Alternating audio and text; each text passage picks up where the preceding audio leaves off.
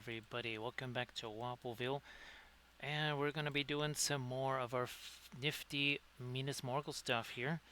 Now this time we're going to be working on a Kurzlook miniature. Last night we were doing Printing Goes Ever On.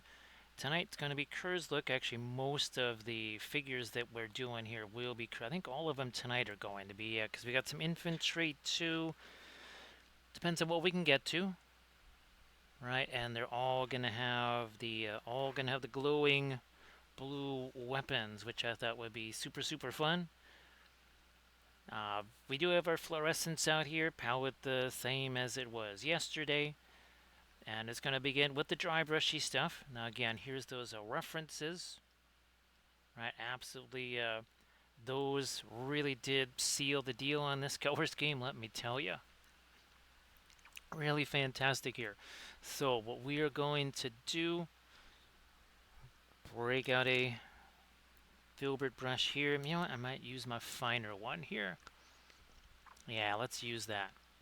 Let's use that. Let's get some of our Prussian blue, some of our floral blue here.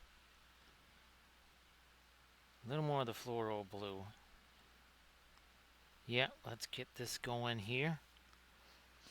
And we need to determine, well, where's that source lighting gonna be? I know it looks weird because we're starting out darker. Oh, by the way, this is the ebony flesh here, like usual. The ebony flesh, like usual. We've done all the other guys here.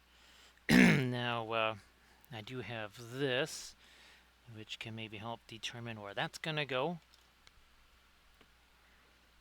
I think some of it needs to work its way in there. Obviously, we'll be doing the glaze stuff after this. So we kind of start out with the lighter stuff, the lighter dry brush.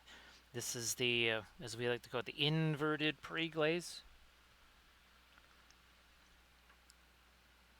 Still working this in here. Yeah, that should probably go up there too. And now we're going to start to get some lighter stuff. I think we're going to maybe get some of the fast matte white into here. Really got to kind of grind that into the brush there. And then you can see we sort of let that blend into what we already put down here. Less is more. More is always way too much. So I'm gonna, let's see what happens. I'm gonna try and refresh the chat here and see if I don't think, not sure if somebody will have to let me know in chat if they can actually chat or if there's something weird. Hopefully there's nothing weird going on. Just the bitrate thing looks very strange. Let's keep going with this. I think it should probably go up to there too, yeah.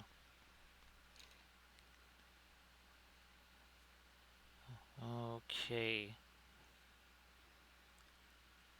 So yeah, not sure why we're not seeing any kind of bitrate there. I'm going to try and refresh this again and see if that actually changes things. Okay.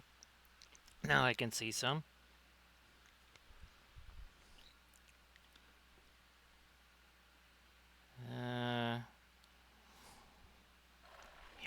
That's some of the infantry over there. I'm just kind of moving them out of the way. And here we can see what it is that we're building towards here. I think that should get a little more. That too. Okay. Now let's get some paint off of this brush here. Just kind of take a paper towel like so. Now it's going to be really more to the fast matte white side of things here. And this needs to get very light because this is our light source. Let's get some light there. And then of course we're going to really hit this area with some of our lightest light. And then we hit it again with the Prussian blue, a little bit of indigo maybe, but mostly the Prussian blue mix. And then they'll kind of darken things down. Now let's do our greenish stuff here, and that has some perline. Whoops. Okay, a little more perline black in there than I was expecting.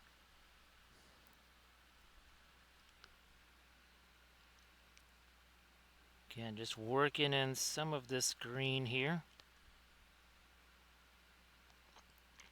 Okay, now I realize a bunch of folks are probably at Nova. So not sure how many folks will actually be here. I think Armored Wolf, well, he's, let's see, it's already 11:12 there, so I'm not sure we'll be seeing Armored Wolf. Hopefully yep, I have a microphone too, so I'm just trying to check all that stuff, making sure that things are okay. How's about we get a little bit of our Mars Yellow Deep in there too. As remember, we did want kind of a sickly green glow in some places that's warmer, and other places it's going to be a bit on the cooler side. Let's go back to our more to the floral green here. There we go. More this way. And then we're gonna start doing some of the stuff in between all this. So let's do the paper towel thing again, just to get some of the excess out of here, like so. Radiant green. May have to refresh that too. Oh, how's about some phthalo green? I thought we had that out here, but apparently not. Let me see if I can somehow find that and get that out here. So that's not our phthalo green. One second. We used to have phthalo green. There it is. Phthalo green. I thought there was some out here, but we had the perline black. Okay, much better. There we are. That's what we needed. Okay. This is what I was hoping to do, was have a little bit of underglow on this. From the green. When you see the terrain on this for our Minas Morguls, though, then you'll really get a chance to understand why we're doing this particular color scheme here. Again, that's kind of your, well, ambient light, for lack of a better term. Get some more of that green here. Let's go a little lighter, more of the, maybe more of the radiant green. You'll even work a little bit of the Hansa yellow light in there too.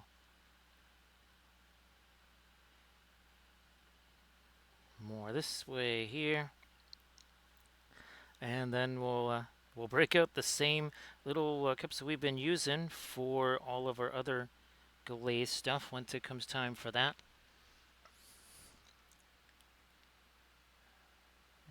Ice blue. Van Dyke brown. Maybe more Van Dyke brown. Okay, now we got ourselves a bit of a grayish tone there.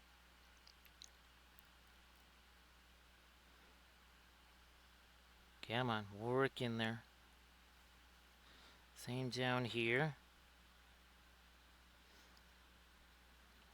Because here, maybe not going to get so much of that greenish ambient glow.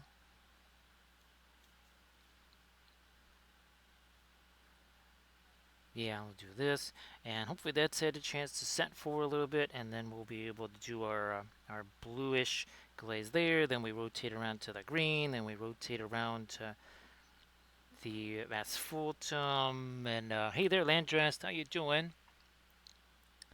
Nice to see you there, Landrast.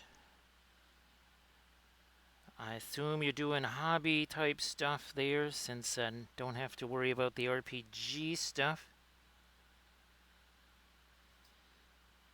Alright.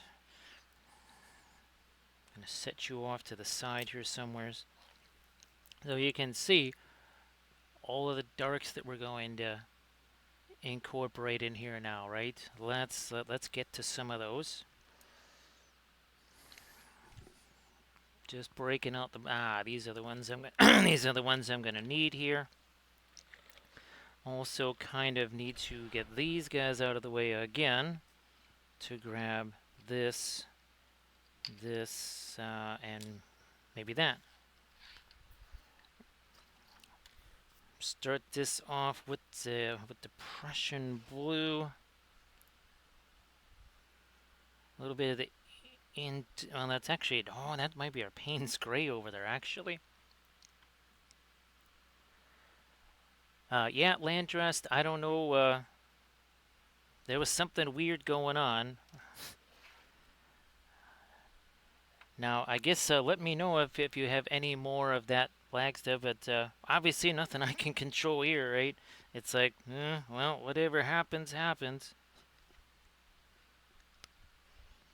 I thought it was kind of weird that there were no messages for the first part of the stream there.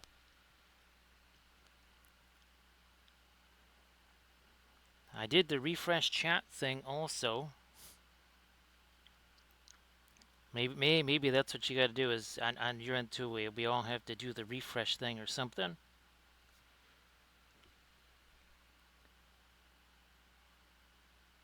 So hopefully that's all started to catch up there.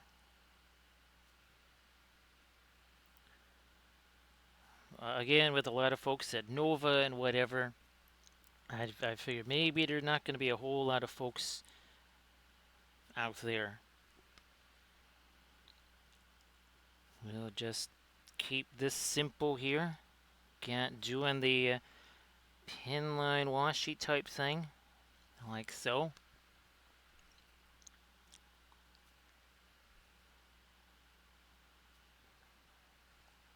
Down here into the horse's cloth there.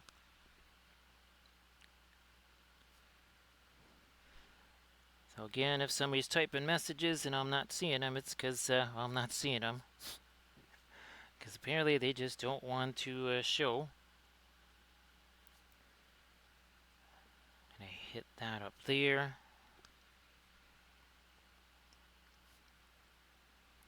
Same thing with our darker blue all along here.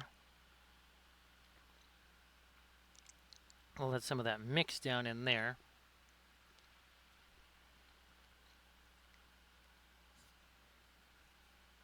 Get more of our pin line washi stuff down here.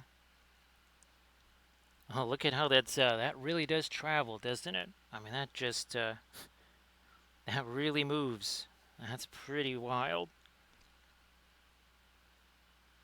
Gonna throw some of that down here now. I think most of that will kind of have more of the greenish glow, and that's what we're gonna do next. Speaking of which,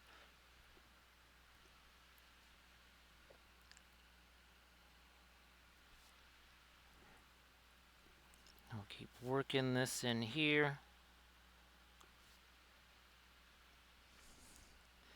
And that Landrest, it keeps going crazy with changing like the number of viewers and stuff. It's all kinds of weird stuff going on there. Not sure what is happening. Alright, this is our thing we used for our green. Let's get, speaking of phthalo green, also I think some of the perline black. And we did get a little bit of the asphaltum in there last time too.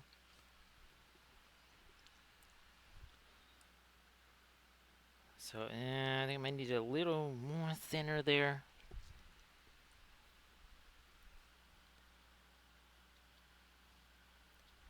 Okay. So Landrest, if you have any channel points or something like that, see if you can scare up one of the But whatever one of the things that's supposed to happen, I guess one of the channel point reward things or something. We'll see if those work. Well, I'll just let me do a little test here, see if this works. Hello, little hobbit. Spark my ganja. Well, that worked for me. I don't know if anybody else heard that. Now we've got our green-ish. We do the same thing here again with the green that we did with the blue. Thanks, Mini Marvels. Appreciate that. So, Mini Marvels, happy Friday to you. I hope that Friday was a fantastic day for you, of course, for everybody. Naturally.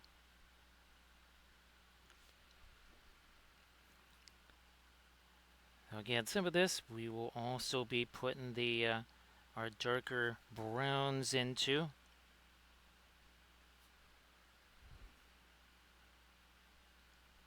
Just getting in some of the darker green right there. So great to see you there, Mini Marvels. Actually, okay, now I'm thinking that maybe that's all working the way it's supposed to again.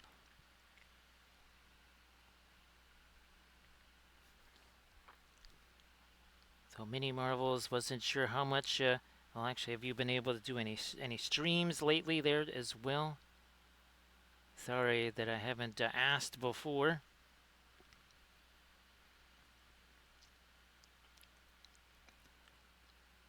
Well, Mini Marvels, that is a complicated endeavor right there, right? That's kind of high on the level of difficulty scale, doing the moving stuff. I hope that wasn't too much of a pain. And of course, well, resetting up the painting area, never easy either, right? Hey there, Loim, how you doing? Well, we know that works now. Thanks, Loim, appreciate that.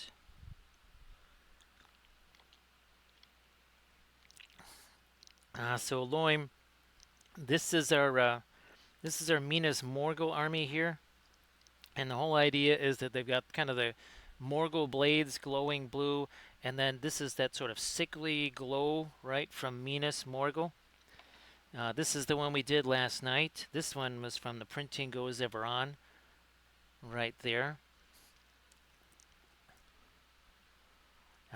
Yeah, Mini Marvels, that's definitely going to be a thing for sure. So here again, this is also from Kurzlook. Got the banner thing going, and we do have some infantry here, Loim.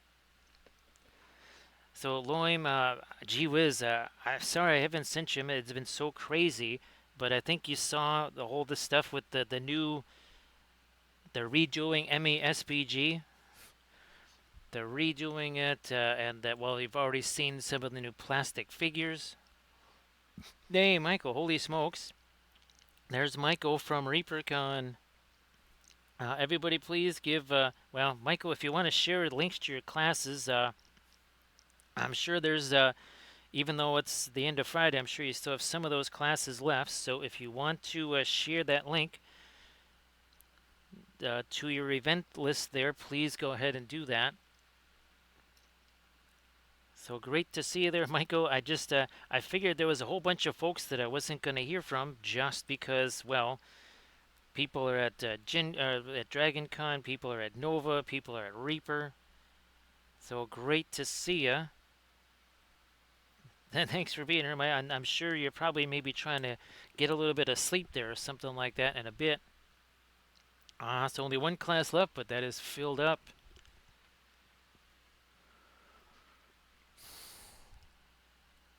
Well, it's tomorrow night, right? That's the awards tomorrow night. Well, best of luck there, Michael. And that's the Reaper Open right there, the MSP Open. Now, Michael, one of the things I am hoping that whole idea of getting that basements thing fixed there is that maybe that was also another what would you say stopping block preventing me from being able to do something like a ReaperCon in addition to everything else. So hopefully that also changes that parameter. Oh, that's cool there, Loim. Yeah, Loim, we're not quite sure what to make of it, right? Because, well, obviously there's going to be a new starter set, and it's going to have done lendings. It's going to have Rohirrim of the Helm Hammerhand era, and I'm sure they'll do all the character figs because I think you already saw the one for Wolf, right, Loim? So yeah, Michael, that's that. I'm just hoping that, again, that all of these little fixes and stuff to the house and everything also will facilitate me being able to do something like a ReaperCon next year. Then I also have to kind of get with the Reaper folks, and we need to figure out, okay, what are we doing? Are we doing the Fort Wapple thing? Where will that be? Kind of where it used to be?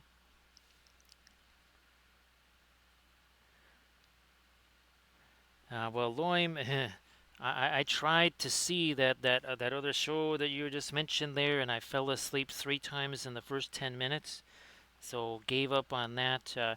I do think that War of the Rohirrim will be very different because it does really seem like they are trying to at least stay much more grounded in the lore, and hopefully the writing will be infinitely better than what we're seeing in the other thing. And I do mean like orders of magnitude better. Actually, I think any 4-year-old could probably manage that. I do think that somebody with at least a second grade education could actually do some better writing there. So yeah, Michael, we'll see how that all plays out for next year. I may not even get a chance to talk to him until Adepticon next year. That's wouldn't be a surprise. Okay, so we got our glazy things in there. Get this stuff out of the way. And again, that's what this guy looked like just 22 minutes ago. Now it's time to start thinking about some of that lighter stuff in here. So I can see where we're at, and now we're going to start again, get some of the lighter things in on this. You know what, let me first do a little bit of the floral blue on the end of that. You know what, let me get some of that paint off of there too.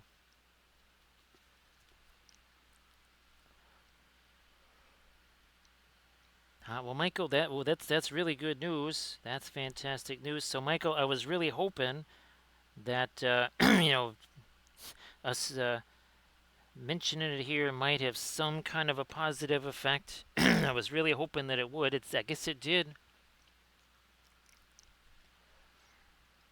Yeah, Loim, I'm not sure. Again, next year, a lot of things still have to go quite right for me to be able to do next year. Well, that wasn't supposed to happen. Just dropped my thinner on the floor. We kind of needed some of that here. All right, now we've got, it's almost here going to be a bit like a, not quite a pin line wash in there, but we definitely need to get that much lighter. So Michael, wishing you all the best. I guess it was a really long line to get in. Would you say that it's even more than past ReaperCons? And by past ReaperCons, I mean, 2019 or something. I think that's the last one we got a chance to go to. Yeah, I'm pretty sure 2019 was the last one.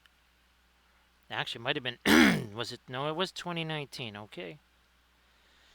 For a second, I thought maybe it was 2018, but no, I think it was 2019.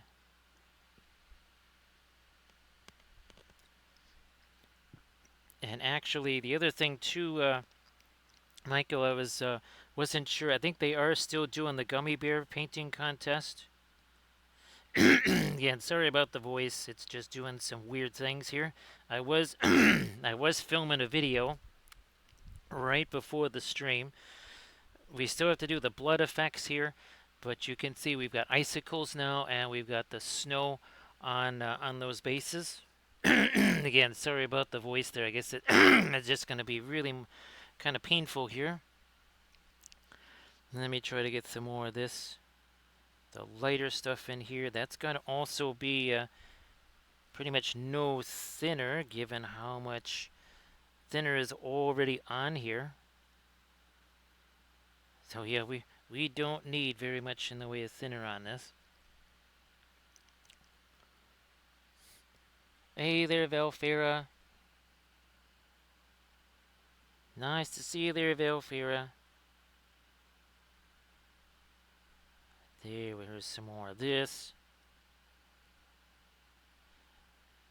Velfira, I don't even, I think a lot of the Reaper figures might have, they might actually be a lot of them out in the garage right now.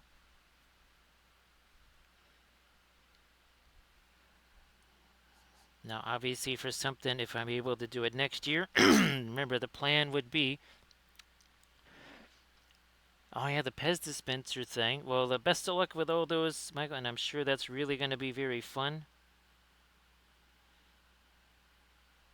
So, the idea, again, like we were talking about, is that we would mail out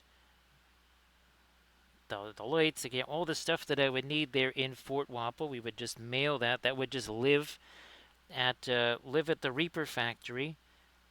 And I do actually have a bunch of painted Reaper figures here. Those could also just, again, be in a box, live at the Reaper factory.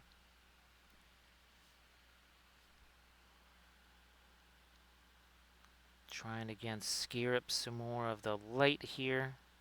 Letting that do its mixing thing. More of that. Here, let me actually grab some of the darker blue glaze there. Let that mix together. Now I can use that down here.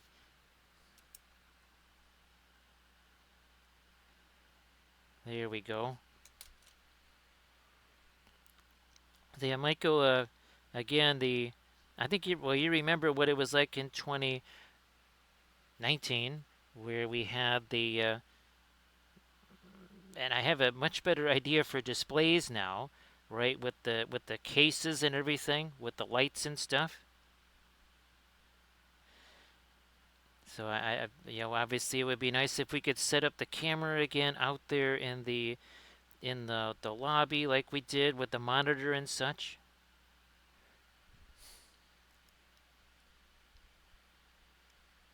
So yep, 2019, the last year for you too there, Loim. I was gonna say I think it was probably your last year as well. I wasn't sure if maybe you got to go there in 22 because 22 we were kind of distracted here, so not quite sure exactly what everybody else was able to do in that time. Now we're going to start trying to get some of our lighter blue on the armor here, like so. Okay, gonna let that mix a little bit, bring that over here.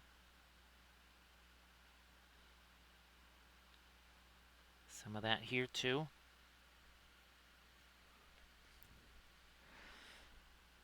So yeah, Michael, we had a 3 or 4 tables out there in a line. And obviously Kathy, she had a table, I had mine. I had the camera there with the monitor attached to it. And we did actually several demos. I mean, like live demos. I was even doing airbrushing stuff out there.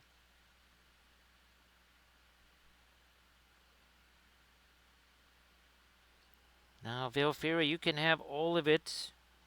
You can have the next couple of years too. If you need like an advance deposit or something like that, you can have the next 3 years actually. Every last drop of it. And I would be totally good with that. So Loim, I hope that the Mordheim stuff is going to be fun for you there.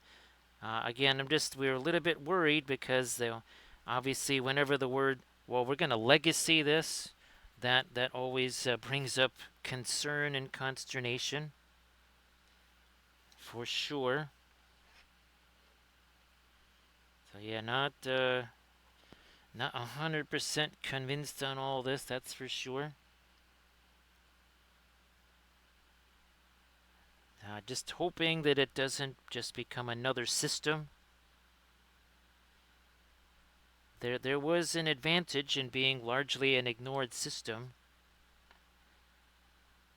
It meant that things stayed very stable for a very long time.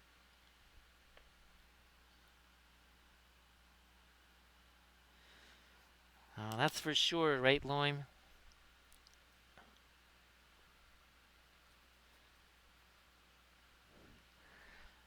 So yeah, Velfira, you can have all of that.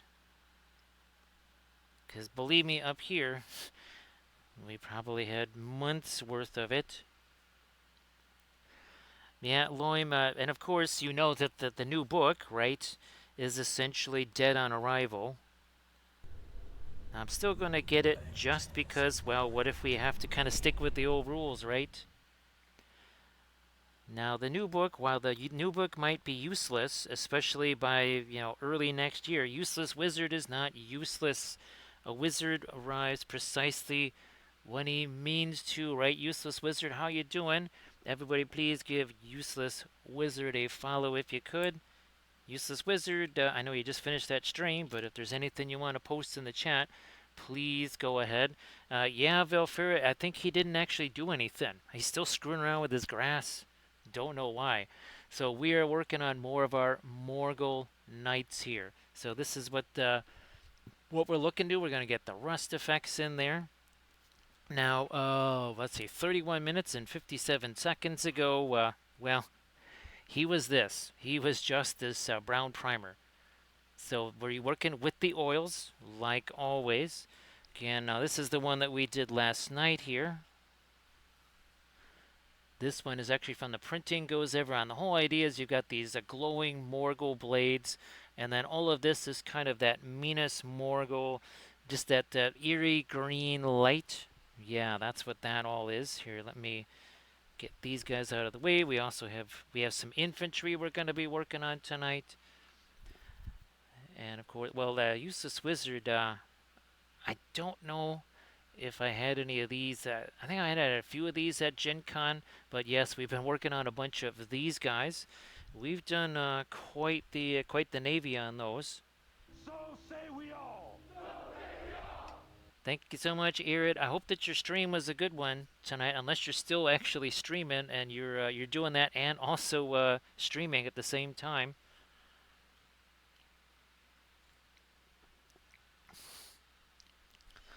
Well, Useless Wizard, again, you want to post anything in the chat, please go right on ahead. So, yes, we've done obviously early war carriers like Lexington here. And then we also did, this is sort of well, more of a early mid-war South Dakota class right there. We also did our Italian Navy. And, of course, well, we've got more Tomb Kings coming. I actually printed out something like a dozen of these 50 by 100 bases so we can do some more Sneaky Snakes and some more of these because yes, there's more chariots yet to go, right, Grand Oracle? How you doing there, Grand Oracle? Nice to see you again. So yeah, Grand Oracle, because of circumstances, the stream started at about 12:30 my time. Yeah, so thank you so much, Grand Oracle. Appreciate that. Irid, well, oh, sorry, Irid. It's Saturday, Friday. I think it was this. I was thinking it was Saturday. My apologies there, Irid. I'm like, wait a minute. You should be streaming right now.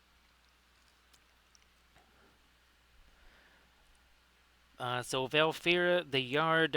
Actually, if you have a throw rug that's bigger than our yard, yeah. So if you like a bath mat, actually, Valfira would be bigger than our yard, probably by a wide margin.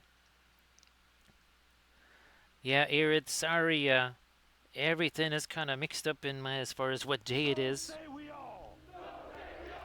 Now, is that a level 1 or is that a level 2? Because we've had ourselves a bit of a Blitzkrieg here.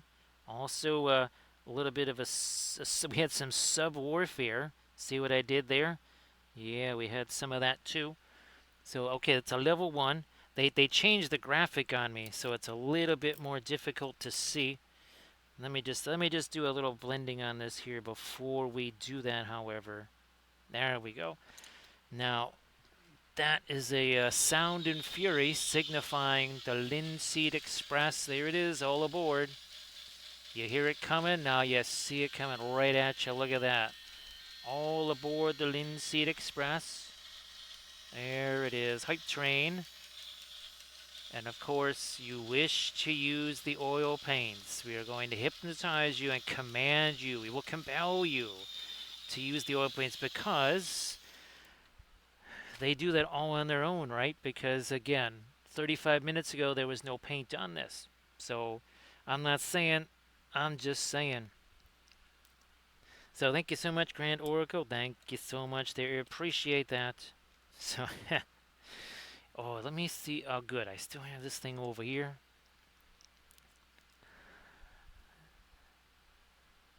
Now, if it moves really fast, Grand Oracle, is it then also a hyper train? If it moves super super fast, I guess you consider that a hyper train, right? So Velfred, thank you so much. Appreciate that. Or the Grand Oracle. Hey Velfira, if you wanted to share anything in the chat, same thing there, Arid. If you want to share your Pinterest links, if you want to share anything from Iridican Games, now is he actually doing some more of the sculpting type stuff, or is it more of the gaming type stuff again? I know he'll sometimes change a little bit back and forth from that. So everybody, please check out that link that Irid just shared, and then you'll soon have a link to share or look at from Ryan. How you doing there, Ryan? Great to see ya. So Ryan, I was filming a video earlier. It was another. They basically the final part of the 3 episode arc of those conquest werewolves. Oh yeah, yeah, yeah. I didn't get to film this part yet, but let me use this guy here maybe. So there they are. What I want to do is bring up that. There we go. So yeah, this it's really wild now to go to see that was our AI generated ref, and there you go. So thank you so much, Velfira. So say we all. Appreciate that. Figured I'd get you your sound there. Thank you so much, Velfira. Appreciate that.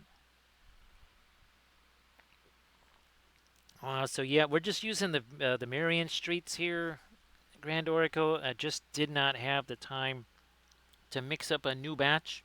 So yeah, it's just the regular Marion streets for now.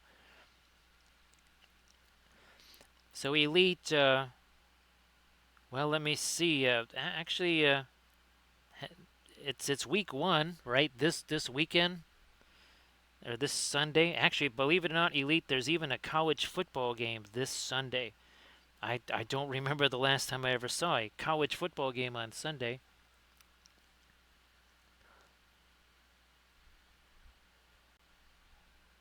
So thanks so much, Velfira. I really do appreciate that.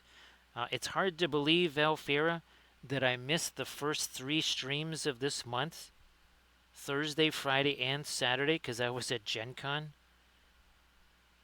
It is really, really bizarre to think that. Now, this might seem like a lighter green here. This is really not necessarily a lighter green. So thanks again, everybody, for all the bits and the subs. Because, well, like we say it all the time, those make a big old difference. That's skin. No, no. Let's leave some of that other stuff more towards the metal color. Grand Oracle, these handles, I have to say, they have opened up some possibilities as far as different ways of holding this here. Yeah, Elite. I saw something about how the Eagles were wearing black and white uniforms in Brazil, And actually, I'm not really a fan of this whole playing games because really the home team is losing out on a home game. Obviously, I know they're trying to do revenue and all this other kind of stuff, but to be honest, I don't really see it doing any good. I mean, this is the need to be able to hold it like this and then being able to do something like this. So yeah, that's kind of a nifty thing. I will have to kind of keep checking on Bambi just to make sure. I think there was a little bit of a thermal thing going on because it just has gotten so warm down there. So yeah, I think we had a little bit of a thermal thing going on. Basically, I just stopped the prey. Unfortunately, I lost probably about 200,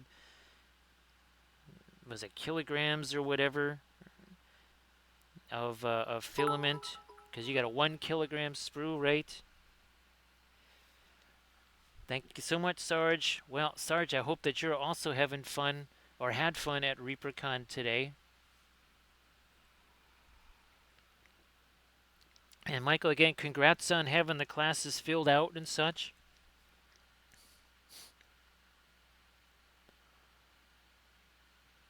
So no, well, it's a one.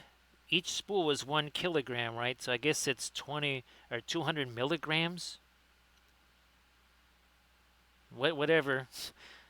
Basically, I lost 20% of the spool last night. Now that we'll go that route. We'll just do that because it was going to be about a 400. So I was going to lose about 40% of the spool printing it. I'm pretty much going to say that it failed about halfway through. So 200 gram, okay.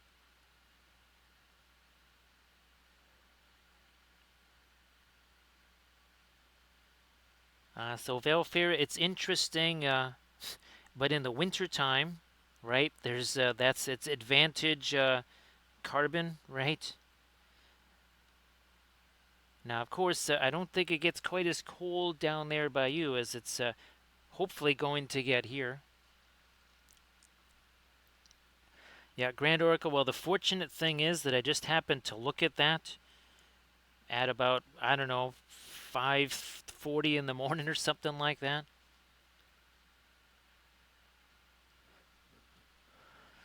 Michael, it's not the easiest thing to get stuff in there. I mean, there's a bit of a line, right? That's yeah, that is not necessarily just a, oh, I'm just going to pop over there and drop this in the contest, right? You got to wait in line for, wouldn't you say, potentially a half an hour or more, maybe 45 minutes at the peak times. Yeah, that can take a while. That's no easy task.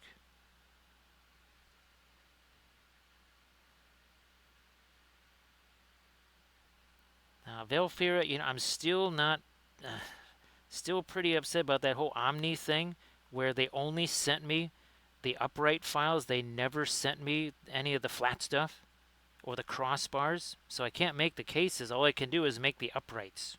That's literally all I can make. Uh, yeah, hey there, Kino. Nice to see you. Happy Friday. Yep, we still got ourselves a 1 hour 10 minutes to Friday here.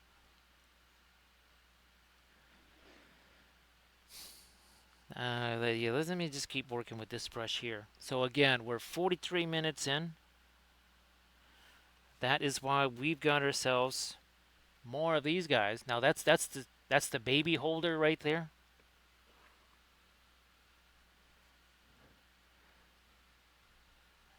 So again, Michael, I'm really glad that you could do that. And of course, Loim, ay, ay, ay, ay, ay. Yeah.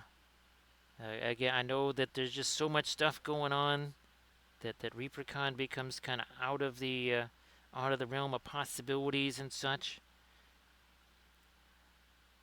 Now maybe I'm gonna grab my other brush here. We're gonna maybe get some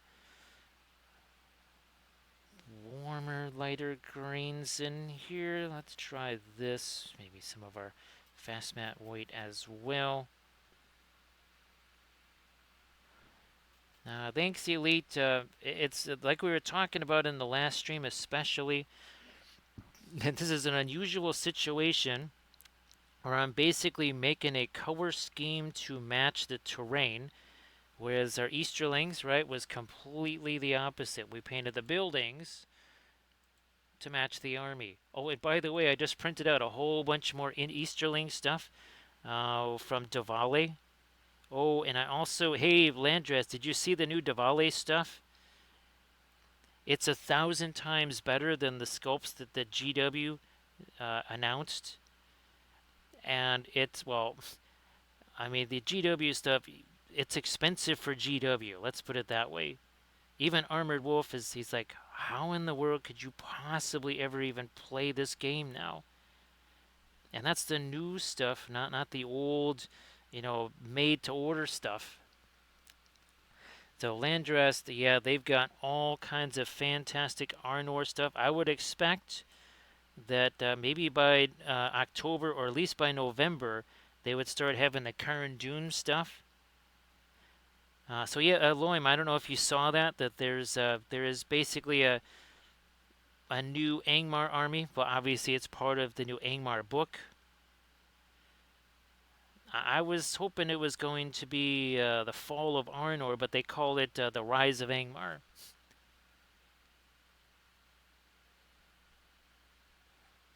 So yeah, Velfira, I have no Omni files in my mini factory. I don't. Maybe I have to go look at the whatchamacallit there. What is that? Not your Kickstarter interface or whatever. Yeah, Loim. I don't know if well, actually, Kurzlook. Did you see the ones he did where he's got he literally has Karn Doom. They got the antlers and everything, and he did that back in I want to say even in August or July even I think. It was either his July or his August release, so he's like they anticipated this.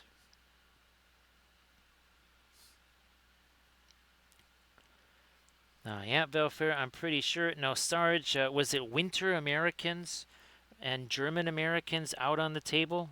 So as I guess John must be there, right? So Warlord must have a booth. So Sarge, if you're gonna go back there at all, please say hi to John for me.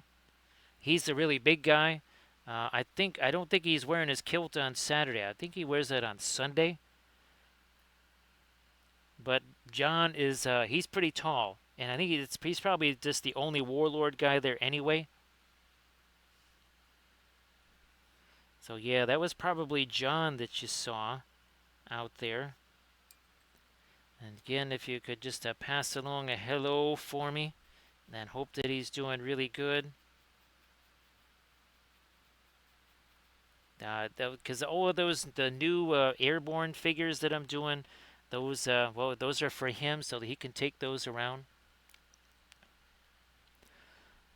So Valfera just okay. Let's put it this way: each cavalry guy is something like $22, or maybe 25. So if you want, I mean, really, if you want any kind of a cavalry type of horse, you got to have at least five. You're looking at least 110 is maybe even more to just do. Oh, and then you got the character who's even more than that. So to do the character and just the five guys or four guys, now you are looking at somewhere in the neighborhood of $130.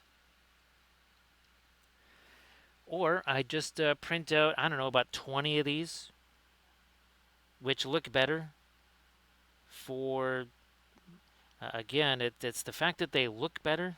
That's, if they were really, not terribly good. And of course, Loim, you can find that was at the Oathmark figures and Fireforged. Here we go. So these are plastic miniatures from Fireforge. They made fantastic uh, Candish stuff. So Loim, I know that you. I think you've got more of the Oathmark stuff than I do. But speaking of which, Whoops, this one. So those two wolves in the back, those are Oathmark orcs riding wolves there. Velfira, what's interesting, it's one of the reasons why, let's just put it this way, the GW is never going to be sending me anything because I'm pretty much public enemy number one, I think. Nice to see you there, Bitron. Happy Friday to you. Look at that. Look at that, Arid. I got the days right for now. Don't. I promise nothing for the future at all. I promise nothing. Let me continue with some of this here. Also there, and now let's maybe go even a little bit later here. You can see that our glazy stuff, that's starting to diminish, right, as far as the shininess goes.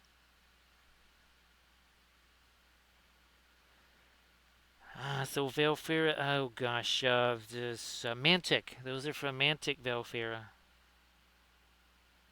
And I do have some other, they 3D printed some for me back in March, and I still have some of those.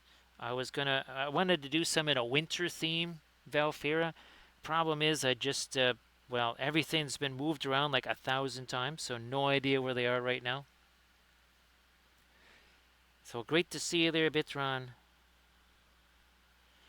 And of course, tomorrow is one of the greatest days on the calendar because it's the day that college football season begins. Yes, indeed. The great day is almost upon us. Don't be surprised. In that area, in that blue area down there, I think that's going to be our sports desk right there. I wish, well, I'm not going to be able to do, well, at least not the first week anyway.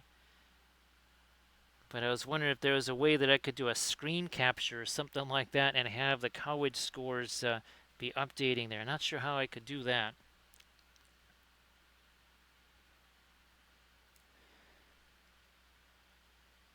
Now, well, Bithron, I hope that the Saurians there are going to be, I don't know, kind of maybe something that reinvigorates the hobby stuff there for you.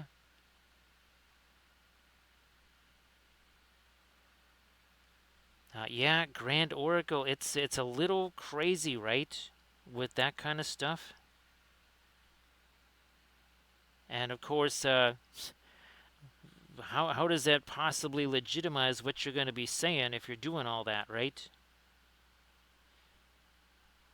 I mean, you saw that Caleb and Kat they left GW and went to Army Painter for kind of those reasons.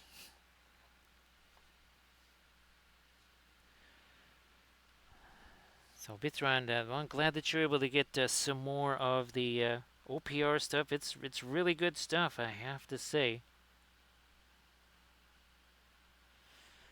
Let me see. Can I break this out here? I think I can without knocking too much stuff down here.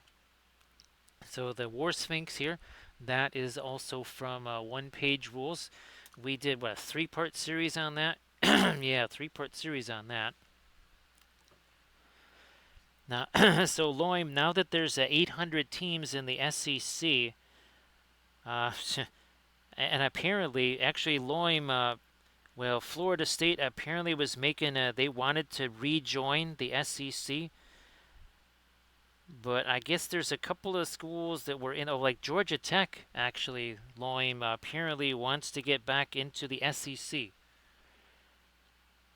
I think a lot of it just stems from what happened with Florida State. In fact, I believe all of that extends to what happened with Florida State. That has to be kind of the main driver of that. Now let's get some of our floral green. We gotta start getting the glowy stuff going here with all of the eyes. Also his too. There we go. Maybe, yeah, you know what? Here, let's have a little bit of that green work its way onto there too.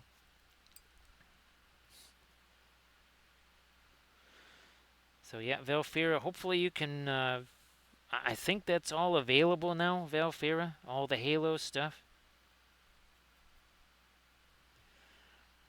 Again, unfortunately, never played the computer game, never saw any of the media or anything like that, so I really don't know anything about it. It's been out for quite some time, right, Valfira? A good 20 plus years, maybe? Nice to see you there, Nurgle Matthew. Happy Friday as well. We had ourselves 58 minutes of Friday left here, and again, 55 minutes ago, this had bingo paint on it. Absolutely nothing there. Well, Velfira, I'm sure they won't leave it out of stock for too long, right? And who knows? Maybe it's maybe Miniature Market or one of those other places also might be sitting there somewhere. Who knows? Who knows? Now we're gonna have to get some of our rust going here in a few minutes here.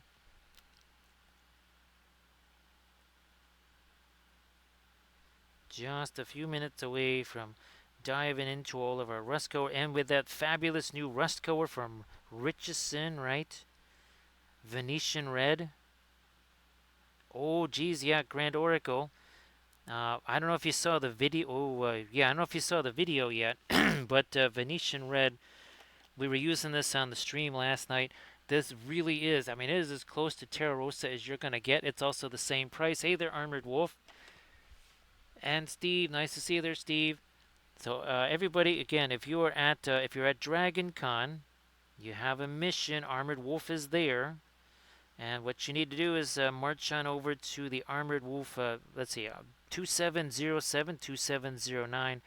You got to march on over there and demand to buy everything, so that there's nothing left. So that Armored Wolf has to stay up all night every day to make more replacement merchandise. Again, we are legally obligated. Hashtag no sleep in Wampoville. That means Armored Wolf is not allowed to sleep.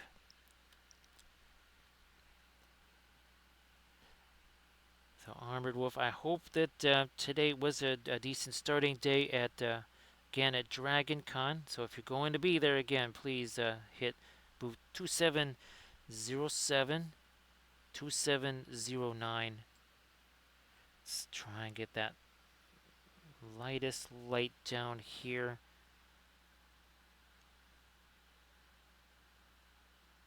There we are. Okay, now time for some of that rusty stuff. Like what we did here. You can see it, right? That's what's going to happen here now. And again, this is less than an hour. That is why we have a few more figs here. All right, so we got a couple of more of them here.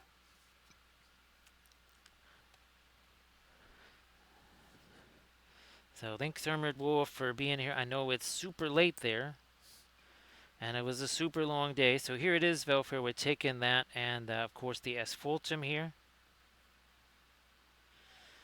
And we're just going to start breaking these down. Maybe a bit more of that asphaltum here. You know what? I'm just going to use the yield dropper bottle right there. Let that break down some more. Again, the asphaltum and our default Terra Rosa.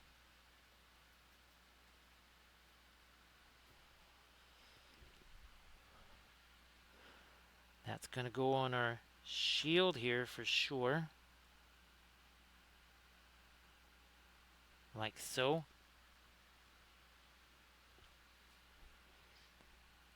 Also here. So that's more of a classic pinline washi type of a thing right there.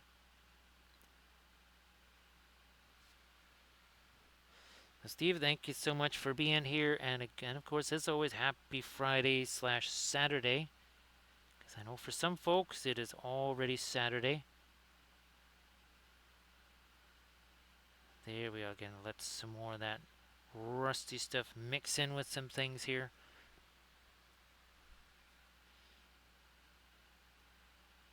Now into the armor there.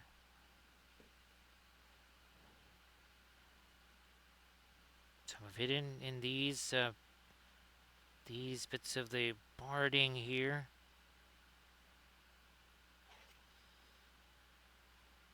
You know what? I'm also going to hit that too. It does double service as also as a dark.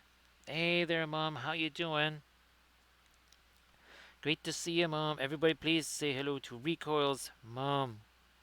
So, Mom, I hope that you're doing okay. Sorry that I don't know if Recoil has had a chance to stream at all in the last day or two.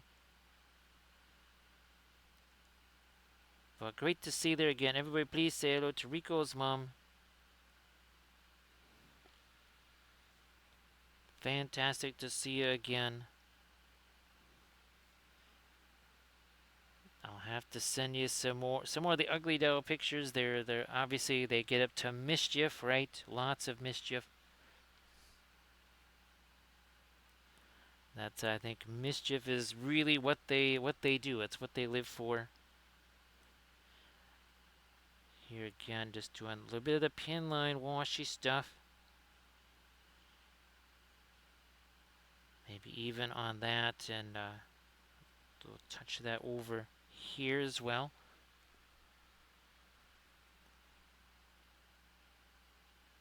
There, yeah, leave a little bit down there too. Because again, here's our. This is just a few of the references. I think I had 12 references. I had kind of 3 renderings, and each rendering gives you 4. Well, Mom, I think I sent Recoil some images. It seems like all of that stuff with the hydraulic cement may have actually worked. Based as much on the fact that poor Alberto next door was piling up waterlogged boxes in the alley the next day. So it seems like something must have worked. Now, again, I wouldn't have been doing waterlogged boxes because we have long since moved stuff out of harm's way, but now here we gotta let this stuff set before we can get into any sort of the lighter rust color there. What I want to do is maybe grab this here brush. Might need to get some more of my Van Dyke Brown out here as well. But this here is going to be kind of an extreme dry brush. Not going to be quite so extreme anymore because it's mixing with what is there. I'm going to do that down here too. So again, that's not no hashtag no layers, right? Hashtag no layers. Now let's get some of our darker stuff into the blue here. Maybe this brush will do it. So again, Nurgle Matthew, glad that you could join us again. Appreciate you being here as always. Enrico's mom also just really enjoying this particular color scheme. I really don't know if I'll be able to paint any of the Minas Morgul terrain on stream. That might just be a little bit too gigantic. But I can't wait. I think Rico might have showed you the pictures of what the terrain board looks like.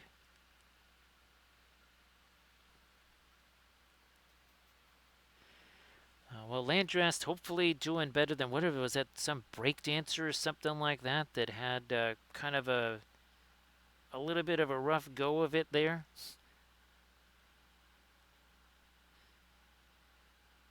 So yeah, hopefully extreme dry brushing does way better than than the breakdancing thing went.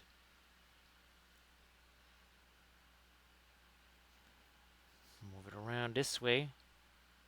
Also, again, kind of enjoying these handles right here. So they're uh, now again, this Monday probably will not be streaming. In fact, I think we can pretty much guarantee that.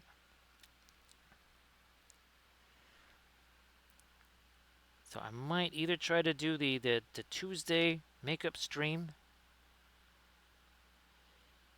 and it would be Armada Mondays on Tuesday. Hey there, Uber Yeti. So I got your message. Thanks for doing that there, Uber Yeti. Appreciate that. And of course, Uber Yeti, if you want to share anything in the chat there.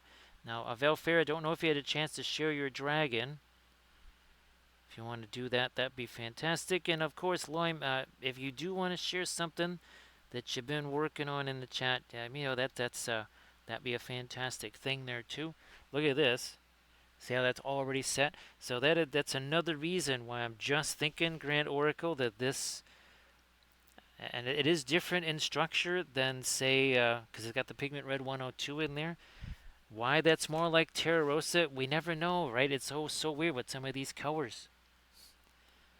It just it doesn't make any sense. Kind of like the Radiance, right? Grand Oracle, where they do these weird magical things. We had no idea why they do those or how,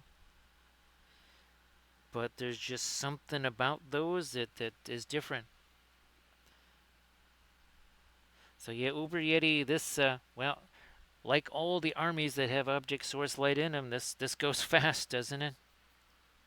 And how many times have we heard people, oh yeah, if you're doing object source lighting, you can't do that for an army. It'll take too long. Whereas I like to think that if I had object source lighting on like 2 light sources on every single figure, I could paint the whole army in about 5 minutes. And that is only partially in jest. Now, speaking of which, I wouldn't mind ingesting some nice little snack after the stream, but well, we don't really have. Oh, okay. I think I have something we can use. We have to march on over to that store tomorrow and get some stuff for that. Hey there, Horns fan. How you doing? So it says, see you later there, Uber Yeti. Thanks for being here. So Horns fan, I was thinking this area in here, the open area there, that's where we could have our Wappleville Sports Network sports desk there. Now, Horns fan, I wasn't sure if there's some way I can do like a screen share of something that would update the college football scores. Now, I'm not sure if that would work. Don't even know I have any clue how to do that. So Nurgle Matthew, I don't know if you have any of either these, the balloon lights or whatever, right? Because, well, here, let me shift this around. Obviously, this kind of can tell you where you need to get some of that blue glow. We're going to get some of that blue glow over here. So yeah, Horns fan, I just figured that this area down there, that's where we'll put some of our Wappleville Sports Network graphics. That'll really confuse folks, won't it? They'll be like, what is all this? Why does this look like ESPN or something? Which kind of is humorous to me. It just I guess I'm easily entertained. All right, there's some of our blue there.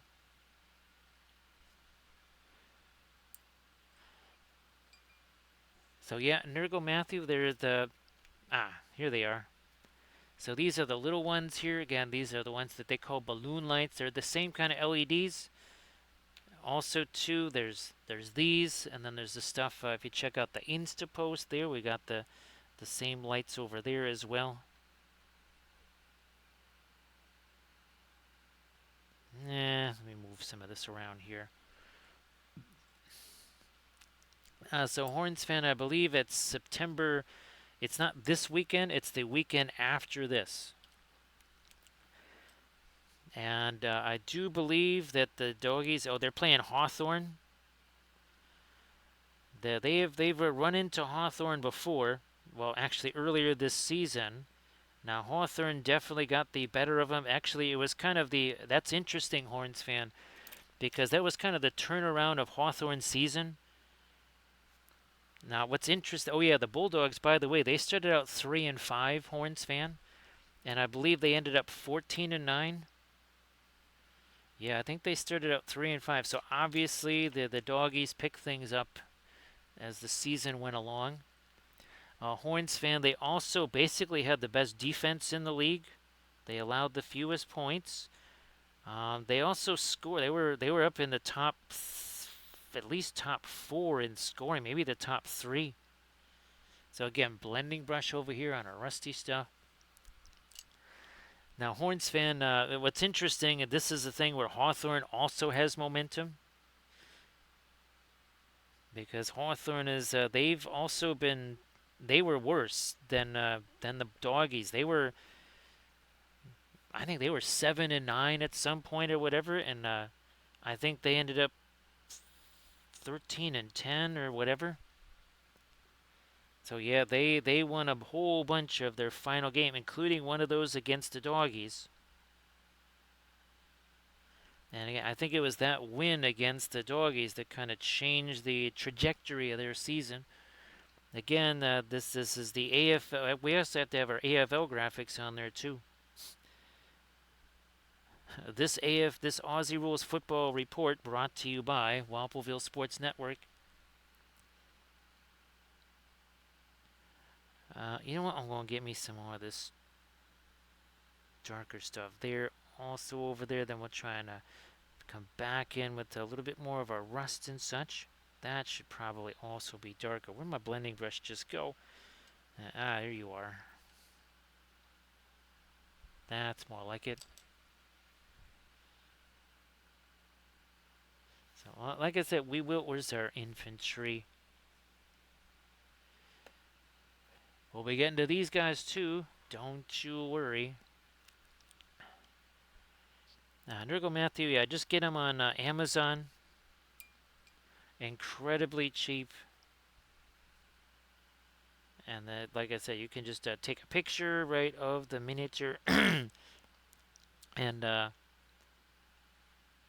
now you've literally got a photo reference for yourself.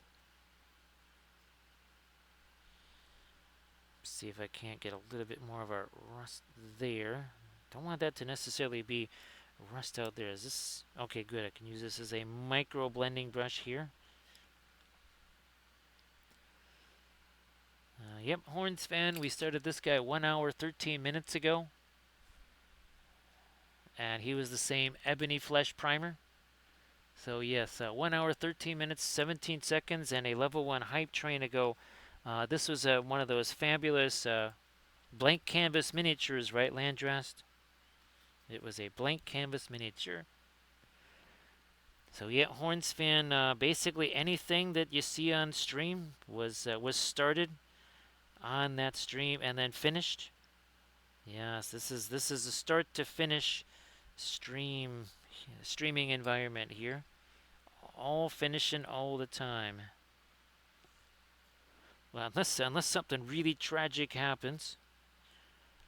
Even the was it a couple of Thursdays ago, right? That miniature was still actually done, basically.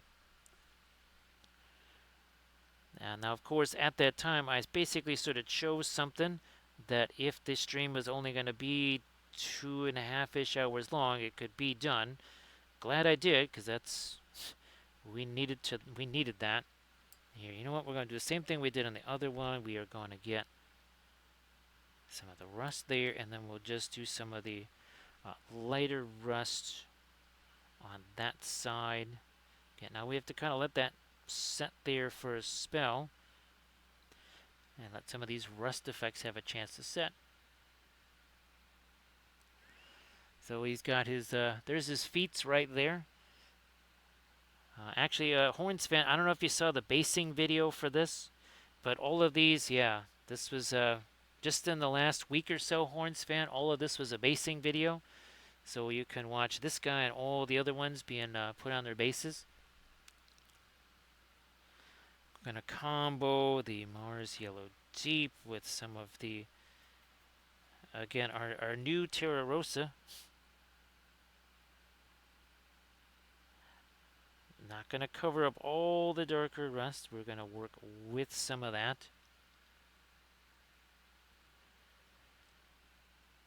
So Veilfair, again, yeah, sorry that that was so late. But there was, again, I had to kind of keep an eye on things.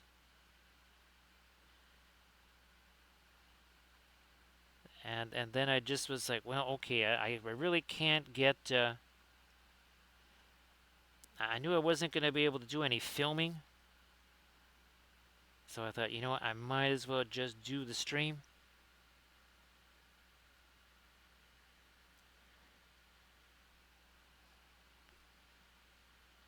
So yep, it was at least I think it was about 17 miniatures that we did. We did basically I think it was 8 or 9 cavalry figs, and then yeah, because all of these, like this one here, with the Zabevka bits there, and this printing goes ever on one right here. All of those done on that same video. So yeah, Horns fan, we actually have some folks who are at those conventions here. And of course, Armored Wolf is joining us all the way from Dragon Con. So we want to say everyone should, again, if you're at Dragon Con, please go visit the Armored Wolf booth. And while you're there, buy everything twice.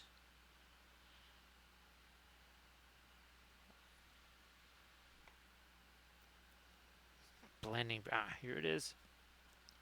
Now we can take some of that, we can just blend that right into there. So Horns fan, I think the only, I would just want to say the only non-cream puff game, genuine non-cream puff game is that the 6 something o'clock game there, Horns fan? So that one's in Atlanta, Horns fan.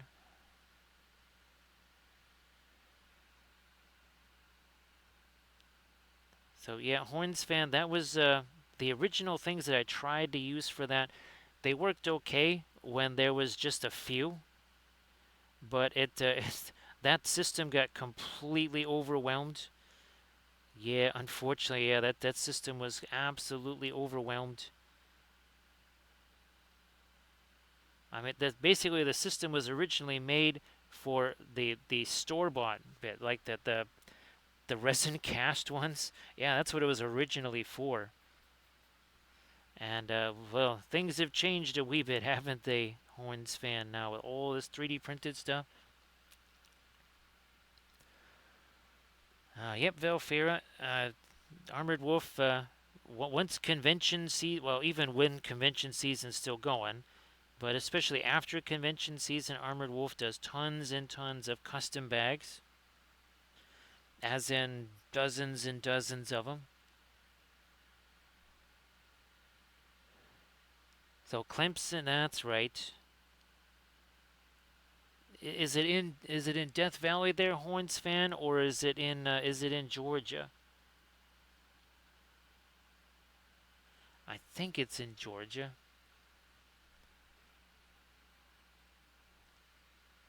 Yeah, I think it's an 11 a.m. start, right, Horns fan? Well, that makes sense, Horns fan, because it's going to be noon there.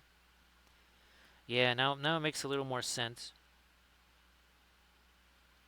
Does that light reach down there? I'm thinking no, but we will consult the oracle of the flashlight. Yep, I was right. Everybody, please check out the Insta link there that Uber Yeti shared. So again, Uber Yeti, happy Friday to you. And again, thanks for sending that. Appreciate that. Yeah, the Aggies. The Aggies versus Irish. That's the 6:15 one or 6:30 one, right, Horns fan? Actually, Horns fan, are we not going to have any more late games anymore? I mean, unless they're just going to start, televising all the Boise State games or something, because everybody moved, right? And Horns fan, I guess apparently, Florida State's trying to get back into the SEC, but Georgia, let's see, no, Georgia Tech wants back in, and they are more likely to because they originally apparently were from the SEC. Hey, Dark Horse, nice to see ya.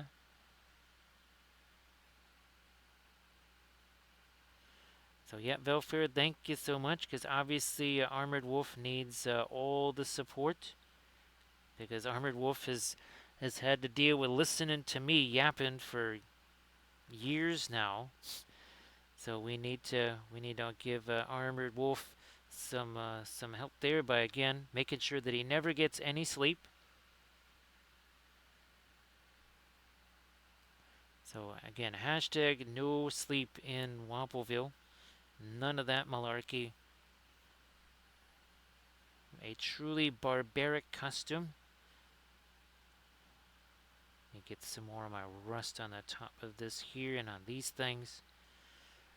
So again, that's it's an hour 21 minutes in. How about we set him aside and let's start hitting some of our infantry like this. Actually, Horns fan, I thought the Stanford is an East Coast team now, right? Horns fan, yeah. Stanford, they relocated to the East Coast because they're in the not in the Big East. They're in the ACC, right? Horns fan.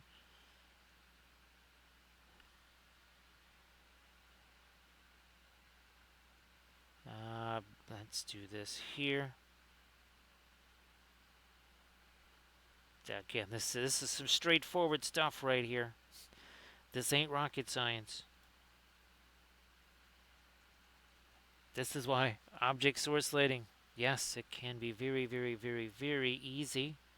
You just kind of have to let it be.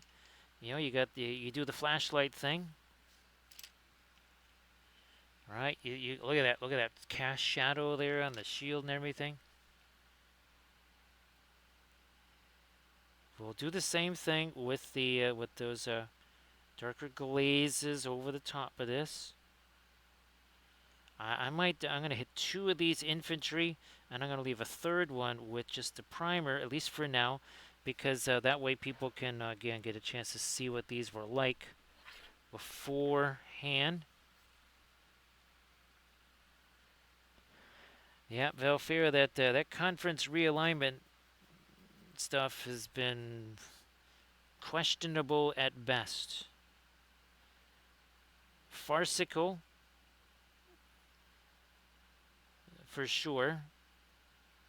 And who knows, it could end up really biting them all. Yeah, what? I thought, oh, antitrust, that's what I was thinking, yeah. Yeah, let's keep going with this. And then we'll get our later green on there.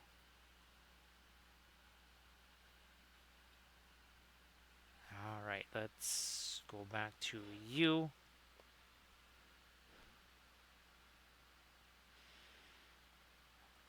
Well, Uber Yeti, there is one school color that is dominant above all the other. That would be green, right? That's the color that directs everything. All right, let me do this also here.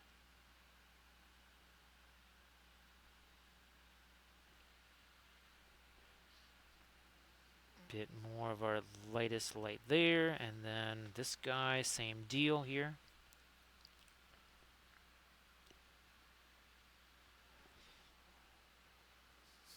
Yeah, well, we're gonna have to throw more of our fast matte white out there, no matter what.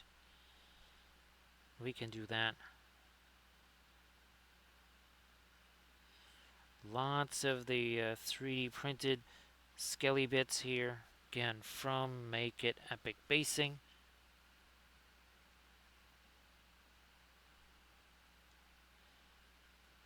And even this right there, I don't know what have we been doing this about 5 minutes or so, and already we got something going on there. Look at this, we have our green over here too.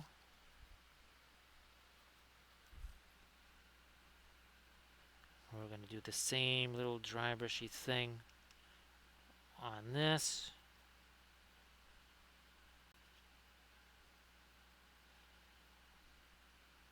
Again, not complicated. Not complicated at all.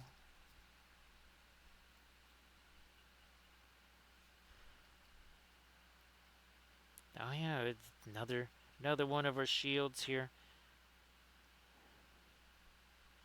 This is the nifty thing about the Kurzlook stuff. The shield is a unique thing. This and the head. Oh, I guess Diwali is also thinking about doing a customizer, aka printing goes ever on. So that is something that Diwali is doing. It's so funny, Valfair, that so many times GW does these little things hoping that, we're really going to stick it to those digital sculptors now. Just like, remember when they changed all the base sizes? And this was even before the digital, the STL files and stuff. They just made base, what you call it, base adapters and movement tray adapters. It's like, yeah, that really doesn't. All you did was make us extra business.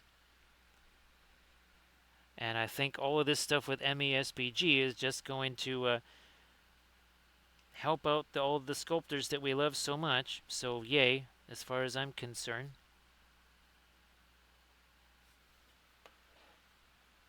Do the same on this guy. Where's my lighter green here? Again, same deal. That's literally just bulletin board cork on the base. A little bit of our homemade texture paste. And then the Make It Epic little skelly bits. That's it.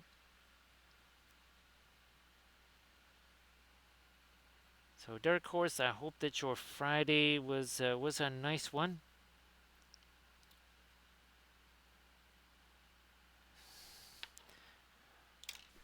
Where's our?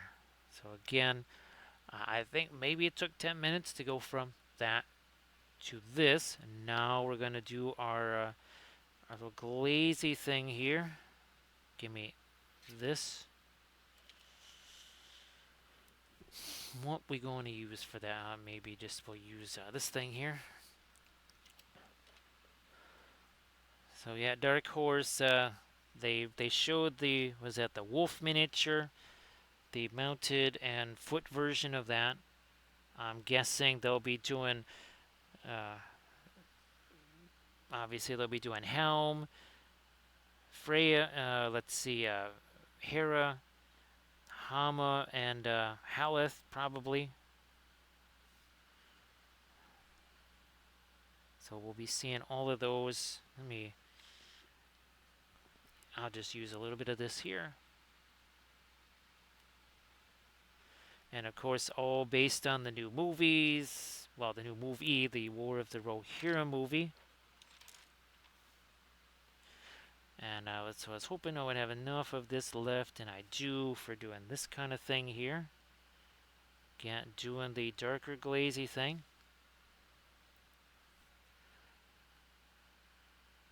This is one of our beat up 18-0 liner brushes.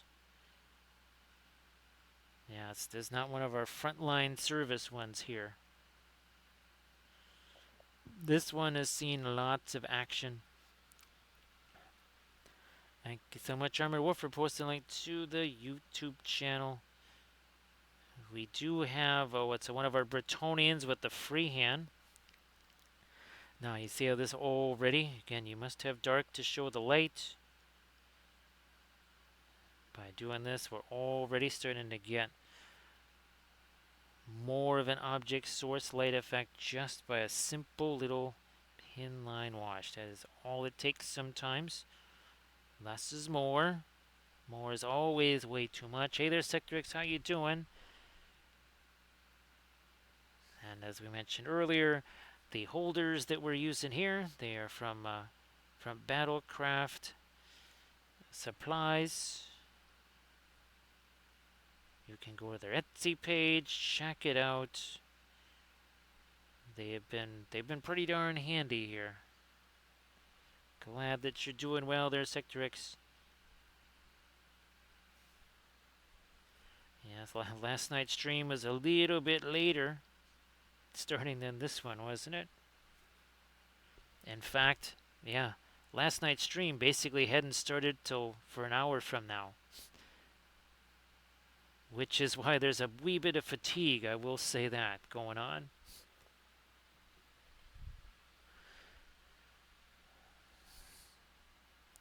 Yeah, Sector X, there is, well, as we like to say, right, hashtag no sleep in Wampleville, but no sleep for you either. Working, working very hard.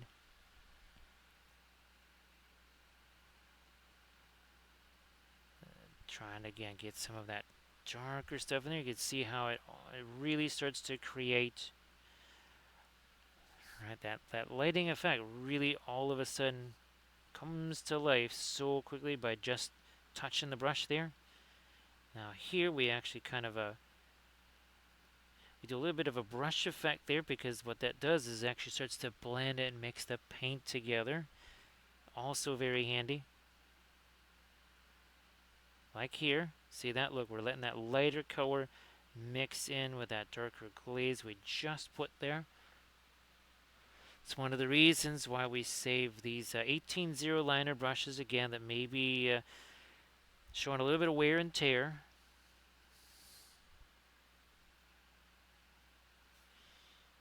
And I believe, what, maybe 15 minutes or so we've been working on these two guys. After a half an hour, I mean, some folks might just say, you know what, that's good enough. That'll get me to my next game or whatever. That'll be enough. So that's how the folks would want, obviously, to keep going with them.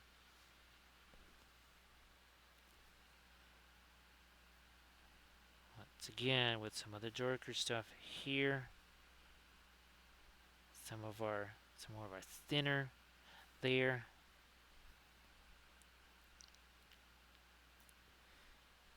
A little more of it down here.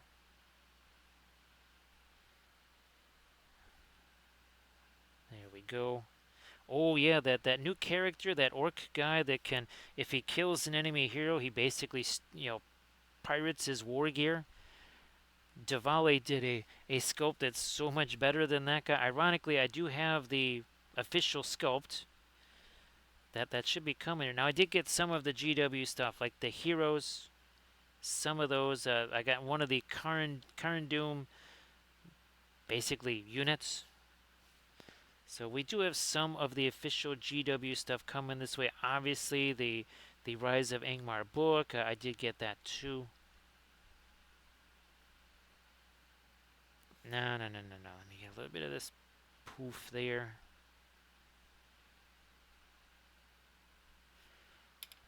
Ooh, now this is fun. This is fun here. Let me do.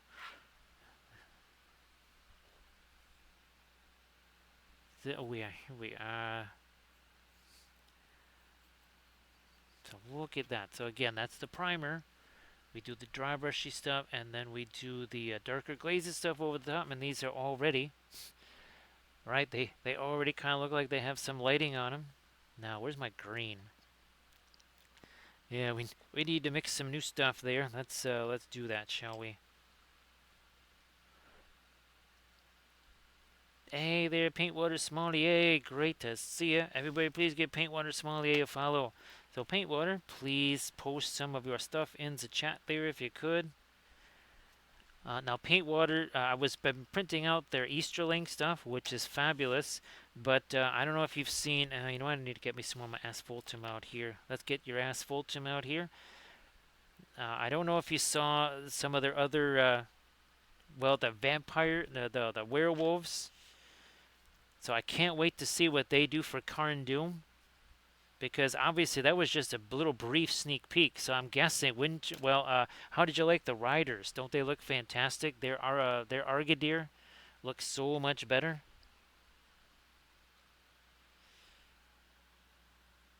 All right, there's some of that brown in there. Now we're gonna go towards the green here with some phthalo green in there. Start breaking that down. So yeah, paint water. I was very, very, very impressed. I mean, obviously, I love the Diwali stuff because it is so realistic. But they also do a lot of stuff with the basing bits, right? They have those dwarves on the bases.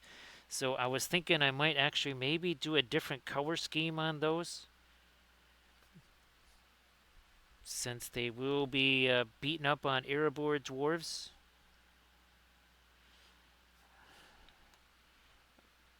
Where's my? There we are. Boom. Some of that down here.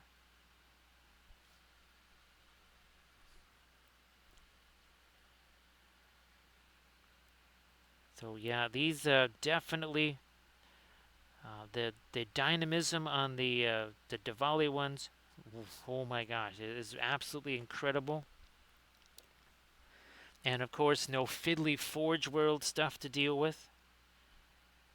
That's the thing too, is that those Forge World kits, well, they're Forge World kits. They may not be fail cast, but they're still Forge World.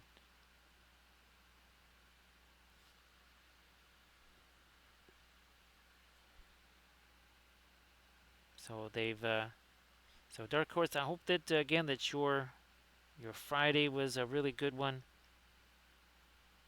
Great to see it as always.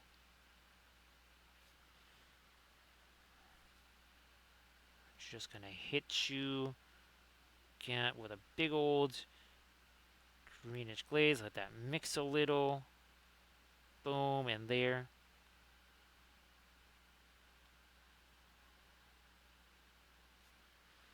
Already. Now here, there we go. So it starts. This is the GW oil layer. It goes this, and then it's done. So those 4 steps. So Dark Horse, we're kind of hoping that maybe we've resolved certain things that have been, at least with the house goes. We're hoping that we have resolved some of those.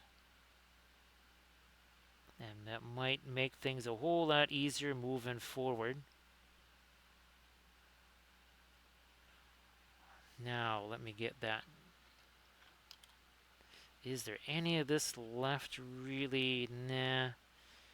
Get some of that and some of the asphaltum into here. Start breaking this down also.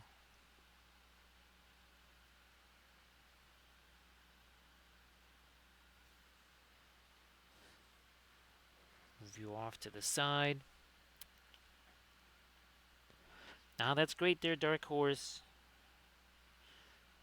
And again, Sectorix, thanks so much for the working so hard on these holders. They've I think they're. I can't wait to use them on the terrain. Again, I'm going to be filming a terrain video most likely Sunday, specifically to kind of test out these on super big objects. Now for that little bit of the darker brown that's going to go here. Bingo. Some of that over here. And now we'll get into stuff like the blue, the lighter stuff here.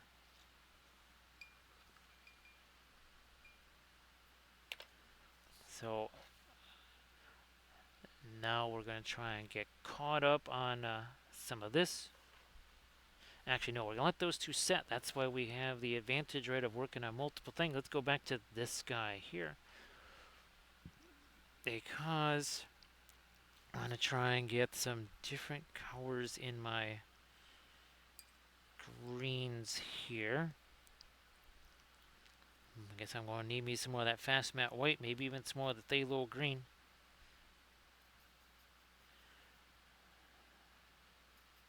Get a little bit of our floral green into that. Again, Dark Horse, great to see you here.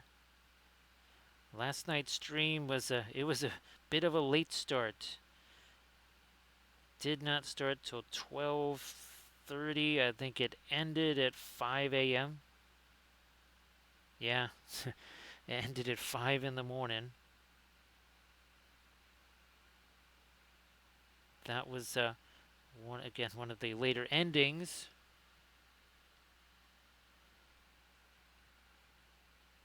Well, Dark Horse, if you want to shoot me a message on the Instas or via Facebook or something like that. I mean, I can try to be on the lookout for whispers here. This is definitely not the primary method of communication that I use. There's not Twitch, that's for sure.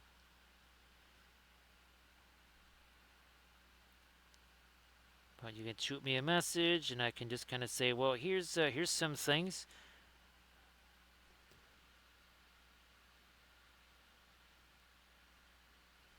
Yeah, Dark Horse. What I can kind of do is just look around and see which ones we're not going to need for our little demonstrations and such.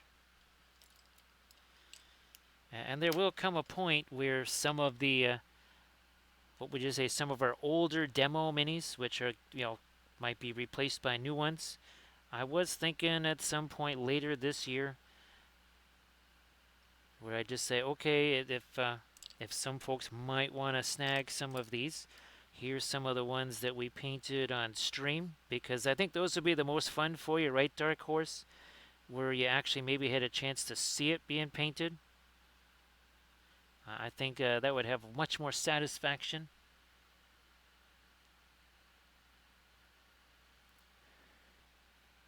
So Sector X, I've been watching my black matte PLA. That's back to $49.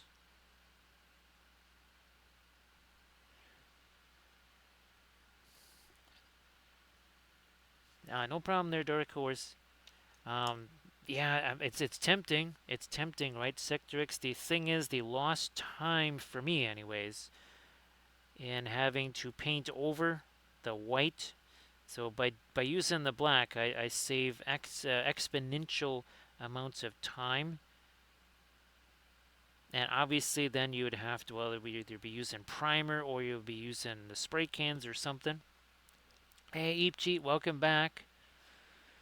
Nope, Eep Jeep, I am still here. Still here at home base. Not at Nova, not at Reaper, not at Dragon. Now, Eep Jeep, you're not at any of those, are you? So yeah, Sector X, actually Sector X, believe it or not, you know what? Now, is it an Amazon deal there, Sector X? Because I was just realizing, for carrying cases, well, specifically maybe the whatchamacallit, the curio cabinets, because they're actually white. I could actually almost stain that or something and make it even more like wood. Going to pack. Oh yeah, that's well, you'll be able to see Lethal Shadows there, Eat Jeep. So say hi to Lethal Shadows for me.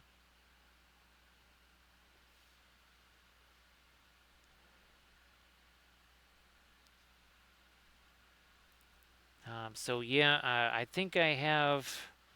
I tried to really jump on that last where it was $42 for the 4 rolls, and I think I still have 12. I think I still have 15 rolls left.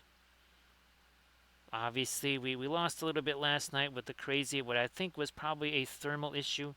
It just got so warm down there, and I also, again, what I probably should have done was just waited till today and not be a hasty hobbit.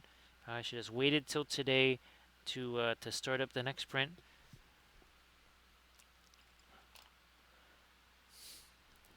Well, I'm glad Eep Jeep and again say hello for us. Say that we obviously we're thinking about him and hoping he's doing real well. Now I'm just gonna make a little double check here on Bambi. Let's do this here. This is we haven't shown Bambi Cam in a long time. Come on, we're waiting for that to come up here. Unless it's not going to. Where does my... Are we using this? Yeah, we're using this. We might get back to our green here. So let me kill that and maybe try one more time, see what happens.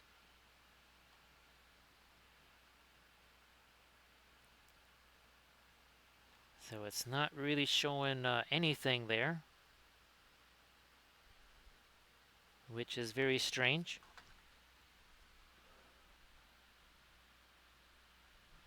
No, I think the even on the other computer. So if I want to look at it or see what's going on, I'll have to go down there and check on it. Which I might do that at some point during the stream here.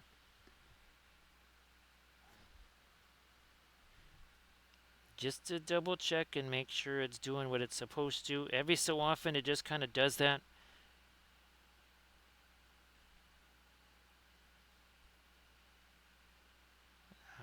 Okay, we're going to get some of that here.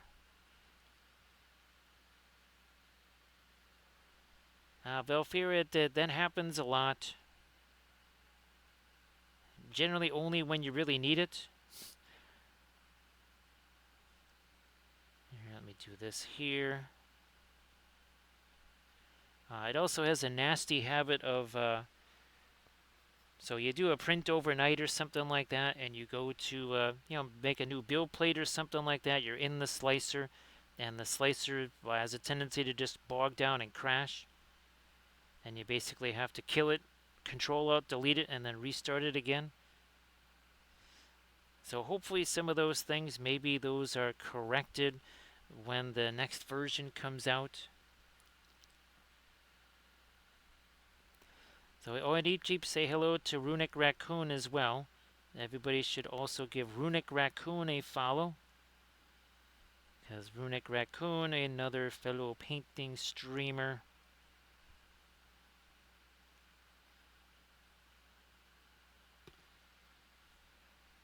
Let me try this here.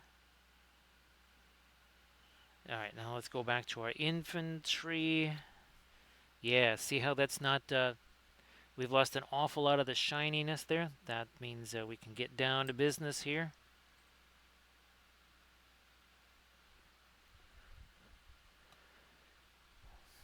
Yeah, let me get some of my fast mat white out here. So what I'll do is I'll do a little bit of a refresh on the medicine, because we did have that active hype train, or what is it? Oh, the hypno train. We had that going.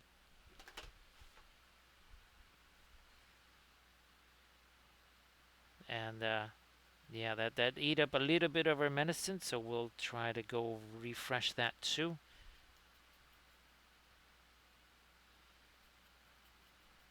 Alright, there we go. And now let's get some of our lighter weight in here. We can definitely go later in this, but for now we'll just roll with what we got here. That should probably catch a little bit of our white. This should catch a little bit more. Armor surface here with some texture on it.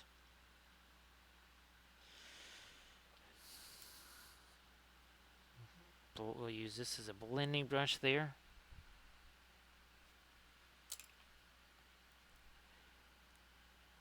Yeah, we'll catch some more of our light along the edge of this. Again, this is not the lightest light that we can do.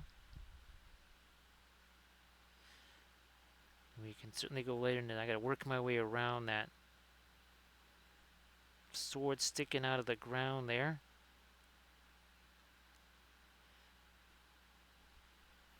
That should probably catch a little bit more of the light there too. Maybe get some more blue in that. So Eep Jeep, again, I hope that you're able to find, I'm sure you'll be able to find all kinds of really nifty stuff there. Again, in the Lethal Shadows booth, and of course, again, if you're at PAX West, check out the Lethal Shadows booth. If you were at Dragon Con, go visit Armored Wolf booth 2707. I don't remember what the booth number is for Lethal Shadows.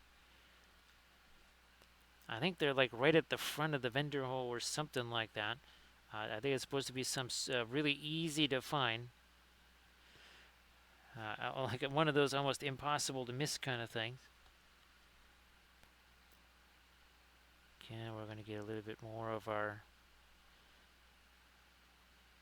yeah, lighter blue over here too, I think. Also, that should probably be later. And then, of course, we will be doing some of our rust as well.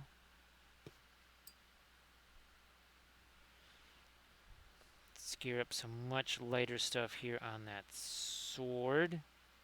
Also, too, we can still go later on the weapon there on our cavalry guy, on his lance.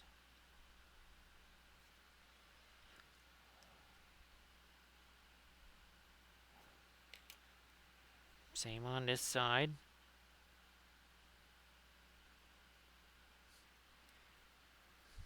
We get a little bit of our blue onto that. No, a little more of our floral blue there. Can't let that mix. There you go. Super complex, right? Very, very difficult.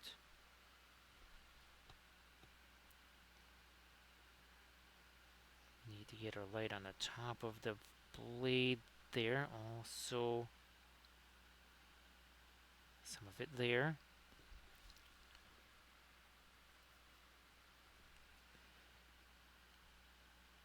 Yeah, a very early start to college football tomorrow. The was 11 Central.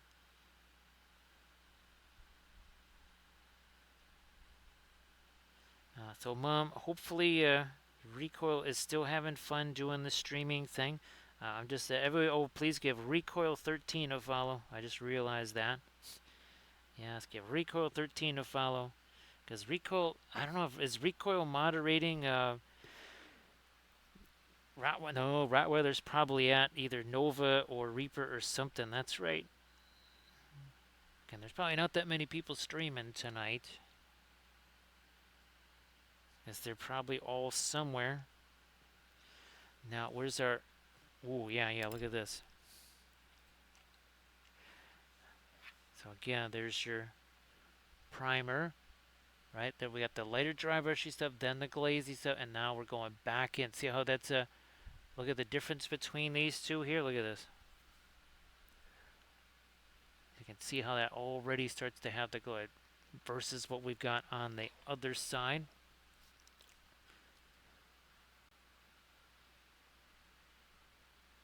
Lighten this up some more.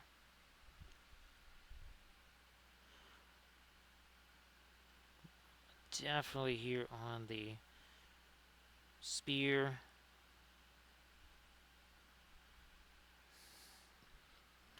I'm going to take some of my floral blue. Let me get a little touch of the Prussian blue here. Chuck that on the end here. Blending brush again. Same over here. Blending brush. The magical blending brush. There we go.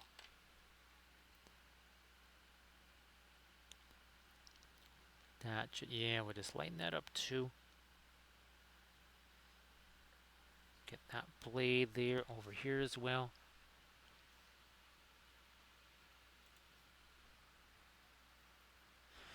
Again, this is not our lightest blue here yet.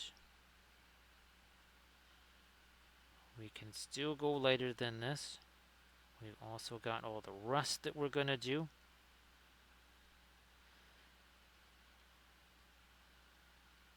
Definitely need to lighten up this area there.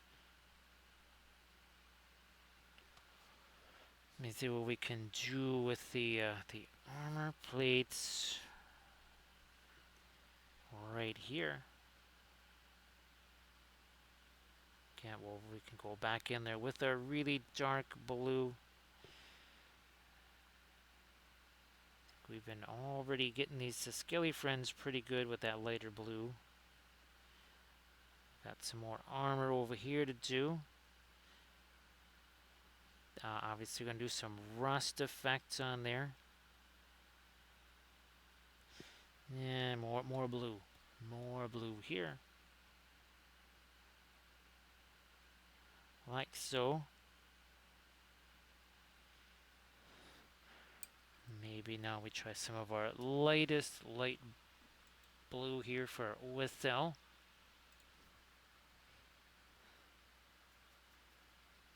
Breaking down some of that fast matte white.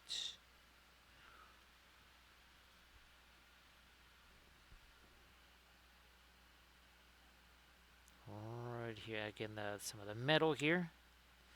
That's the thing that we really want to have capture some of that lightest projected light from the weapon over here. Not so much the cloth, but we got the chainmail here. That would also probably have some. Remember, we can do some pin line wash things to make sure that those edges remain as sharp as possible.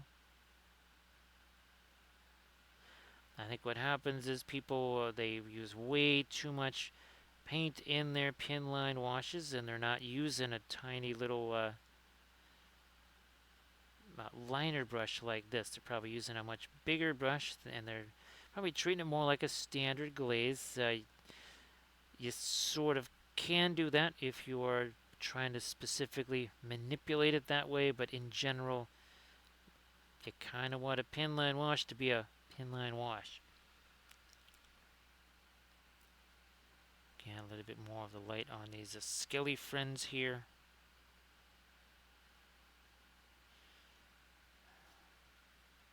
Yep, we need to get the arm with some of that light color here too.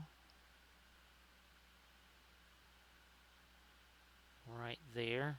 Yeah, that filled a little bit, but not a problem because we have to do the Terra Rosa anyway, which in this case is actually Venetian red.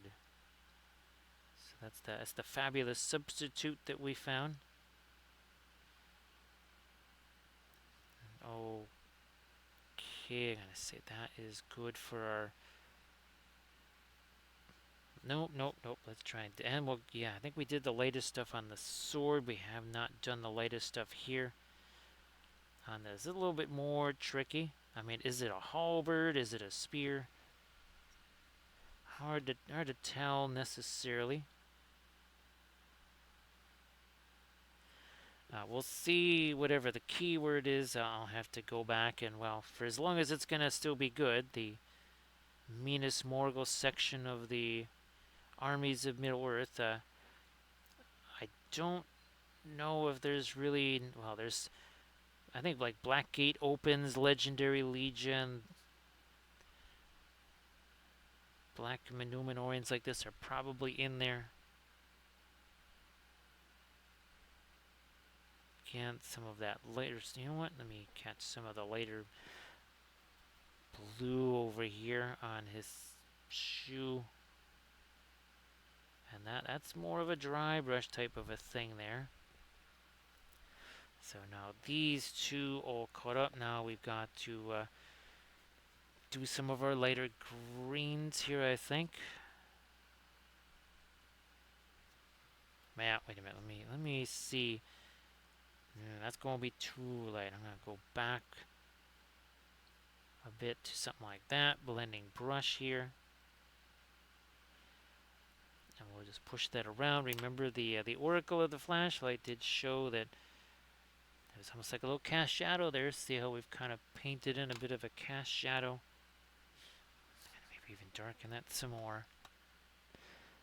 So thanks Armored Wolf for posting the link to the Patreon page. Again, we had someone just sign up today. Remember, the new month is just about to hit, and we are filming the newest video. This will probably be video number 1 for September. We were filming the icicles, all the snow effects here. So that's our lovely conquest werewargs. And all of the conquest of all of the Nords are going to have that same snow and ice kind of motif, and that's part of our whole conquest series. Painting entire armies, basing the armies, all that good stuff. So once again, I'm going to take that and just smoosh that in there, fade that a little bit. Now let's get over to the green side of things here.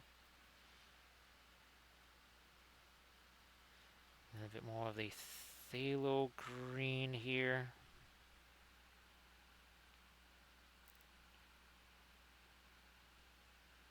Once again, hashtag no layers. But I have a blending brush. Oh, look at that. So I could have done that with a whole bunch of laboriously painted on layers, or I just take whatever the heck is on here and I just start mixing it all over the place, right, Nurgle Matthew? Yeah, Nurgle Matthew, some of what we're doing here would be quite nurgly, would it not? I think it would be fairly appropriate for nurglish things. Again, see, we just plop that stuff on there. The old plop and push. Look at that. So vehicles, right, things with large open surface, dreadnoughts, right? You can imagine how well something like this works. Just plop the stuff on there and then push it around.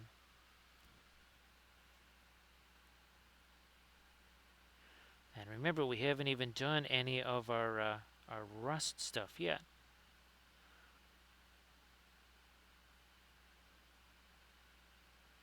So again, we'll probably hit this guy. It means I'm going to try and grab another one of our unpainted infantry, so that we have that comparison. It's really, I think it really enhances the lesson experience if we have just one of those little example type figs sitting around to show what it looked like X amount of time ago or at the start.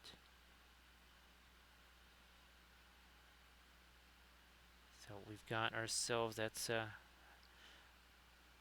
that's some of the cooler green there. We will eventually get into more of the warmer green too.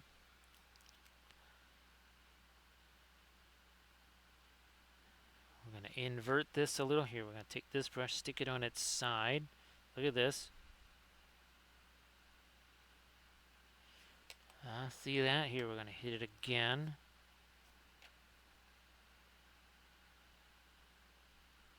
Hashtag no layers. I'm just saying. Also, no need for an airbrush there, right? We just use the hairy sticks. Oh, look, we can even do that up there. That I'm just thinking that's a little bit faster. No masking, no cleaning the airbrush, no nothing. It just happens real fast. That's why the Weeping Angel says don't blink. Right, Dark Horse, you cannot blink. If you blink, you will most certainly miss something. Artemichael, if you wanted to share anything in the chat, please go ahead. Don't know if you had a chance to do that yet. And of course, Sectorix, if you want to share the Battlecraft supplies link to the paint holders there. Now this Lemon of Mars Yellow Deep, so this is the warmer version of our greenish tone there. Yeah, so I'll probably in a little bit here just do a quick little ski-daddle to go see if that is printing. I'm pretty sure that it is. It just again, sometimes the interface just stops working, does that.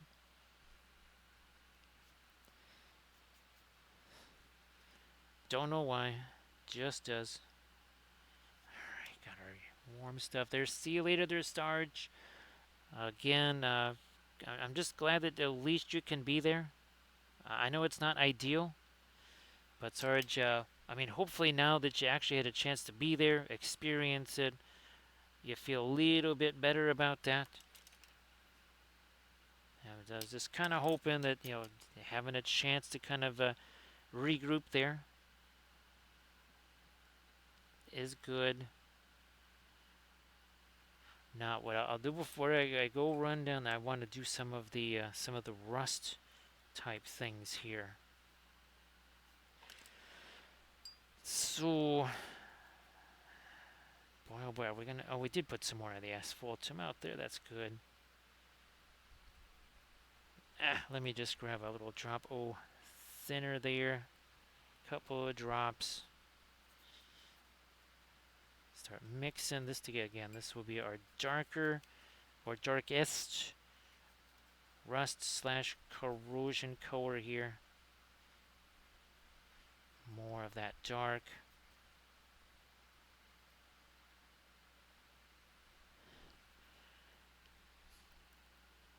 Boom. Here. And it's going to look awful shiny. But again, remember, it will not be shiny very long. We're also going to do this. Look at that. We can even blend our rust color very gently even into some of our greens there. I was going to do some kind of freehandy thing on that shield, just for reasons. Basically the same thing we have on the banner, which is pretty much just mimicking whatever sculpted on thing that he has on the, well, basically the banner bearer. A little bit of the rust over here too, I think. So there. Maybe not over there. Did we? Yeah, let's just roll with that on the other guy for now.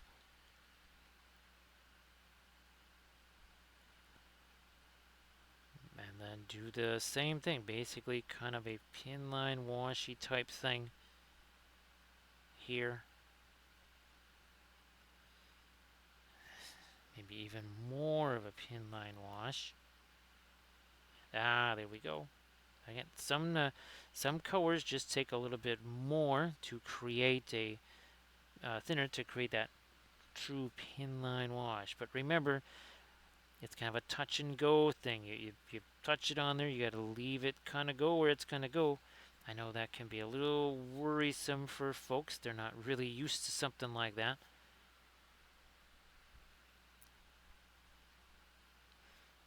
That's a little too much with the paint. We're going to just take some of that off of there. I mean, you can do some little chips on the shield as well. Do all the fun stuffs. You can see we're just kind of stippling that on here.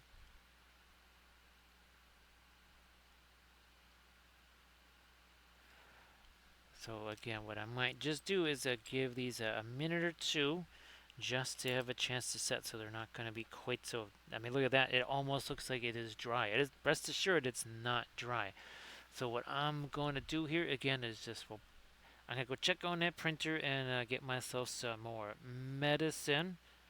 So don't go anywhere.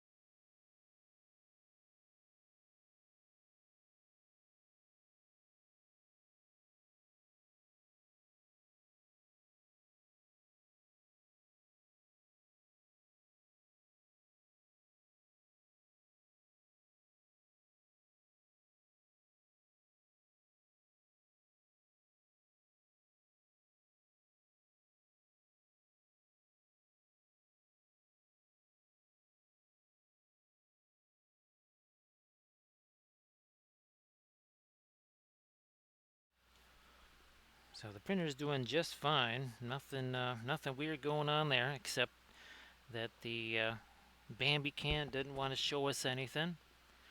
So print is printing, no problem. Now,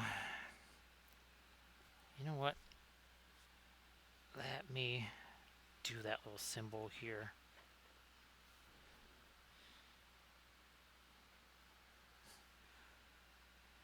Paint this. While we have it, maybe we do it in a different way here. Maybe we'll try this instead. Try some of the yellow and some of that. Let's maybe go lighter with this. See how that works.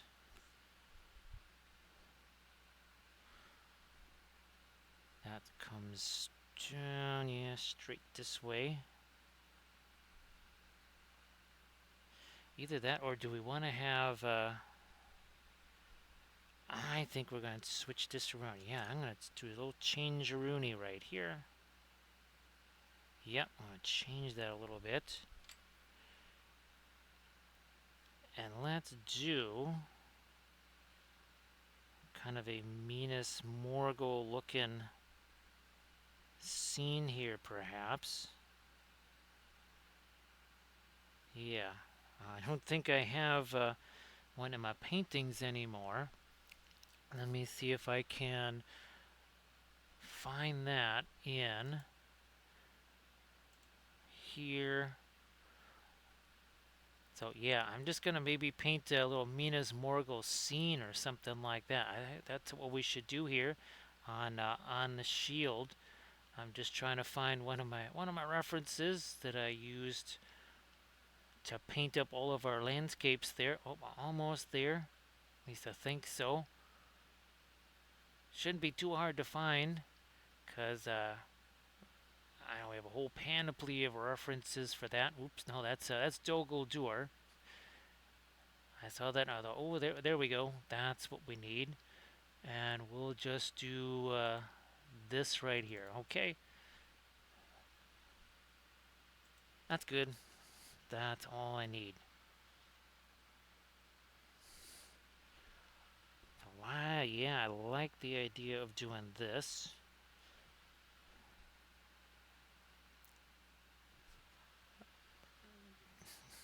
Maybe a little more of our floral green into that too.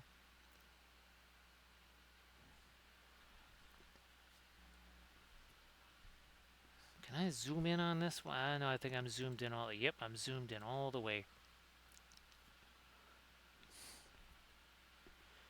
So we'll have the gate down here. Obviously, Tower of the Moon here.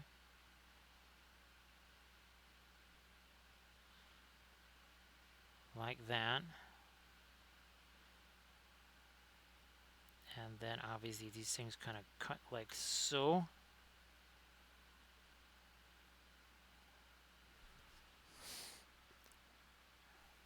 That it will come down here.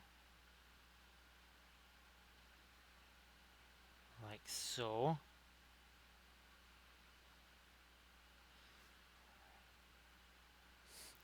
Now let's get those darker things on the tops of our crenellations here. Hey there, Tira. Nice to see you. So Tira, yeah, this is our third one. Actually, I tried to. The other thing I tried doing was grabbing yet another miniature, so that and another one of the holders, so that maybe we could even start another one, depending on how rapidly these are going, and they're going pretty rapidly, of course.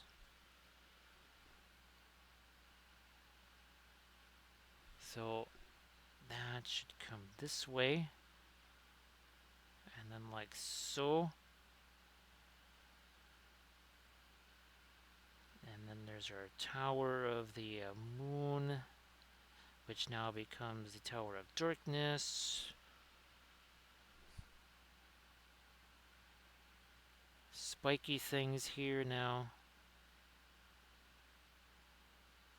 Spiky things here. also there. So yeah, little tower of the moon here.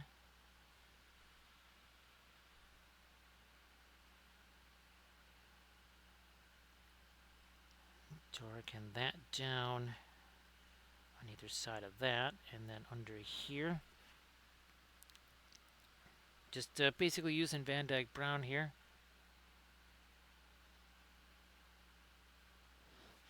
So here's our infantry, and here's our cab. 2 hours and 20 minutes ago, these three guys had absolutely no paint on them. They were just primer. So that's not even 2.5 hours. Again, that's why we have some more figures out here, because don't blink, it's going to happen fast. Definitely don't blink. So I'm glad that we kind of changed this around. I might have to do this on some banners or something like that moving forward. Okay, maybe a little bit of that darker stuff under there.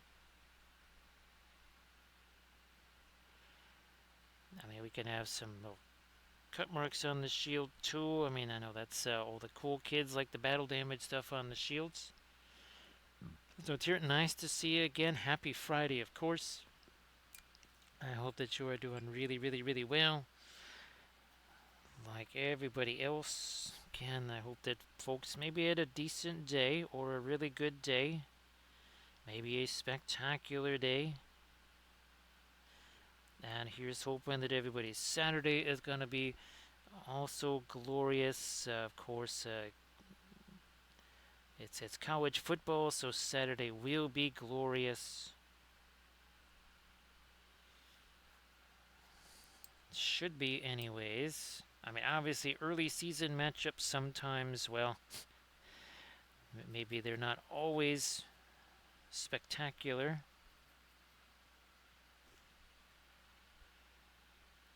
Here, well, I was filming the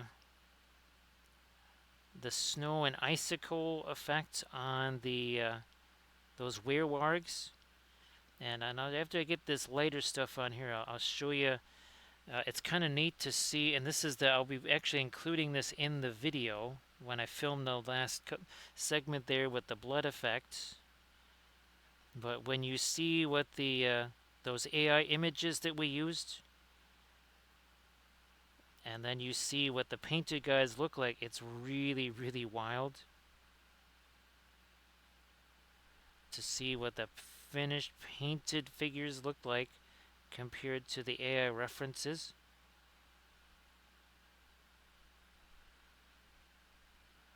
Okay, so again, I mean, it's a simple little bit of freehand. There's nothing complicated in that, right? It's just just a tiny little version of Minas Morgul here.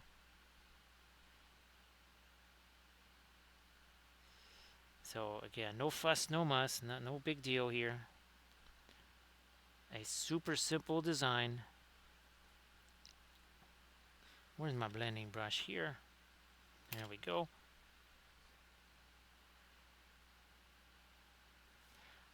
Okay, so let's set that aside just so that it has a chance to set for a bit, and we're going to grab one of our Wolfensteins here. So again, you got the icicles, you got the snow, and of course, that was a reference. So you can see we got a little bit of snow on the guys, we've got the icicles, we got the snow on the bases, and of course all the tattoos.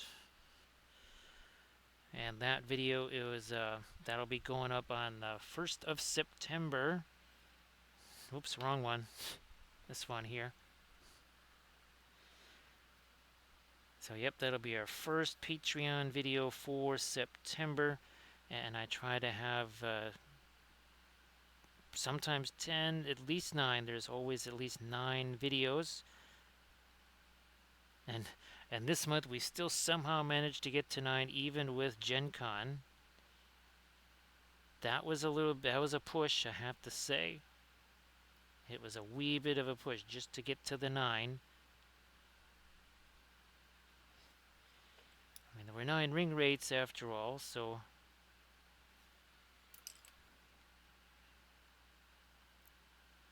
let me lighten the end of that. Little, where's my blending brush here?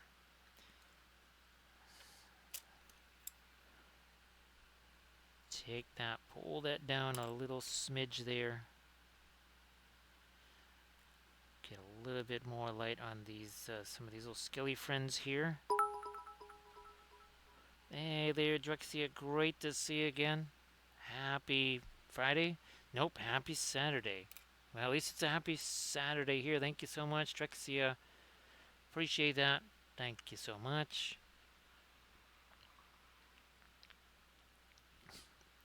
So, Drexia, we're working on 3 miniatures here, and 2.5 hours ago, none of them had any paint on them. I know that's a huge shock, but yeah, there was bingo paint on any of these. That's how we roll here. That's how we roll here.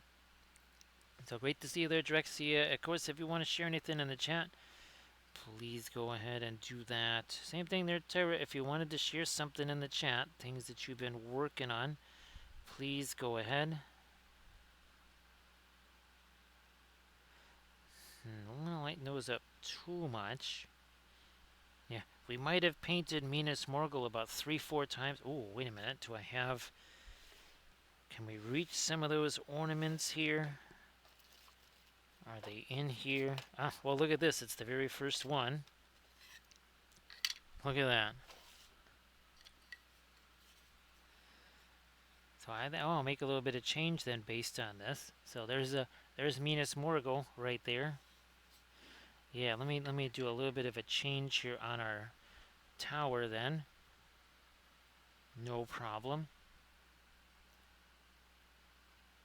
So we'll darken that down. Taking some of the darker green here. Ooh, that might be a little too much. There we go. Yep. Okay, and now we'll then take this and go right along this side of the tower. Maybe even a little more of our light on this thing.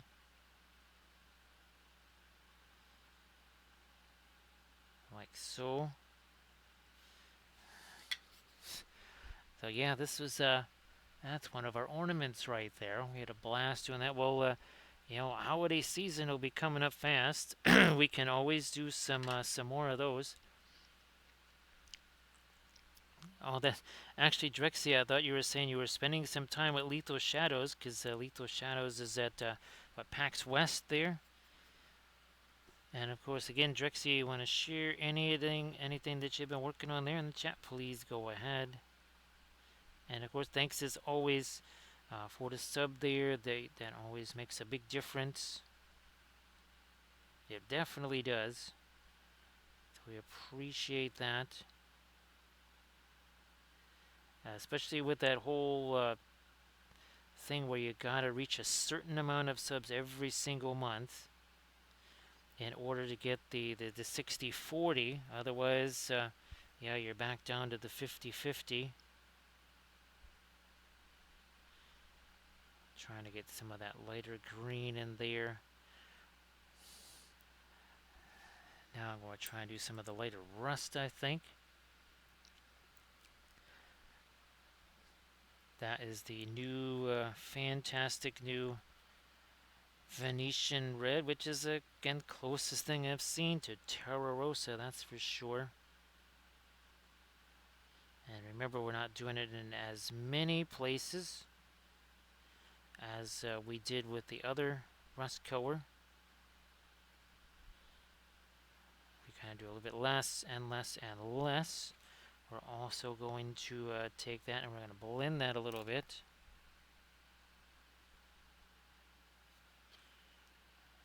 Right through there. Even a little bit more over there. Yep, we're going to do that. Now on little spear points here. Little touch of the metal over here. Also that. Some of that here. Who enters my domain? Hey there, Otto. How you doing? Thank you so much for the raid. Welcome back. Everybody, please follow Otto40K. Of course, if you want to share anything in the chat, please go ahead and do that. I know you just finished your stream, but maybe you want to skedaddle off to that photo booth there. Check this out. 2 hours and 30 minutes ago, all three of these miniatures had no paint on them. Let me see, we got one right here. Yep. So this here is what they all looked like. 2 hours, actually, we also had a 5-minute break to go check on the printer. So this is more like 2 hours, 25 minutes. Those two and this guy. This is our Minas Morgul army here that we're working on. So Otto, again, thank you so much for the raid. We're continuing the color scheme that we started last week. This again is for Minas Morgul. So the terrain itself is actually being painted with this greenish glow. This is actually an ornament that we painted last year around Christmas time. Check this out. Where is he? Here he is. So we just did a little bit of freehand design on that shield. Our Minas Morgul right there. So these are all basically Morgul knights.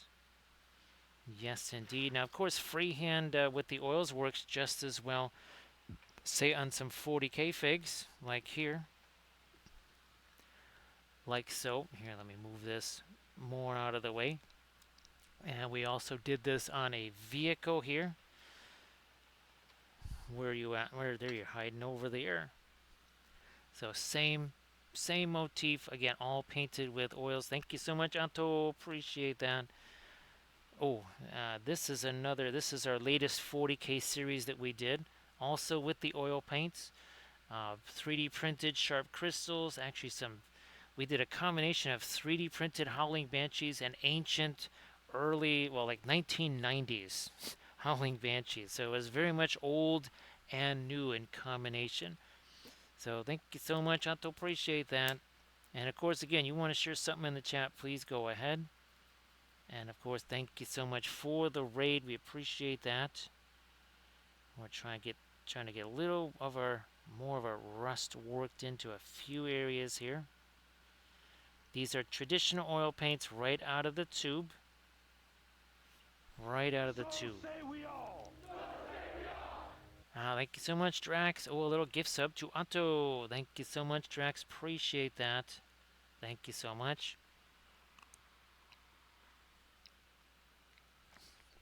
And of course, what we are actually, I don't know if you've seen these. We've done a whole bunch of these 1/1800 scale ships on the stream. We've done a good chunk of a U.S. fleet. We've also been working on some Italian ships. We'll get into the IJN, Royal Navy. We'll get into the Marina Nationale too, and the Kriegsmarine. So that's a part of our, as we like to call it, the barbershop Navy.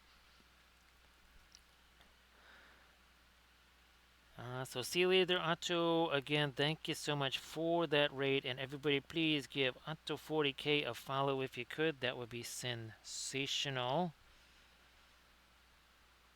So Otto, again, if you did want to share any Instas, Discords, whatever, before you head off to sleep there. Again, I understand, what is it? Well, it's 12:41 here. It is 12:41 here now, so I understand the desire, most definitely, to try and catch a little bit of shut-eye there. Now, okay, let's get some of our lighter rust. Now that we did that, let's get some lighter rust here on the shield. So these particular minis, these are 3D printed from Kurzlook. Last night we painted this. This was like about a 5-hour stream or so, start to finish. That's from the Printing Goes Ever On, same motif. Well, I'm really glad that I remembered the ornament there because I don't have any sort of 2D art or whatever. As many times as we've painted Minas Morgul, I'm like, we don't have any 2D art of that. But then I realized, yes, we do. We've got that ornament, which is good because I think I prepped 19 of these things. So now I'll just have to remember that when we want to show folks again. And I have all the terrain printed out too, courtesy of Conquest Creations. Oh gosh, what is it? The no Tor Ithalos. That I'm using that for Arnor. Oh, Asrigor, Kingdom of Asrigor. Yes, indeed, Kingdom of Asrigor. Here, I think what I need to start doing, I might actually have to get his Duroc Deep terrain for dwarves, especially with the new Easterlings.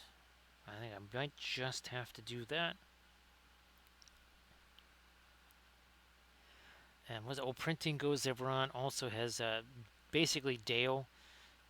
It would be weird. It'd almost be like printing up generic fantasy terrain, but I kind of need to do that anyways for some of our other stuff. So getting some more of my lighter rust color in here. We'll have to get some of our lighter blue on this. You know what? I'm going to do that right. Well, first we're going to get the, when in doubt, make things darker. We shall do that here with some Prussian blue. And I was originally going to say this is our indigo, but no, I think that's the Payne's gray. I think we might have to conduct a semi-long-term experiment with the Payne's gray and see what that can do in relation to, say, our usual indigo. Blending brush here. So thanks, Drexy. Appreciate that. Again, all of that stuff really does make a massive difference, so it is very much appreciated. Oh, you know what? We still gotta... Maybe we'll just use this here. Try to get a little bit of rust on these things. Blending brush. Again, all of this is wet paint. Again, because all of these were just started a few hours ago. For the most part, these will dry. They may not be 100% dry by this time tomorrow, but they'll be pretty close. Pretty close to that.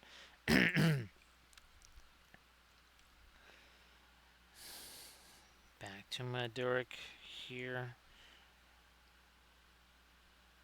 Looking to tighten some edges here. We're not dark lining. What I'm really trying to do is take some of that lighter color away. Right, and that's what that's going to do is, again, refine this edge a little bit. Blending brush there. Maybe it's a little dark there, because a lot of that is going to need our lighter bluish tone again. Take this blending brush, just push some of that around to the lighter blue. A little bit of fast matte into our blue mix here.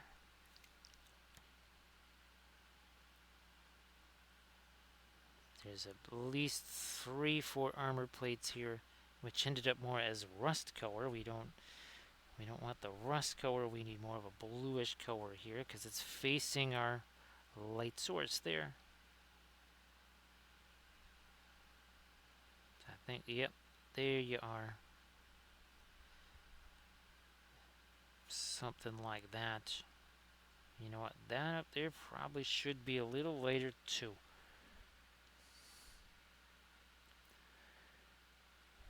So Drexia, the paints themselves typically linseed oil. Some also have safflower oil. I don't add any extra stuff.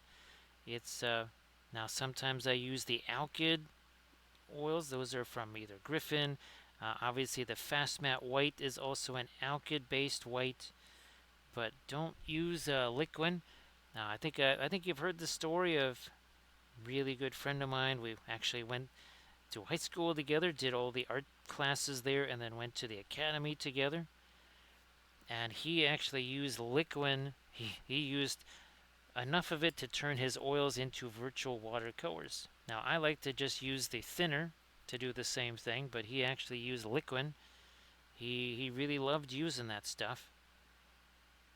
I have not used it. I know that it can do a little thing where it can kind of turn yellow, and also to it probably has some shininess to it. And obviously anything like that, that's why I don't use the alkyd medium, because sadly it puts all this kind of shine on the miniatures, and that is no good for filming or streaming. So you won't really see me ever using that stuff. It's just not, unfortunately, very efficient in terms of time for me. Again, the Griffin alkyds from Windsor Newton, those are very affordable, no doubt about that. See if I can't dry brush a little bit of that darker blue in there. I can. Let's go back to this guy here. A little more touch of our lighter bluish stuff going on here. Probably should reach that Skelly friend and even that one. I mean, we've got our flashlight there that will show what's going to be reached.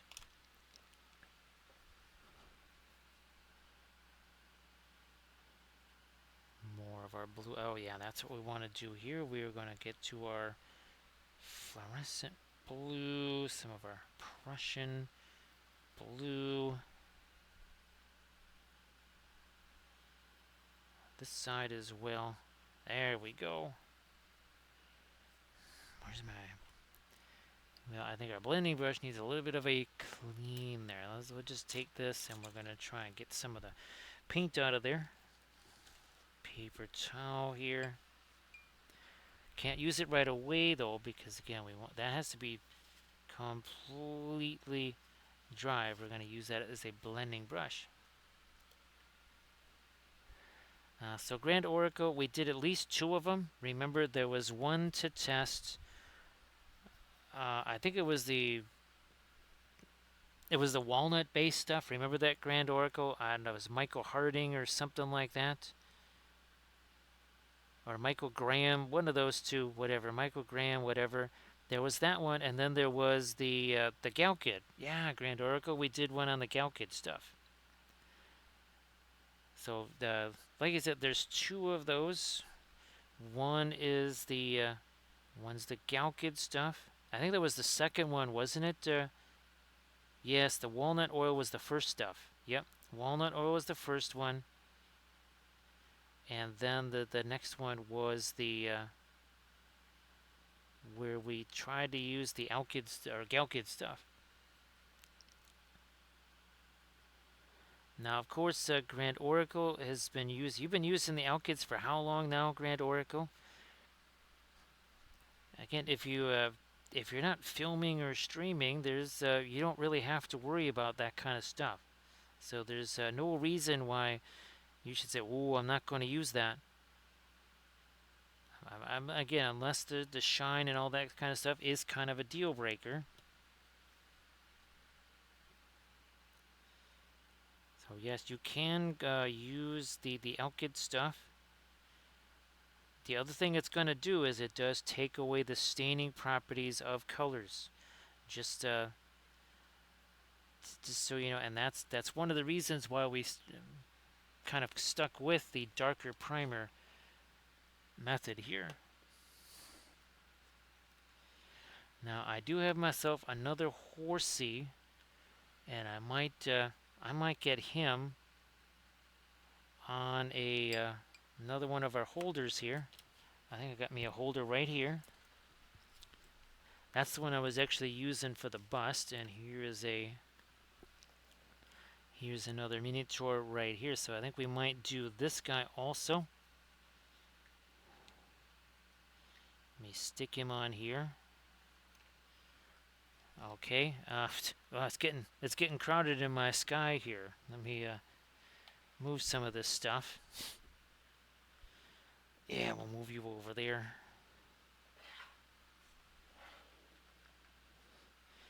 Now we begin again. We see 2 hours 45 minutes. Okay, so 2 hours 45 minute mark. We begin again with this. It's really complicated. We dry brush. We dry brush the heck out of this until we're not. That's kind of how it goes. Let me give me a little bit of the Prussian blue in there.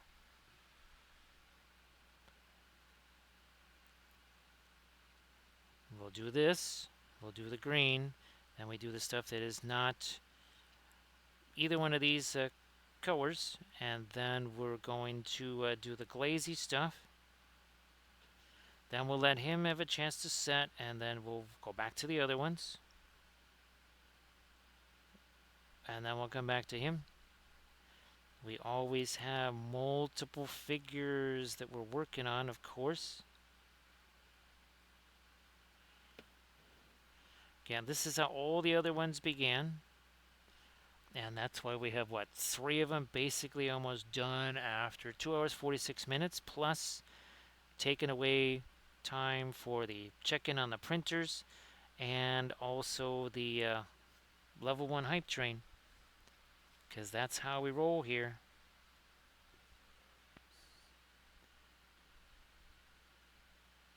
Grand Oracle, it's so weird about those griffins.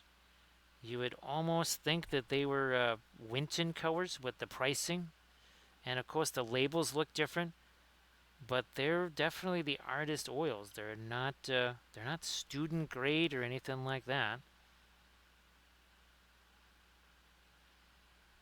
It's a little weird, right? Though Grand Oracle. All right. Again, super complicated stuff.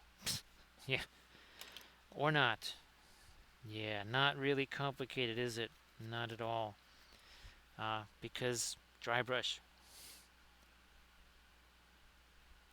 So yes, we have mixed tons of colors, haven't we? Well, not really. Okay, we're going to do this. Then we'll do the glazy stuff. Essentially 3 phases to it. Yeah, that should probably get some more of our blue, shouldn't it? Oh, look, it's very easy to make corrections.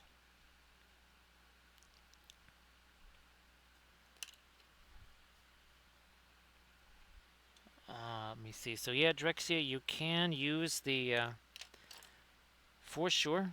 You know, go ahead, use the liquid. Go ahead, try out the Alkyd stuff. It did dry things. Actually, Grand Oracle. Remember, it was the bust where the red turned almost like it was like a candy coating type thing. So yeah, if you want to do like a candy coating type thing in oils, actually using that Alkyd stuff was really good, and that was the Galkyd, I think. Grand Oracle. I don't think it was the walnut stuff. I think it was the Galkyd, and that's from Gamlin, right? Grand Oracle.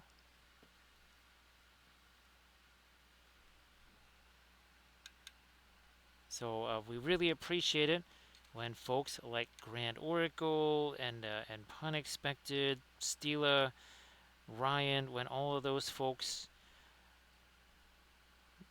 basically they are testing and experimenting, trying out things, and we all get data much faster when something like that happens because we're all able to get that extra info all at the same time. Now, we're back to this again. Get my Prussian blue in there. Come on. Or not. And some of this. I might need to throw some more Prussian blue out there. Either that, I'm just going to go in here. Yeah, I'm just going to go over here and do this the easy way, I think. Yeah, we're just going to start picking up some more of our thinner in here.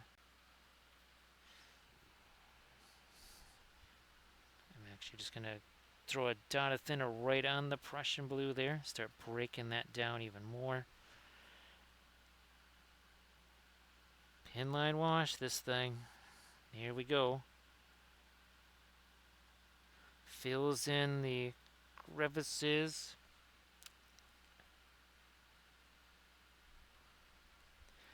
Now what was it? Was the I think the walnut oil stuff was much thicker, wasn't it?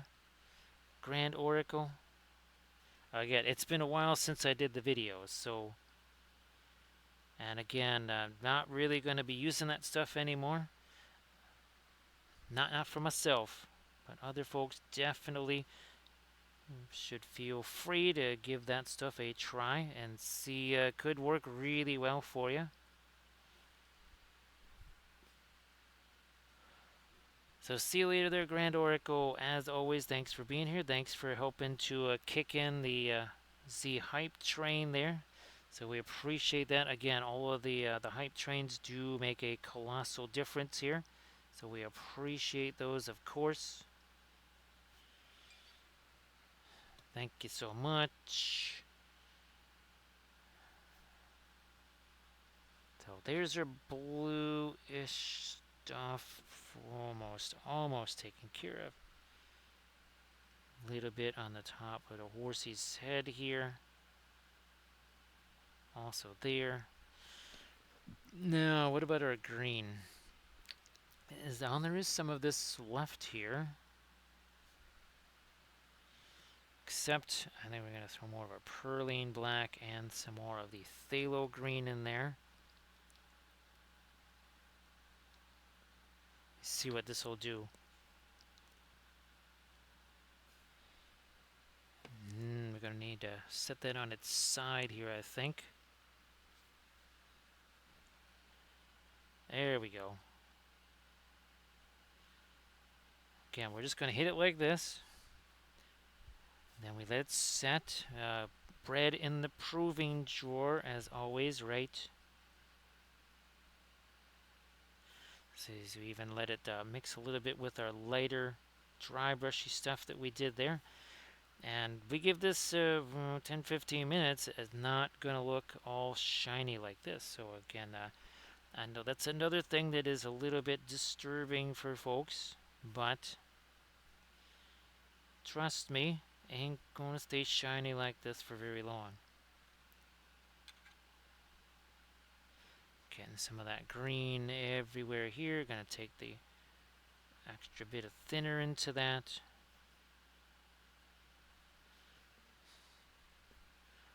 Little skelly friends down here.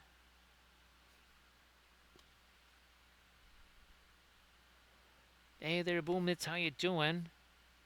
So Boomits, it's the same stuff that we use all the time. That is it's the Mona Lisa odorless thinner. It's our high quality odorless thinner. That's from Speedball. I will show you that un momento once we're done doing all of our glazy stuff here.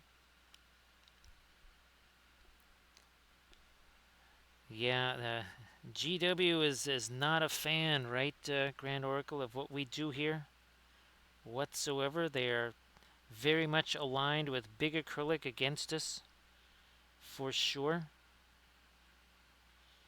Alright, and then we're going to also have to get some of our... Nope, wrong way. Let's go over here. We're going to have to get some of our Van Dyke Brown mix going for some of the last of our glazy stuff there. So this is our thinner there. Again, Speedball is the main brand. Mona Lisa is kind of the sub-brand.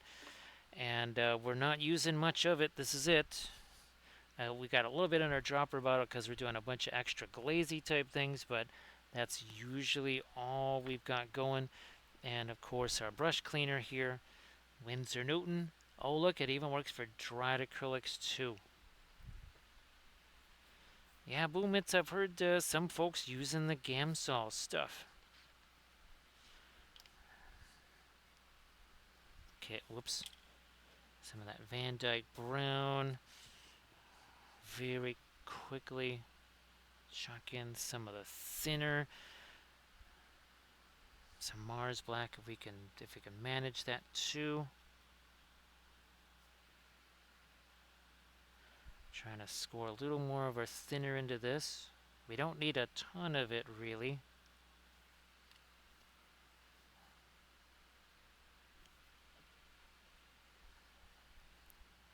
So yeah, the obviously the oils that's a legacy medium right there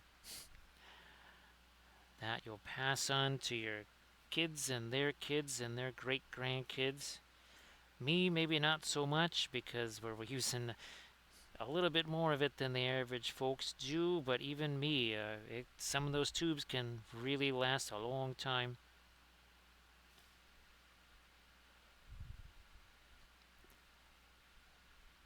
So Grand Oracle, they're actually very much different because of the blue glowing thing, whereas the Army of the Dead was just the different greenish glows. Because I did oh, I thought I had one of them out here. I did look at them when I was putting some things away.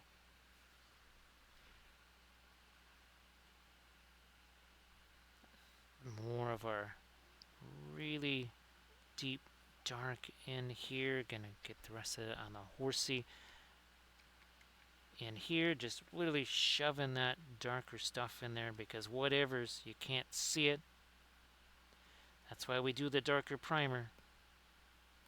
And now we can just let this have a chance to set. Yep, and we are going to move on now back to our other guys here. Set you aside. So this is what, figure number 4 that we started. I'm starting to lose track. We've done so many of them here. So we got these two, and again, we got the freehandy design on there. I'm gonna try and get to some of my lighter greens now on this here.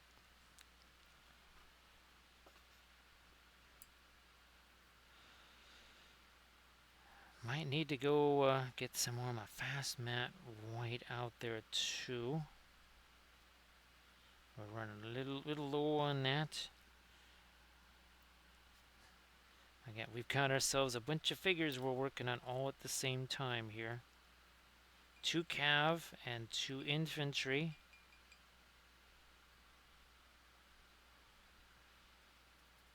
More of that. Let me get a little bit of the yellow in there too, maybe. For some of this stuff here, just get mixing some of the yellow in there.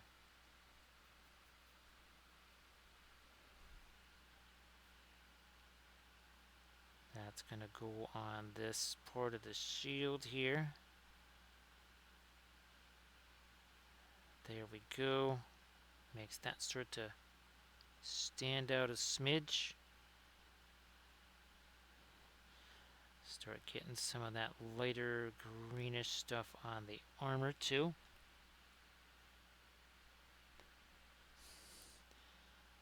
Oh, thanks, Boom Mitts. Yeah, these were just primer. Basically, I mean, 3 hours ago-ish.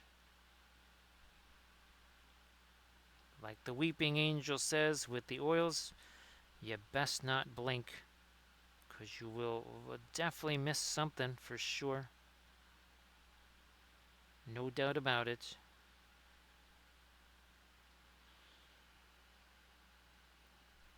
And of course that happens even faster with the infantry here.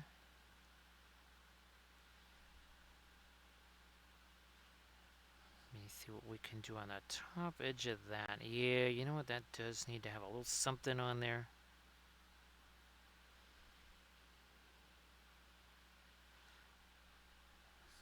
You know what?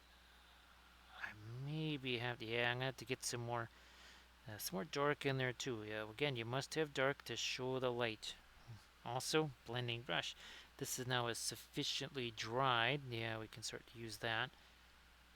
Let's start to conglomerate some of these things together. Also, maybe kill some edges. So boom, this is the Was this our painting video? No, this actually was our first one. This was on Monday. We did this one last night on stream here.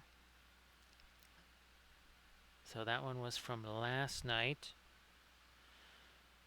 And again, we've been working on 4 of them on the stream tonight. This is we started a 4th one just a second ago. We'll be getting back to that. We're just trying to scan some of our lighter greens here in some places.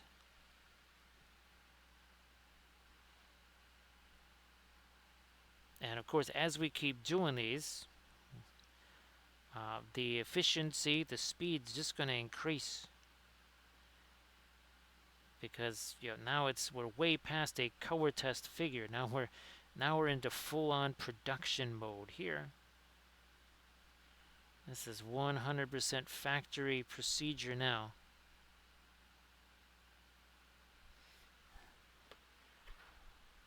And you can see now, look, see some of that is, it's not as, look at that, it almost seems like it's dry. Obviously, look at that, see? Nowhere near as shiny as some of our more recent applications, and when we're going to get back into him, do the same kind of lighter stuff on him. Yeah, that's true, Landrast. They're, yes, that's just a sign of experience. That's all it is. It's all about the experience. So Tira, you should check out the Instagrams there for the that's the table that we've set up. So we are trying to create one of every army of Middle Earth, because the goal is to be playing every army in Middle Earth. I also have 17 bolt action armies. You can go to the YouTube channel, and there's at least 4 battle reports for bolt action on the YouTube channel. So yes, all of this stuff is it is designed ultimately for me to be able to play games of ME, especially MESPG.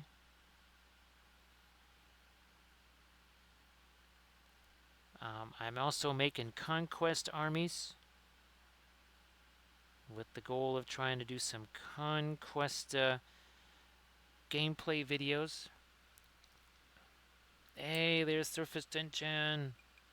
Great to see there's surface tension. I hope that you are doing fantastical on this Saturday morning here. So say we all. And of course, surface tension, you want to share your Mastodon link, please go ahead and do that. Thank you for the sub. Thanks, surface tension.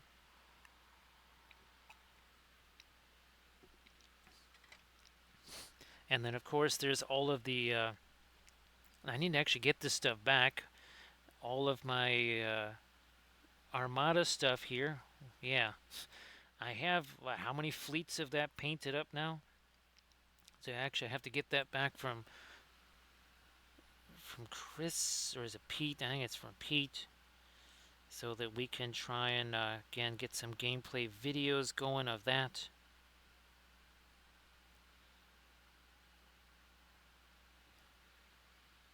Thank you so much, Ishmael. I appreciate that. And of course, well, and happy Saturday to you too as well. So yeah, that's just one of the fleets. We did the Northern Alliance. We did the Empire of Dust. Obviously, Basileans. We did the Elf ships. Somewhere we've got some. Oh yeah, we got some of the Orc ships there that we did too. So yep, and again, of course, the Empire of Dust. So Tira, since this is what we do for a living here, the basically 80% of the house is all miniatures. I just, if you check out the Instagram, you'll see the new filming and photo areas that were made. Because remember, Kathy used to also live stream, 3-4 times a week as well. So basically, at the garage, same thing. They're all dedicated to be work areas, storage areas. more of our lighter blue down in here too. Thanks, Drexia. Now those are some of the original ships that they did. I really do prefer the more recent ships where it's a lot easier to be able to do things like freehand on them because they don't have sculpted on stuff. So that's kind of my preferences for the newer ships that just have essentially blank sails. Blank canvas. See what I did there? So yep, Tira, just again, you can also check out the YouTube channel, and that's where we're going to be doing those army showcase videos. So all of these armies that we're doing, that's all going to again be featured on those YouTube videos coming up, and eventually hoping to live stream games of MESBG. That's pretty much nothing that's going to happen until next year So because that's say going to we require a all. whole bunch of new graphics. And Ganes, thank you so much. Look at that. It's almost from the very beginning. That's 50 months ago. Thanks, Nganes. Appreciate that. How you doing there, Doji? Of course, Doji, you want to share any links in the chat to all your oil painted stuff, please go ahead. And same thing, check out the Mastodon link that Surface Tension just posted. The chat just kind of scrolled. I was trying to read something there. So yeah, Surface Tension. You got the new Wolf miniature. Obviously, they'll be doing Freka. Uh, what's her name? Hera, Hollis, and Hama. Obviously, Helm. So there's at least, and then of course we're hoping for that new plastic Muma kit. Of course, because reasons. All right, let me get.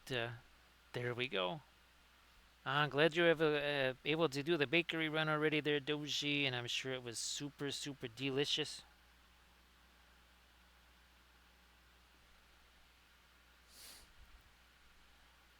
Let me see. So again, everybody check out the Insta link that Doji shared too.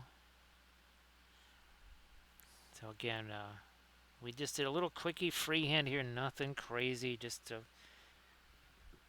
based on. Oh, here it is. So again, I have essentially all of Minas Morgul printed out, and we're going to have that kind of greenish glow to all of the terrain. We're also going to be putting the lights in there. Now let me. No, I won't be able to reach that. But yeah, just check out the latest Instagram post, and that will show you all of the special lighting effects that we're just experimenting with now, using those same lights. Okay, yeah, let's just do that. Maybe get a little bit more of our. No, that's a little too much there. Where's my blending brush to tone that down? Something like that. Surface tension, based on the fact that to just get Argadir and maybe 3 horsemen would cost you more than a Muma kit right now. My guess is that's going to be probably a 200 and some odd dollar kit. I would not be the least bit. I could see it being 225 or something like that. If they make one of those. Now, of course, I already have at least 3 of those printed out. So we really might not have a whole lot of need for something like that.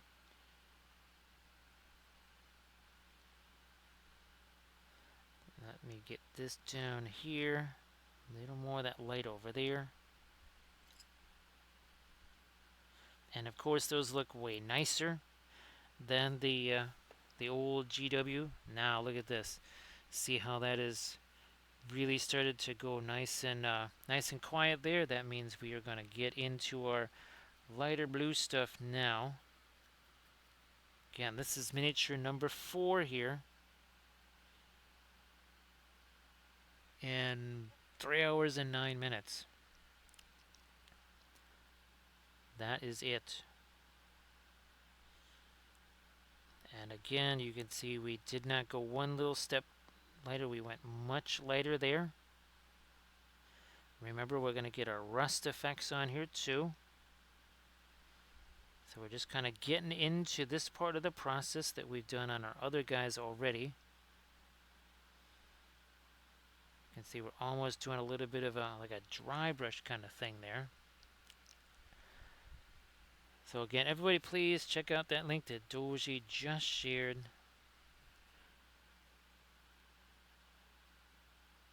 And Doji there, those are really looking amazing. Really, really looking amazing. So just so glad that the oils worked out for you and allowed you to just really get, I mean, wouldn't you say you would have painted maybe half of the miniatures in this amount of time if it were acrylics, or maybe even less? That could definitely stand for some more light on it there. Now we're going to have to clean out that brush because it picked up a whole bunch of that paint. Because again, all of this is wet into wet, by the way.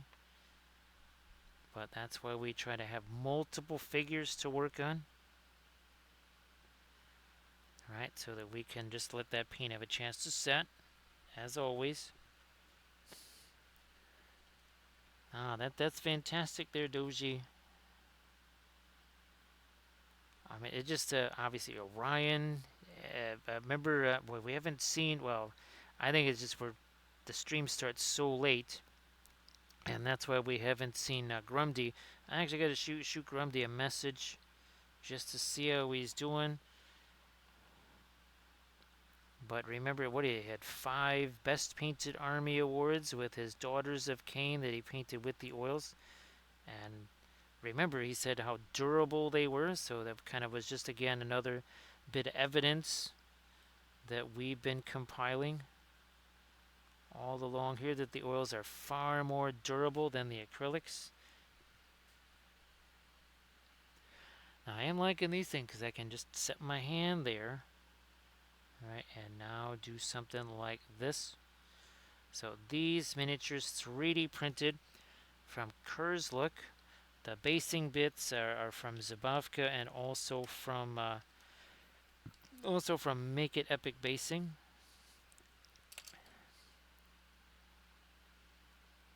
Catch a little more light there. This is actually not our lightest light in there either. Let's do some of that lighter light here on that. Nope, let me actually get some more of our fast matte white out here. So again, that's the Gamlin fast matte white. Now, see, surface tension can declare that you're gonna have to break the mini to get the paint off of it, right? Surface tension. Back to our, I mean, that is as straight up white as we're gonna get. We're just trying to break that down a little bit right here, and then we'll put that on our sword on this side. That's it. We did the other side. 1 second here. Again, getting real crowded here. So we are going to try and get this stuff off of here.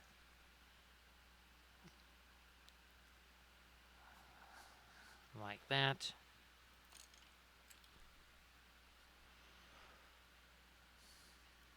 Let me see. So Doji, there's a bunch of different ones. Diwali, Printing Goes Ever On, Kurzlook, Medbury, they all have Rohan stuff. There's a couple of other ones. There was one that was like a tribe sort of a thing. It wasn't a Patreon, it was a tribe sort of thing, so I don't remember who they were. But again, Printing Goes Ever On, Diwali. Obviously, Diwali has some really sensational ones because it's got things like orc casualties and stuff on some of the bases. And again, I don't know if you've seen the new Diwali stuff for Arnor and for Angmar, but yeah, Diwali's been doing some fantastic stuff. Can see how that's starting to get more of our glow effect there now. We need the edge of that a little bit more. Yeah, Drexia, it's amazing just how powerful it is. I mean, of course, and it makes the acrylics look so dingy by comparison because, well, they are. The luminosity of the oils, the durability of the oils, basically unmatched. No doubt about that. And again, these guys will most likely, if they're not going to be completely dry by tomorrow, by the next day, they should definitely be dry. Now, I don't really bother even putting any varnish or anything like that on these things. If, say, some of the, maybe the phthalo green has a little bit of a shine to it, maybe then I'll do a little tiny bit of brush on anti-shine from Army Painter, and that is it. And nothing else. Let's see, Doji. I don't think Dandelion and Middle Earth has done Rohan yet, but Dandelion and Middle Earth, that's another one like Diwali. Well, actually, Dandelions and Middle Earth looks actually more like the GW stuff than the GW stuff, if that makes any sense. So that's another one too. But I don't think the Dandelion and Middle Earth has done Rohan yet. So that's just the only reason I would say, I don't know about Dandelion and Middle Earth. The Medberry stuff is much more stylized. And of course, we know that Printing Goes Ever On also tends to be more stylized. Essentially, the Diwali stuff is going to be the most realistic looking. Now, of course, Printing Goes Ever On does stuff like terrain along with their various releases. Diwali really doesn't do that at all.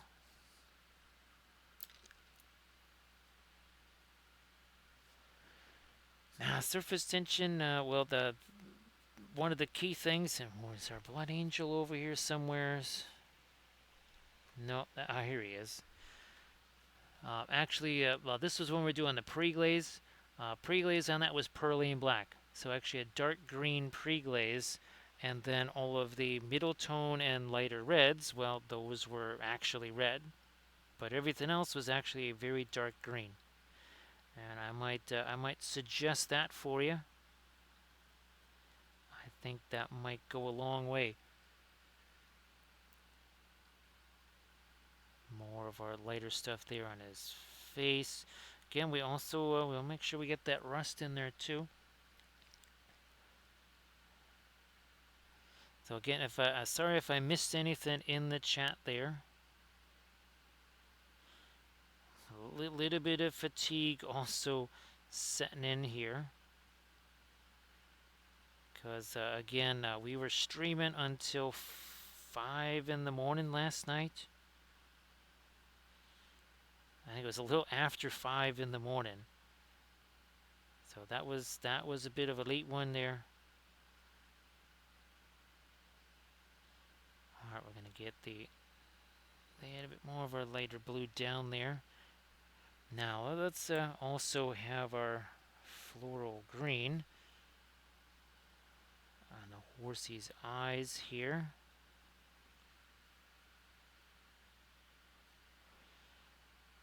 And surface tension, again, the other thing too is you want that cool versus warm. So maybe you have more of a, say, indigo mixed with your red to make your darker reds, or violet or something like that.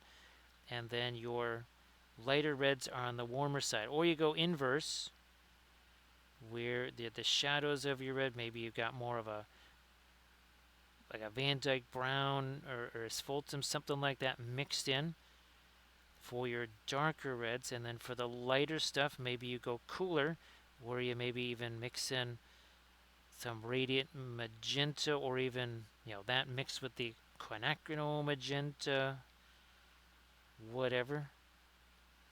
Blending brush, where did you go? There you are. when in doubt, use that blending brush. Look at, we're practically just doing a filbert style dry brush on some of that. Now let's get the cooler green here. What about phthalo green? I have to put some more of this out here too. We got a lot of the warmer green. Now let's get some of the cooler green here.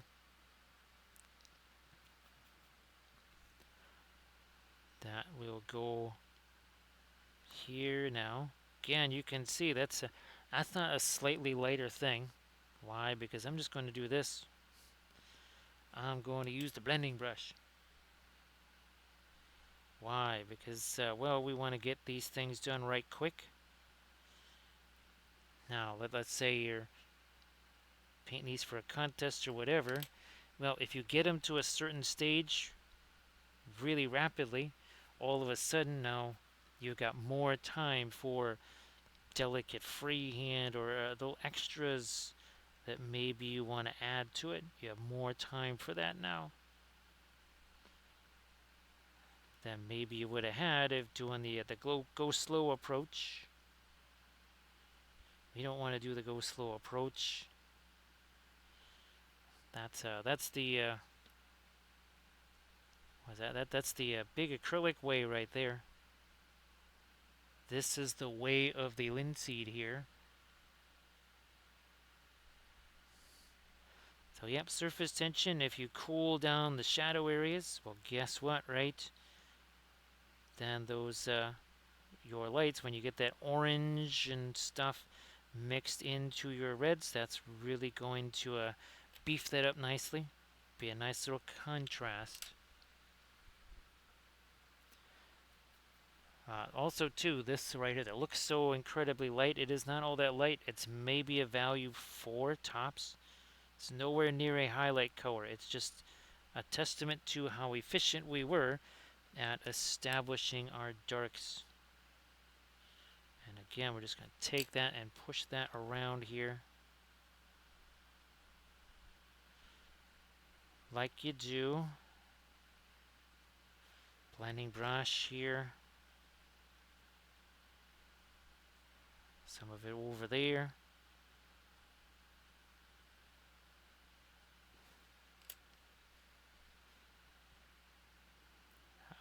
Nope, that is not going to catch any of the blue necessarily over there. Now I think it's time to do some of our rust. Let's do that before we can keep continuing with this. Asphaltum, and mix with some of our fabulous new version of Terra Red. It's a Venetian red there. Just getting some of our thinner going here. There we go. I think we're pretty good. Boom, there we are.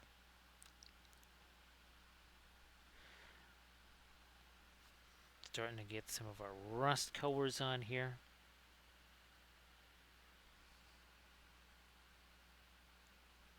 Like we do down in here.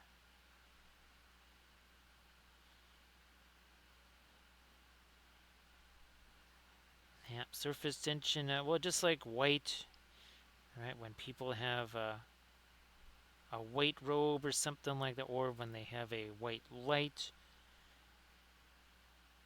they have a tendency to just, well, well, that if I'm doing object source lighting on a white robe, well, everything is light, or no, actually not. That's why Saruman has even though he has a white robe, we had to establish some shadow there. Otherwise, that's not going to be very glowy, is it?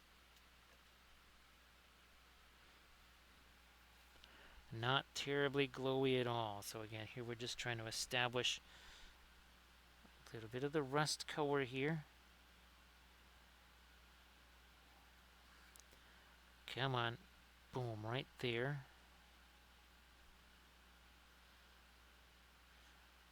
In the midst of all the blue glow, we still need to make sure that we have some of that rust, and especially over there on the armor as the elbow.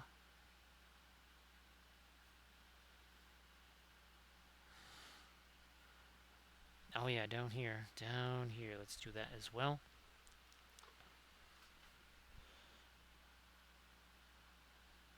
There it is.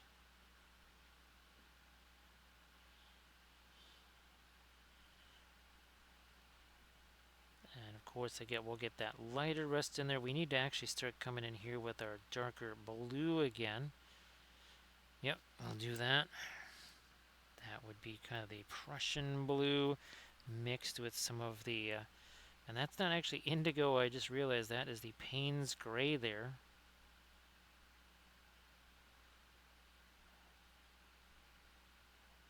Darken you up again here. Down in here. I think, yeah, this is where we're going to try and really sharpen up some of the edges of these surfaces.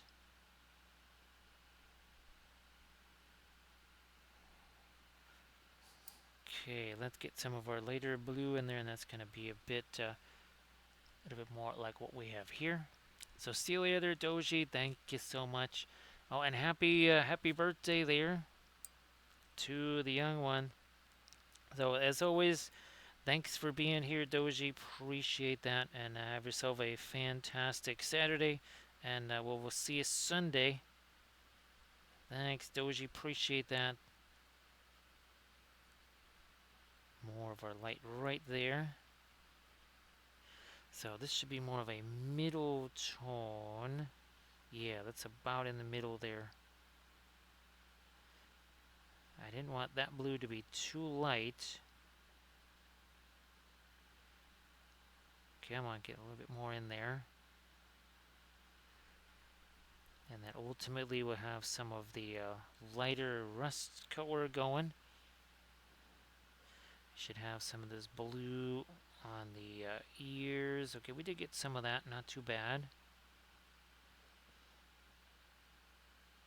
Some more of that, again, that kind of mid-tone blue up there. See what's happening with the, again, this is another 3D printed basing bit down here.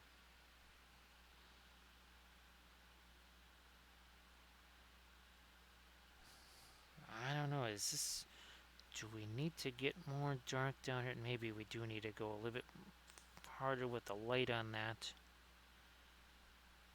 Blending brush, where are you at? There you are. Catch a little bit of that over here too. Hey there, MTellies, how you doing? Now, happy Saturday there, MTellies. Now, do you have some more hobby stuff going on at Chez Landras this weekend? Now, of course, if you got anything happening at the Game Castle event-wise, let folks know. That be the Game Castle in Santa Clara. So great, and of course, MTellies, you want to post anything in the chat stuff you've been working on, that would be fabulous too. So again, working on 4 miniatures here. Here's our other, it's our other cav right there. And where's our guy with the freehand on the shield? There we go. So again, just a very simple little Minas Morgul there on the shield.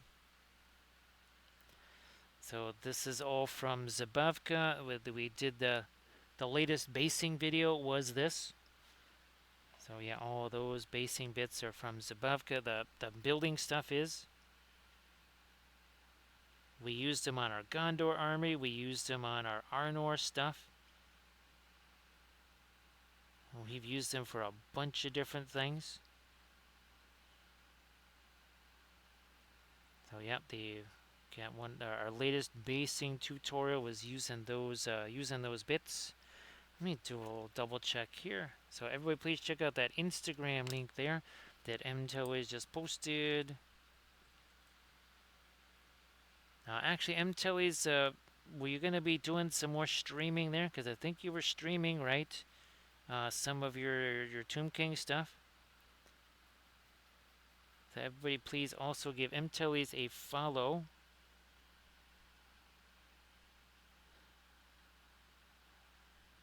Trying to get me a little bit. And I don't want to go too light with that rust too quickly. That is going to, we don't want to mess with all of our darker blues there. Because, well, then we'll really lose out on our lighting effect, won't we?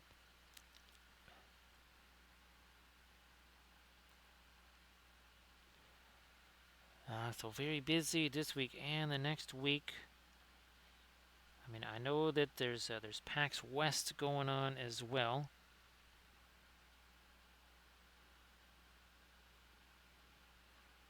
So yeah, this is the fourth miniature that we're working on here on the stream, and it's only been 3.5 hours. And of course, two of these are cavalry miniatures. When I say that you can save a whole bunch of time by having more object source lighting on your figs, I wasn't joking. I was not playing around there.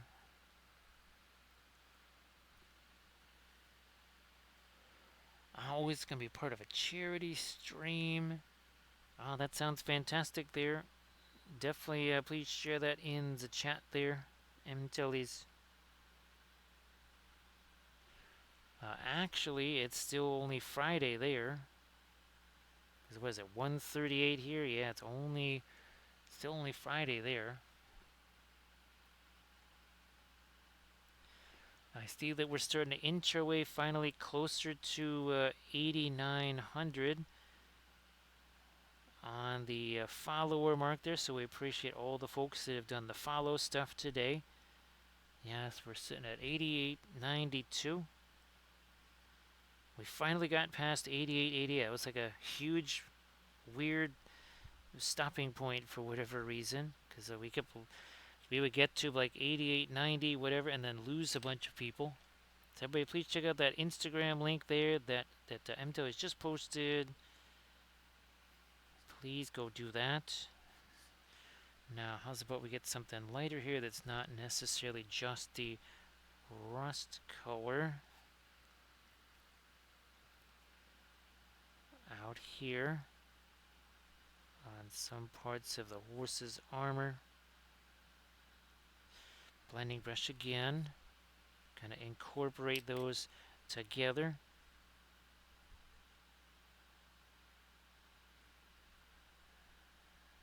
And more down here.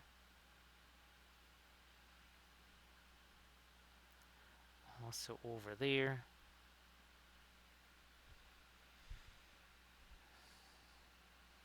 Definitely starting to build up here. As about we get the lightest glowy thing on the horse's eye, just to get those now so they have something to compare that to. So there's the green, a tiny touch of the green with our fast matte white here. Glowy thing there. And let that cast a little bit of light around it here too.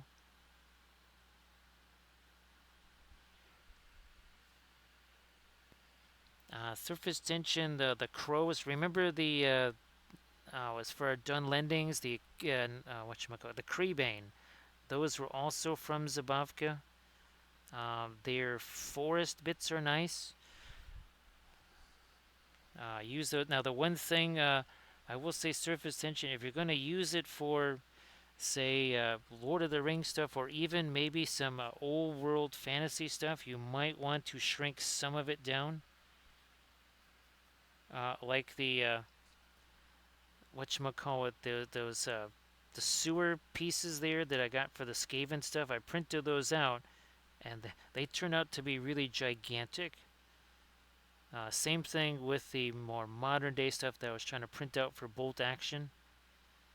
So that's just, you might want to look at the scale when you're printing that out, just to make sure it matches what you're doing. That was just something that I kind of noticed about their stuff.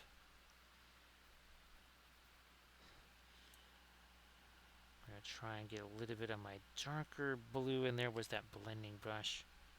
We're going to try to decomplexify that just a little. Same over there, same over here. Maybe more dark down in there, and also over there. Now we can, I think we have enough to where we can hit some light on the this part right in here. Yes, we needed to kind of restore some of the dark so that that light would have an impact.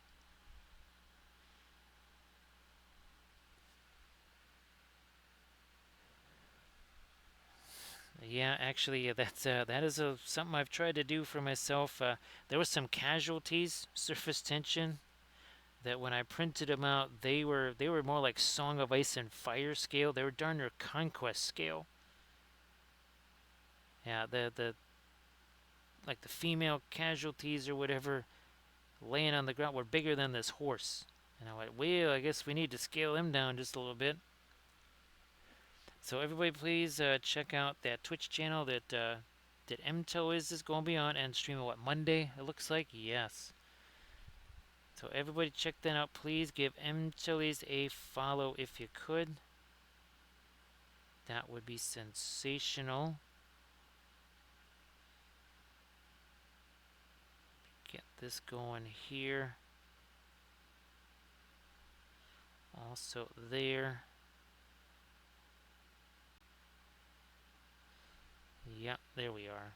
Again, just the sword casting the light downwards here.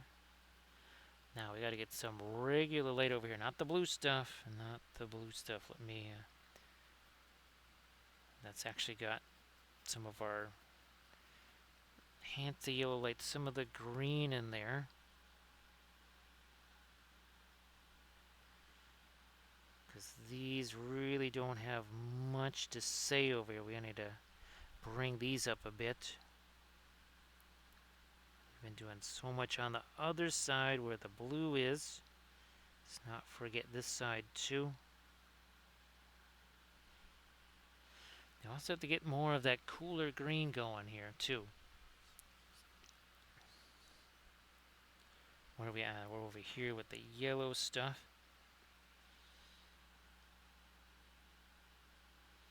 Yeah, trying to catch some more of those little edges too.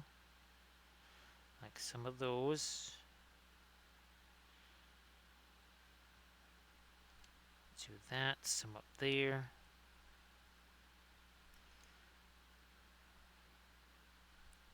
A little bit of that lighter green there. You can see how it just mixes in there and kind of gets a little grungy right there.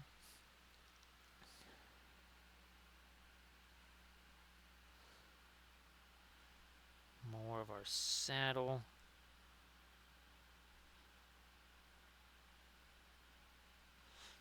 And if that gets a little too late, we'll just take this and we will tone that down.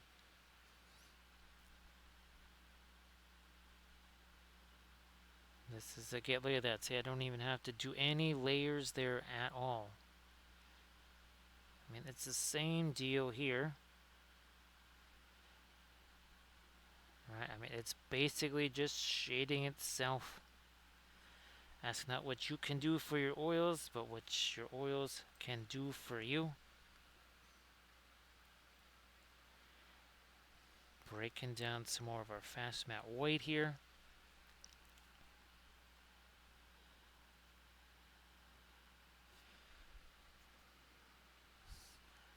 Trying to get a little more of a glint on the ends of the armor here, and of course the stirrups there.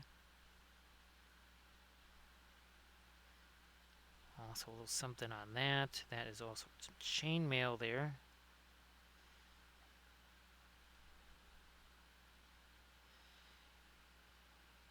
Trying to catch a little light on the top of that scabbard. Now, let's go back to our later rust here to do some, we've been kind of using that as a de facto reflected light, even though it really is not reflecting that much. So again, everybody please give MTellies a follow. And again, Monday, MTellies will be streaming. Now, as a program note here, I will not be streaming myself on Monday. What I'm hoping to maybe do is on Tuesday, maybe do the Armada stream that we want to do. So hopefully that all works out. Back to my Van Dyke Brown here. You must have dark to show the light. Blending brush, push that around, boom. Again, that just, why sit there and do a standard glaze or just kind of all this layering stuff when I can just go, again, strong to the hoop, none of this weak stuff. We only go strong to the hoop. And you go strong to the hoop, you're going to be rewarded. You'll get the rebound, you get the points, you get the foul, you get the free throw. 3 points the old-fashioned way.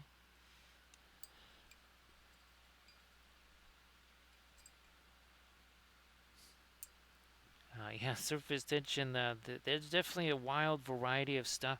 What was the latest thing I tried printing of that? I think it was their tree roots or something like that. That was it was a little weird. I'm gonna have to. It's gonna be difficult to get those off of the supports there for sure. Was something I printed out for the lizard man. Maybe I won't. I wanted to use those vines, but maybe we won't be able to utilize those. We'll see. See how that goes. Trying to catch a few little points of our. There we go. I think now we've got enough of the paint off of there. Come on, a little more there. No, gotta use our blending brush. Might even use the micro blending brush here. Again, take some of that away.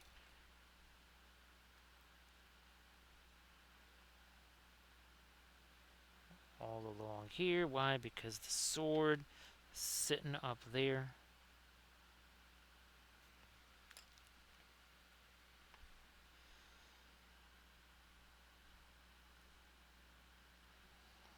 Did we get the light? We did get the latest light in the other eye. We didn't get it on this eye.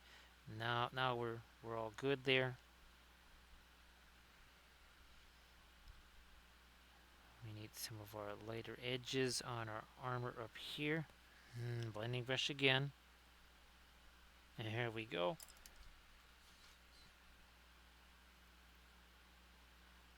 Goon Master Games also has some good stuff there. Surface tension.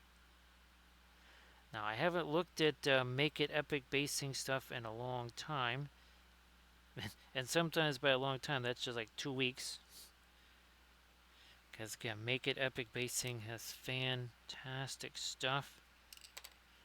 You know, their supports tend to work very, very well also.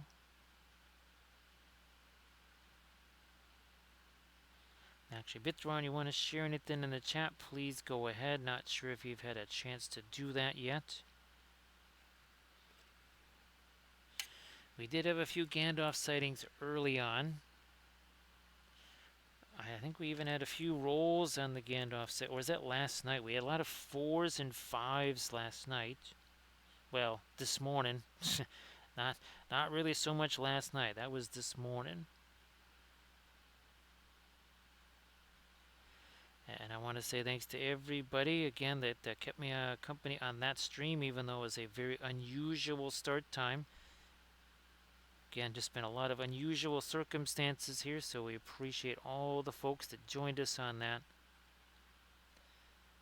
As we work in some more of our light here on the armor being cast from the sword there. On the hair now, maybe. Oh yeah. Let's get a little bit of our rescue, or not too much, because if we do too much of the lighter stuff there, we will lose the source lighting effect. We don't want that. Yeah, surface tension. Well, there was I think he was really intentionally trying to avoid it, for sure. I don't know. Maybe Who knows how long you can keep that self-control, right? To surface tension. The leaf is strong with that one.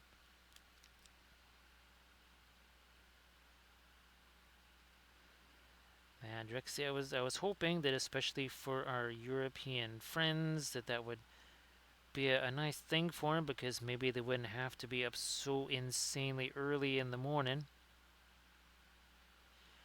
Like poor Thranduil, some of those days where he's getting up really early and heading off to work.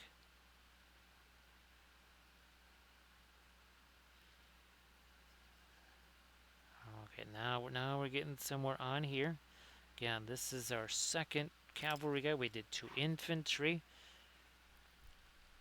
Here is another one of our cav right there. Yeah, Bithron, kind of a almost like a lemony yellow, so a cooler yellow. I've definitely seen that before, so that could very possibly work. Here's back to that sort of yellowish color again.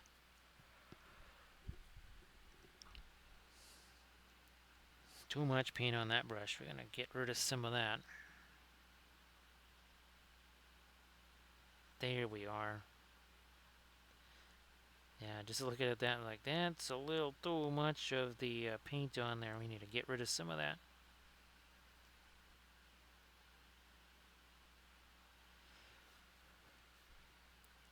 It's going to take away some. There we go. That was just too much of that. No, now here, that much cooler. Oh, I could even maybe take some of my radiant blue. That'll cool that floral green slash phthalo green mix. That'll cool that down.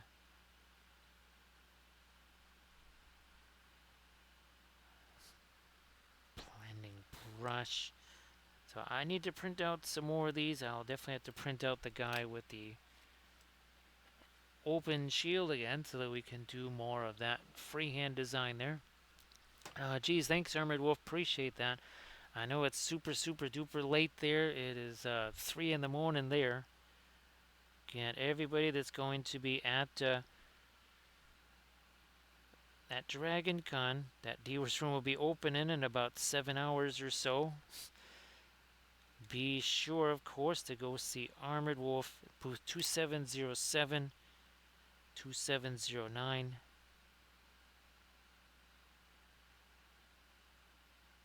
More of our light right there. Yep, let's do that.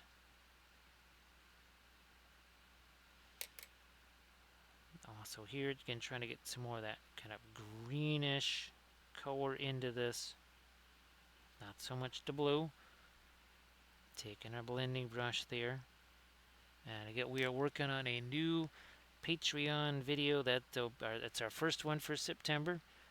Snow effects, icicles, blood effects. Also using the crushed glass snow from Replica Nature. Guess who makes that? That is also Armored Wolf. And that crushed glass snow vastly superior to that kind of snow flock stuff, which again can only do one type of snow. With the crushed glass snow, you can do multiple types of snow just on the same base. So MTO it's kind of the conclusion of the werewolf series. Here, let me show you something now. Here's one of the 3. We did all 3 of them. So remember, the video series goes from the basing of these guys to the painting of all the tattoos, and now we're doing again the icicles, the snow, and here is the reference. So you can see that was the AI reference there that we used. And now there is basically your final result. We're going to be adding those blood effects again. That we'll be filming that probably tomorrow. Let's grab the right guy here.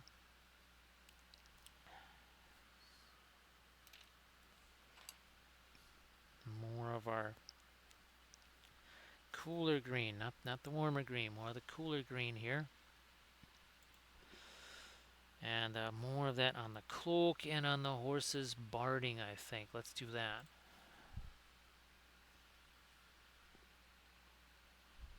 Some more on the cloak, which probably needs to be more of a sort of a blue anyways. Yeah, here, let's lighten up this. Also there.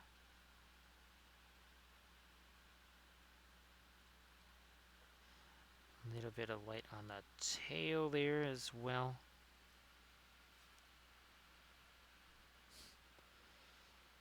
So again, using this cooler green here. Putting some of that out here now. Again, you can see that it is much lighter than what's there because the blending brush comes along, and oh, look at that.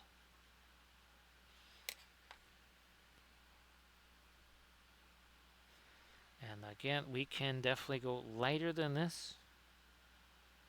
This is still only maybe a value 3 at the very lightest. Possibly closer to a value 4.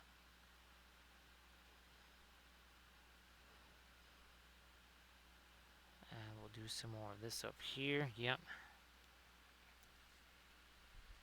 So see you later there, surface tension. Happy Saturday to you. And we will see you on your Sunday there. So thank you so much, surface tension. Appreciate that. If you want to share your Mastodon link one more time before you head out there, please go ahead and do that. Get some chompers on him, I think. You know what, I'm going to blending brush that lower lip. There we go. That makes a little more sense now. Chompers in there. Got this, the horse here, and the rider 3D printed from Kurzlook Miniatures right there in the corner. Well, wherever possible, I try to have at least the logos of whatever it is that I'm painting, whether it's Conquest, Shatterpoint, whatever. We will be getting back to our Shatterpoint stuff. I have, I think, actually 3 miniatures that are prepped and all ready to paint. One of them, well, it'll have glowy stuff because it's a guy with a lightsaber.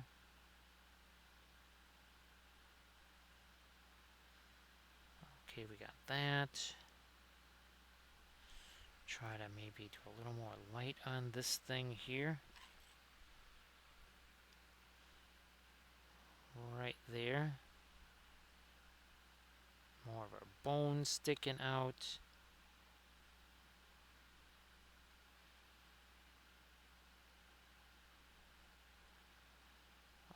Okay, we'll lighten this up here. Yep. Yeah, grab the oracle of the flashlight. Okay, yes, we are gonna go more strong towards the blue here. There we go.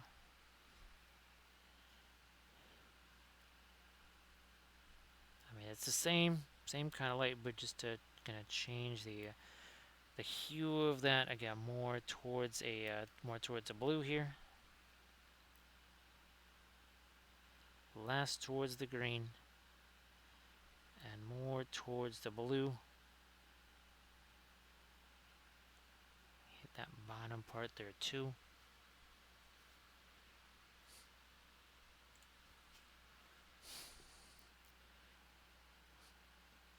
On the, I don't want to go too light on this here actually. You might want to put in some cracks on that. Let's see if we can do that here.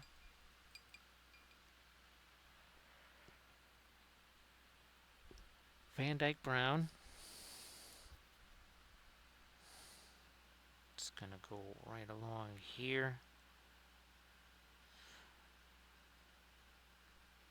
And there's some where it's kind of already started. They've scoped in a little bit of a crack. We're gonna, and each of these drums here, right? Those are separate pieces, so we will start the crack in a little different place on each one.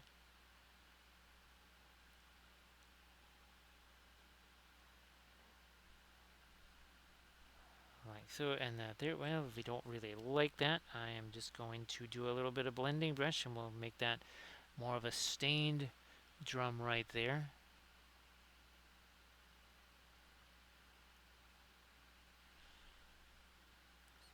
And again, I think this one we only started basically painting maybe an hour ago, tops. Yeah, it was maybe about an hour and 5 minutes ago or so. Yeah, because it was right around the 3 hour mark when I think when we started that. Now we're at almost the 4 hour mark.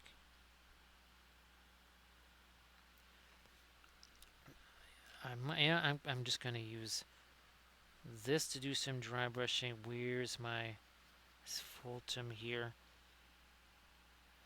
Again, a soft sort of a craft brush here to do that darker dry brush thing on the cloak. Because remember, the dark colors, unlike say the acrylics, those are not necessarily opaque colors. That just you have to keep that kind of thing in mind.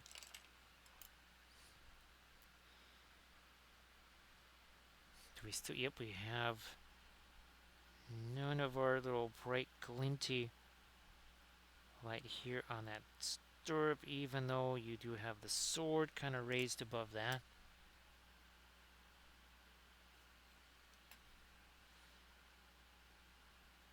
More of that there.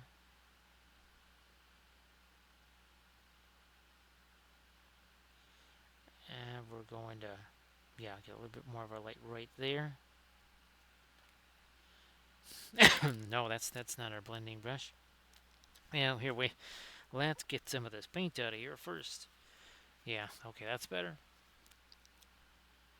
There we go. Yeah, that wouldn't have worked quite so well with a whole passel of paint stuck in there.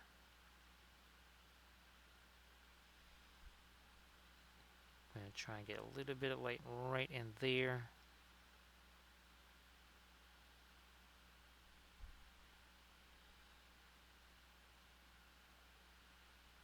Alright, yeah, some more of our light up there, and then down here that's got, again, some of the blue in there.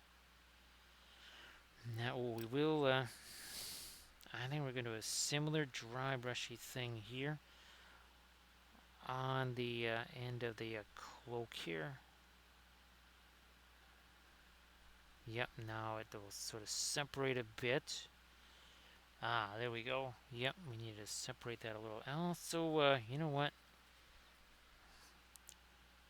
Touch it a little teeny bit of our asphaltum slash Terra Rosa, aka Venetian red. Okay, that's better. Yeah, a couple of these things. Trying to follow that whole.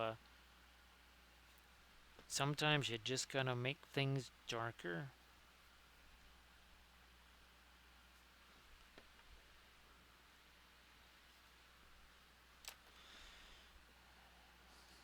On this here, let me see if I can also get a little bit of that cooler green, lighter stuff maybe here. Once again, we got to take some of the paint out of this blending brush. So you see we got that lighter green there. There's no shadow from the horsey there, so bingo, there we go.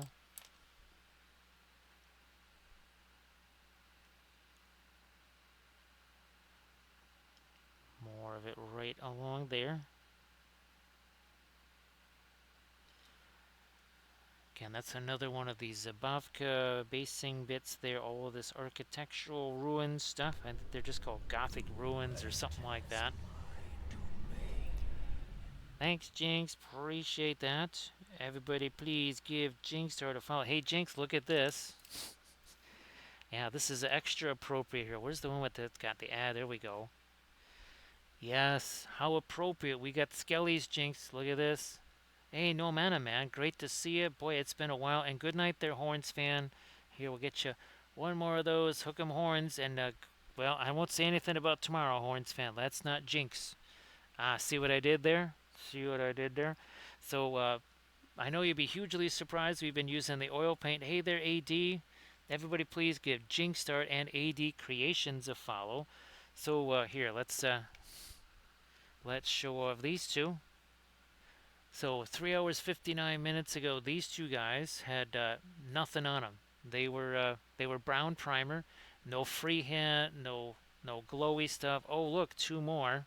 Also, again, this guy, no glowy stuff. So yeah, that's just last 4 hours. So AD, you want to share anything in the chat? Same thing there, Jinx. You want to share some links in the chat? Please go ahead and do that. And we're just using regular oil paints out of the tube. So Jinx, that bust was looking really sensational. And of course, AD, everybody please give AD Creations a follow as well. We are continuing. This is essentially we're trying to match our miniatures to our terrain because I've printed out all of Minas Morgul. It's going to be painted in this kind, obviously the sickly green glow. That's why we have that on the miniatures here. And then we have kind of the glowing Morgul blades. That's the other thing we're going here. Let me see. So yep, everybody please give Jinx a follow. And of course, Jinx, you want to share anything in the chat, please go ahead and do so. Now, again, this is a little bit different than, say, our Easterlings, where we painted our terrain to match the army. So yes, we've been painting our Easterling terrain also on the stream. And oh, here's some AI references that we used for our Morgul Knights. You can see more of them down in the corners there.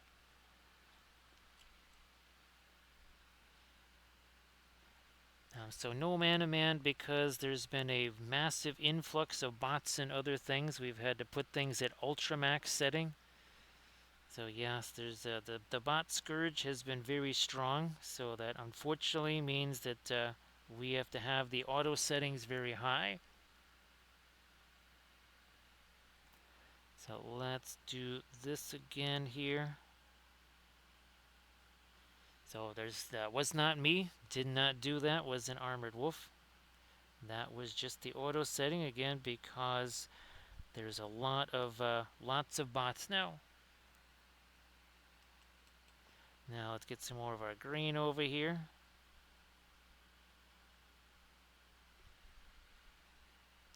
So AD, again, you want to share some links in the chat, please go ahead and do that. So again, we've only been working on these guys for 4 hours. Also, minus the time where we had to go and check the printer manually because the software just wasn't really working anymore.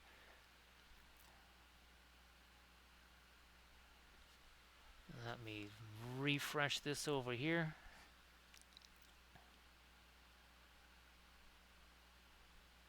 Well, we need a little bit of something on this too. A little something lighter there, just like we put over there.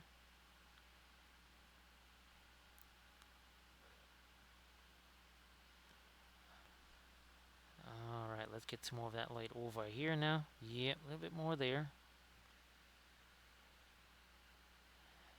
So hey D, yeah, the stream last night, I didn't even start streaming until, holy smokes, I think it was 12:30 or something like that my time.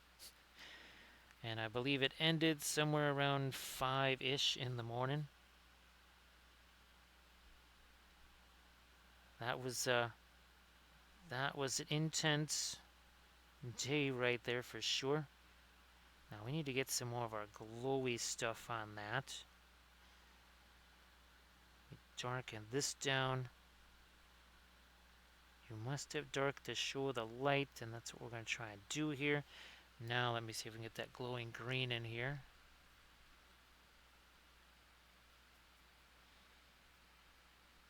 Alright, let's do our floral green. We got it mixed up with some of our radiant green. Will be just kind of like what we did with the horse's eyes.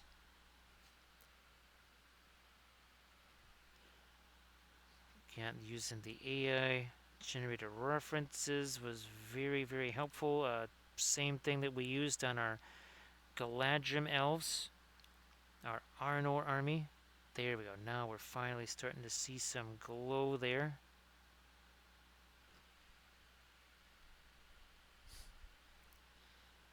So yeah, AD. Well, it was an unusual stream. There was extenuating circumstances involved, and at actually around midnight or so, I was really just figuring, okay, I'm just gonna do some filming of videos, which I ended up doing today.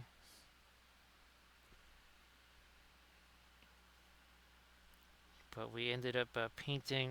Which guy was it on? Oh, it was this guy? Yeah. This one is from the Printing Goes Ever On. We did him last night. You could see his armor a little bit different on that horse right there. Ah, that's very cool there, Jinx. Now, that's not a Blackheart Models bust, is it, Jinx? I could only see a teensy little bit there in passing, so I wasn't quite sure. And again, Jinx, if you want to share anything in the chat, please go ahead and do that. I know that you're probably going to want to be heading out soon to maybe do other stuff. And again, AD, if you want to share anything in the chat, please go ahead and do that. And of course, everybody, please give AD Creations a follow too. Do I need to do? Yes, I might just darken those up a bit more too.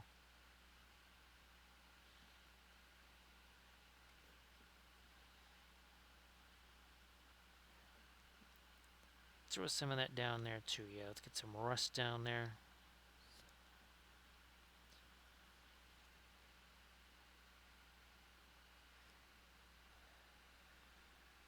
Yeah, we've got the rust working out pretty well, I think, on... Oh, yeah, there's a little bit more on that surface there. Ah, that's fantastic there, Jinx. Again, you want to share that in the chat, please do that. I'm going to get some of my Perline Black. That's that really dark green there. We've been putting in a lot of lights, a lot of mid-tones. Why don't we also do some even more extreme darks here? Trying to get a little bit, there we go, more of that on his shoulder.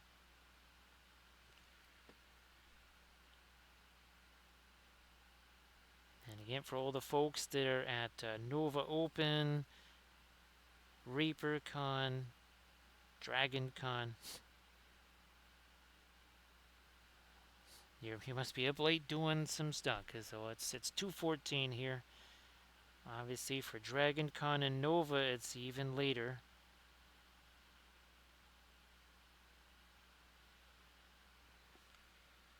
Let me see if I can. No, maybe I will just let that be the darker. I was going to maybe try to almost get some mud on there, but maybe we'll just here take this blending brush, incorporate those together.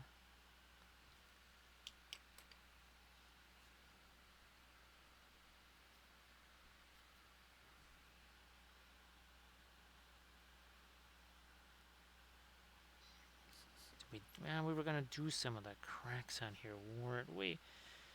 Just using the Van Dyke brown, keeping it simple. There we go. And remember, it's got to just kind of stay on this this one drum right there.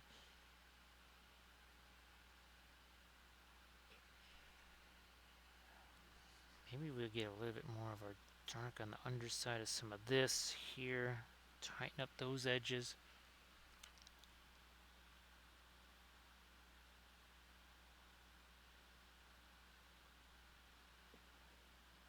Darker blue there, maybe? Maybe.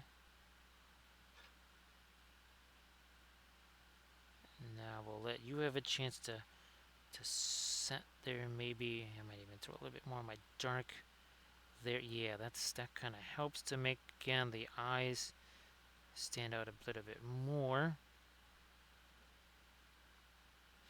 I might even do this a little further here. Maybe not that much of the indigo.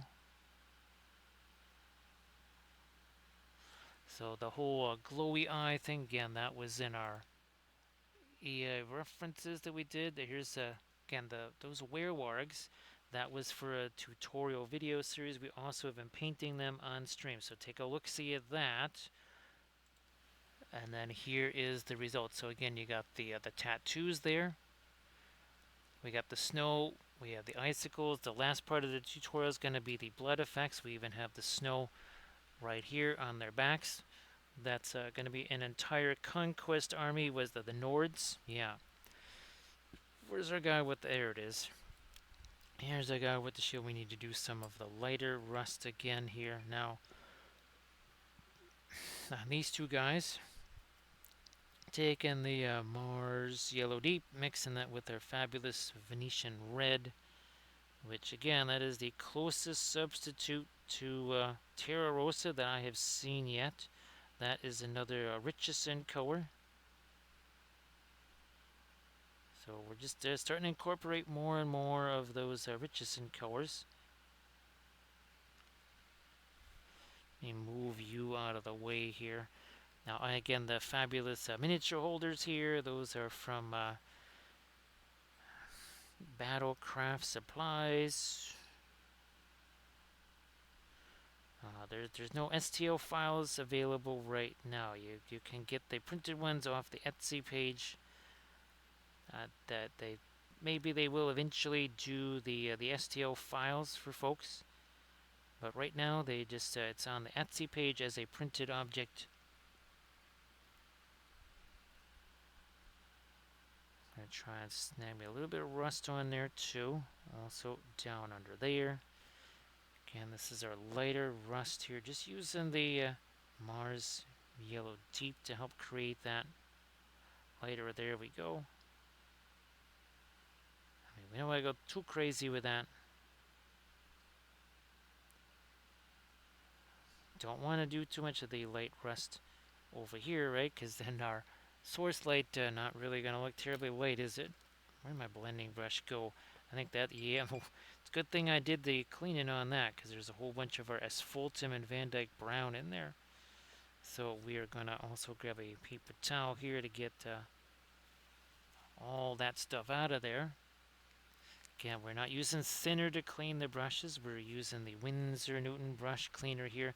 And oh look, it works for dried acrylic, not hazardous, no vapor. So again, we are not using thinner for that. There we go, blending brush, just going to smooth that out. Same thing there. There's a weird little bit of a line there. Now it's, well, not there anymore. All gone. All went away. A little bit more of a rust down there too.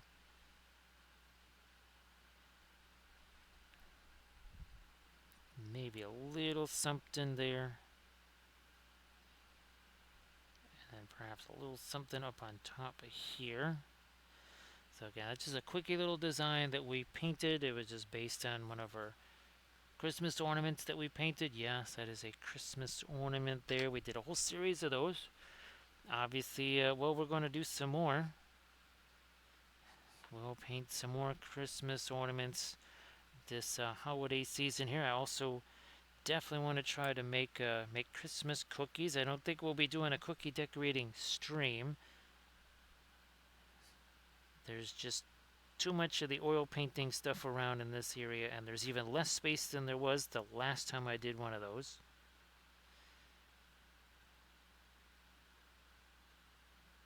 I don't think I will be making gingerbread arrests this year, although we could do it if we choose the Lego approach to gingerbread houses. And that would be to just basically make 3 or 4 sizes of just generic flat pieces, almost like Lego bricks. And also, it was suggested just to use hot glue. Forget the royal icing. And of course, we would then have to definitely play a game on gingerbread arrest, because it would be, of course, done to it would be done to Lord of the Rings scale.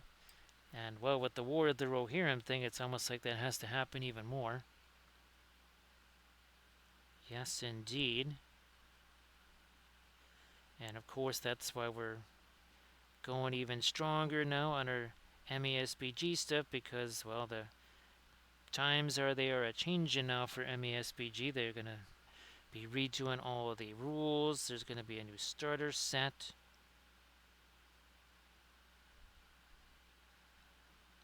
More of our dark there.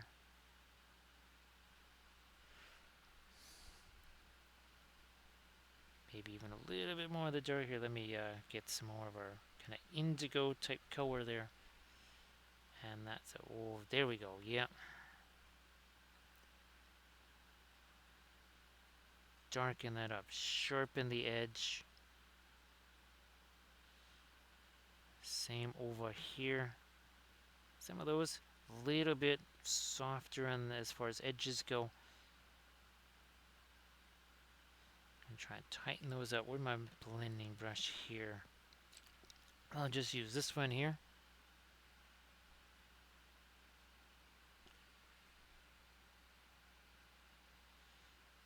Just like that. Again, pushing some of that, some of the color into what's surrounding it there. Now we almost need a bit of more of a horizon line right there.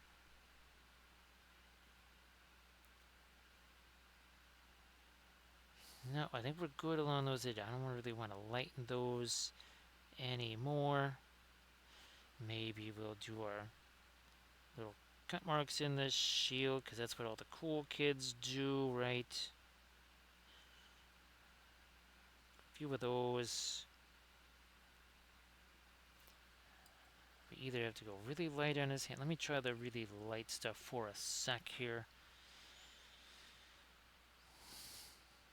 I guess we'll just use that fast matte white. Maybe, I guess a little bit of the, as we like to call it, radiant indigo. Well, it is not radiant indigo.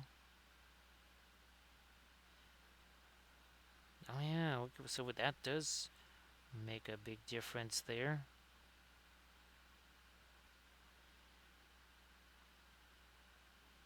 Yeah, oh, this is another area where we were lacking some of our lightest light there. A little bit right along here with some kind of tassel or whatever is here. So again, these are Morgul Knights, and they're again being painted to match our terrain board. Don't think I'll be able to fit any of the terrain on camera here to paint that on stream. Not only are there there's some really monstrous pizzas that also have a whole bunch of pieces to them. And you kind of have to do a bunch of the painting all together and then sort of take it apart just to do, whatever detail or something, and then you got to get that put back together again. Now, AD, the film noir, actually on these shields, this is kind of where it really gets interesting that with the film noirs on the shields, because watch what happens to all of our rust there. Wow, look, we cleaned up those shields really good, didn't we? Look at those shields clean up great. We just got rid of, we hit some Rust-Oleum on there, or Rust Be Gone, or whatever. Oh, wait a minute, now that we bring back the color, back comes the rust. This is classic red versus green, right? Doesn't get any better than that. So have a good night's sleep there, AD. Thank you so much for being here. And of course, again, everybody please give AD Creations a follow if you could.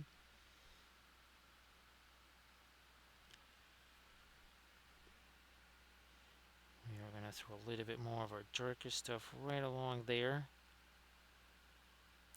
Maybe a little bit down there. Oh, and let's catch a little bit more of the lighter blue on his foot here, I think. Yeah, we should do that too.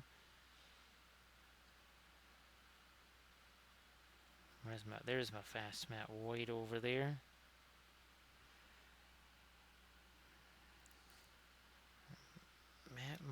That might not be the right liner, but let me try this one here. Gonna get some of the paint out of there. thin this down a little more, but not too much, because otherwise it will turn into a pin line wash. Catching the edges of this here.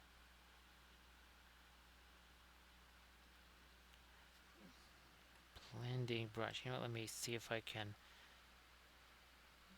get some of that Prussian blue on that brush and then do a little bit of dry brushing of that here. Before we come back with this really light stuff. Neshlin, how you doing? Happy Saturday there, Neshlin. Thank you so much for being here again. Appreciate that.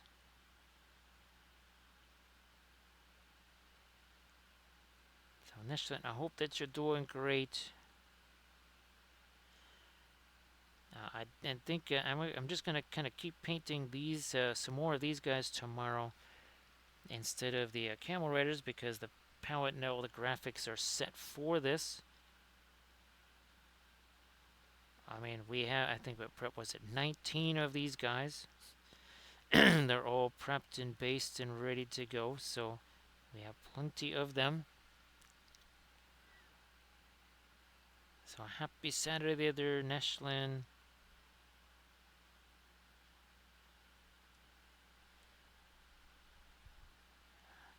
Okay, you know what? We're going to get a little bit later on his finger down there, too.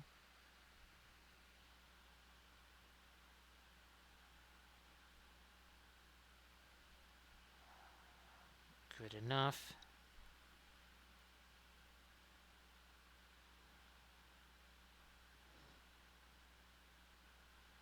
Try some more here. Lighter there, again, because of that. Casting a light over here. Remember, our little flashlight even showed a bit of a shadow that was being cast by his hand. We try to get that right there. Little bit, teensy bit of a shadow. I'm not going to go too much more with the reflected light on the inside of that light. I think we'll just leave what we've got there.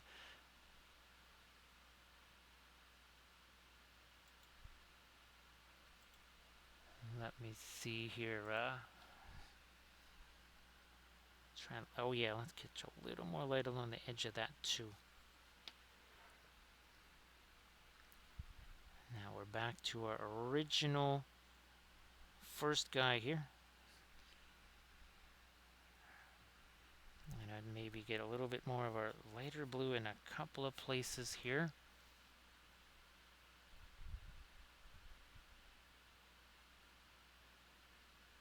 Let me try this again here.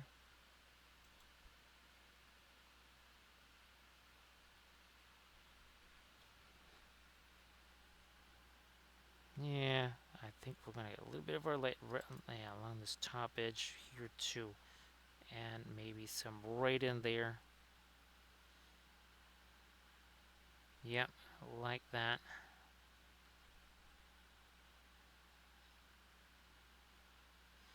A little more reflected light there.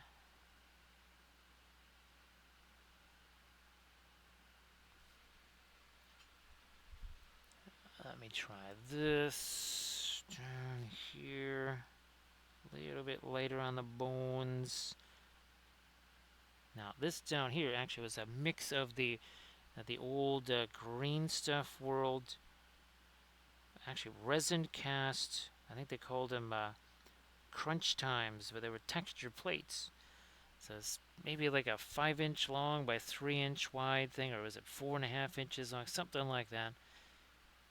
And various textures.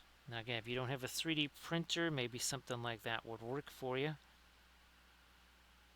Obviously, much more flexibility and workability with the 3D printed stuff. From that was above come Make It Epic basing. But again, not everybody has themselves a 3D printer. Understand that. They're not the easiest things to use. They can be tricksy and false, that's for sure.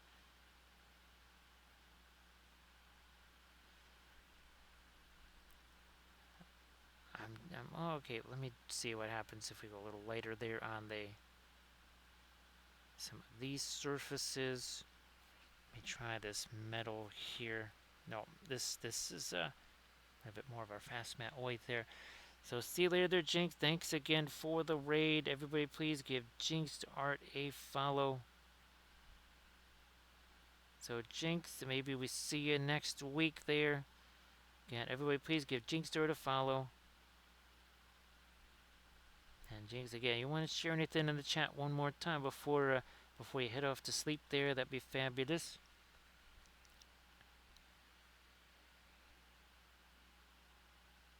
What do we got? Yeah, more of our light there. Again, it's right next to where the this. Oh, you know what? Let's also sharpen up the edge of that. Now we have to kind of go the other way. Let's get some of our Prussian blue back into this. Also some of the floral blue here. It's kind of more of a glaze. There we go.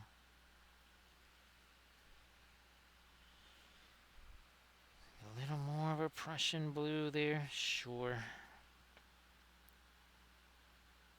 Yep, okay, that works, that works. Now this, I think that, oh, yeah, see, that's lacking a little bit of our lighter blue. Let's do that. We got it here. Mixing the radiant blue with the fluorescent blue, and this is, again, all oil paints here. This is 100% oil, start to finish. And all of these were started on stream 4 hours, 26 minutes ago. So just a little, well, 4.5 hours. And that would be 2 cavalry miniatures and 2 infantry figs with full-on object source lighting, even freehand. Obviously, your non-metallic metal. Some complex basing too. And all that made easily possible by the oil paints. Why? Because well, we didn't have to do a lot of blending, right? We did kind of almost like a dry brush sort of a set on everything to establish the various lighting. From there, we did essentially almost like a pin line wash slash glaze type of a thing to kind of re-establish all the darks. And then we did the rust and the weathering. And from there, we just kind of moved on to more of the finer details. Some of the lighter rust.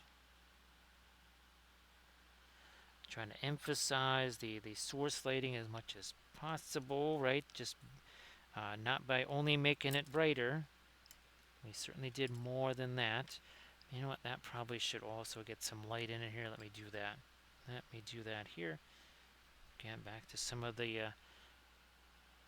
floral blue, but yeah, I think that should also be lighter. I'm just looking for my one blend. There you are. Just wondering where you were hiding. Okay, that's as much better. Maybe we lighten this up a little more. I don't want to go too light with that because, well, that is supposed to be cloth, and I don't think this, yeah, this is not armor right here. I want to make sure that the armor is the part that gets the lightest light, like that. Hit that little spike there. Also, some of those.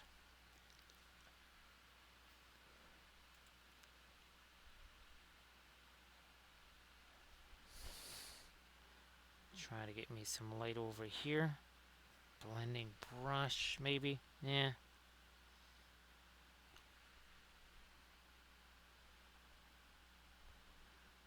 Gonna gonna try it maybe yeah, on the little skeleton bits over here. We might try to get a little light on some of these that are out here. Not the ones underneath the horse that really should be more in shadow. And again, all of the value down in there, that's basically just that was our little bit of a glaze. Now we're going to do some blind blending of a little bit of mid-tone down into that shadow area there. Try some of this, yeah, a little more thinner on this lighter green, I think. It's got some of the yellow in there too. Now we're going to take that and we will blend that in with what's already here. Once again, hopefully not too much. Okay, good. I was a little worried we had too much thinner on that brush. Blending brush here.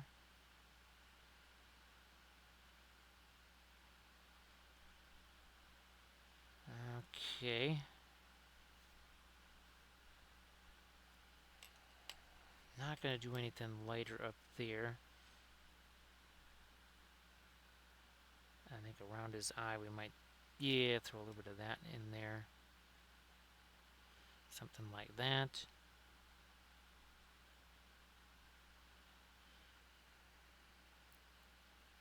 I think, yeah, I don't really want to do, not going to do any cut marks on the shiller. We've done a bunch of those. Yeah, we've already done a bunch of those. Let me see. Okay, that's not what I was thinking that was. I'm just going to do a quick little search here for something. Let's try that.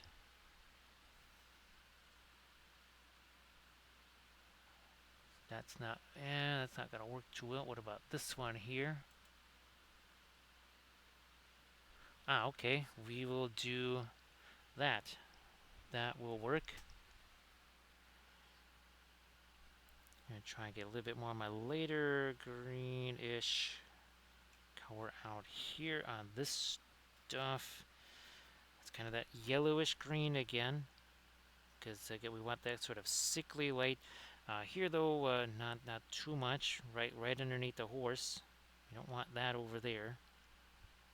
Oh, by the way, a bulletin board cork, a very material with a lot of utility to it. You can do so much with that.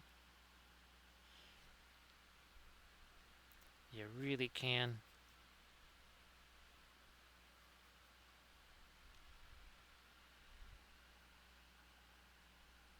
Gonna catch, yeah, a little bit of some light on the edge of these here. Yeah, not where this is going to be blocking it. You can see that is open there. Now where we have the base edge there, that's going to be our blackest black as always. Pricey stuff, but boy, it really does the trick. Fine, we'll use this as a blending brush then.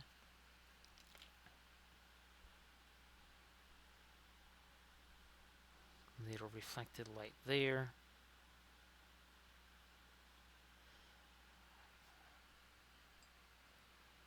Good. We do still have some of our bluish green. That's getting the phthalo green, a little bit of the floral green, and then our radiant blue in there too.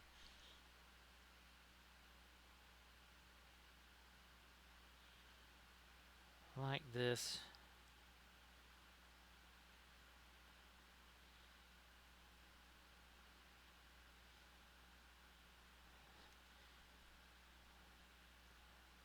Nope, I'm not going to try and make that any lighter there. I was going to use some of the cooler green on that.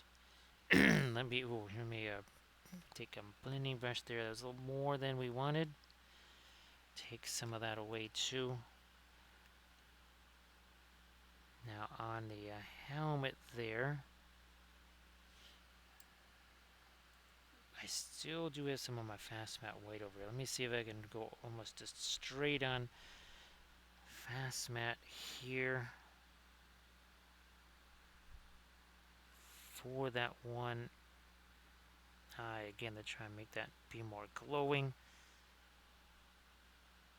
It might not really be viable. It might be too far back there to reach.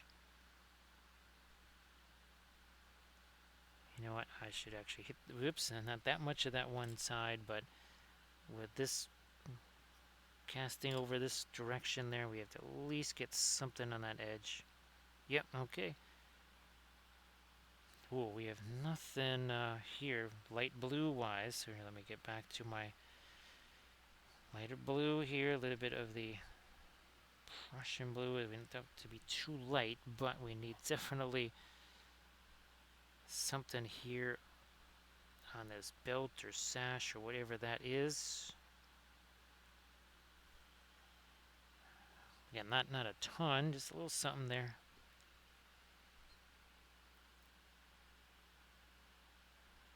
Again, to indicate that, like coming down into that area.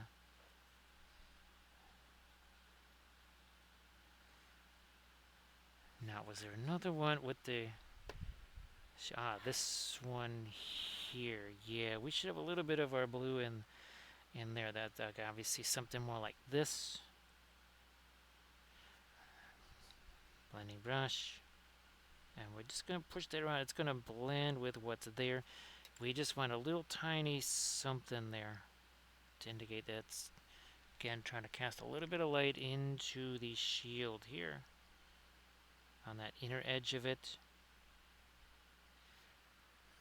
Slightly lighter here, maybe.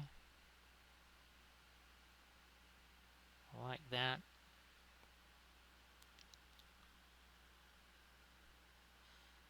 Alright. I guess I'm just going to let more of the blue hit that skilly friend over here. But we need, it's like some ambient whatever. Let's try this. That's the ice blue. Actually, a little bit of the Terrosa getting in there. There we go. Because on this side here, we really don't have that blue glow on this side. We do need to catch some edge of this thing here. Oh, and yeah, that probably shouldn't be blue over here either. I'm going to take Mr. Blending Brush. We're going to do this. And now all of a sudden that becomes more of a gray. That was some of our, almost like a skin color right there. Let that mix with some of that bluish gray that's already on the skull. And then it became that much more of a gray. We really don't, I never buy gray colors. Like Payne's gray, it's not really a gray. It's an actual color. As evidenced by our latest tutorial video where we had Payne's Gray Violet and regular Payne's Gray, and boy, the Payne's Gray, the regular Payne's Gray was almost like indigo blue by comparison. It is well, at least the Williamsburg version is a potential substitute for indigo. I would not say, I wouldn't go with a Winsor Newton on that tack right there. Definitely not.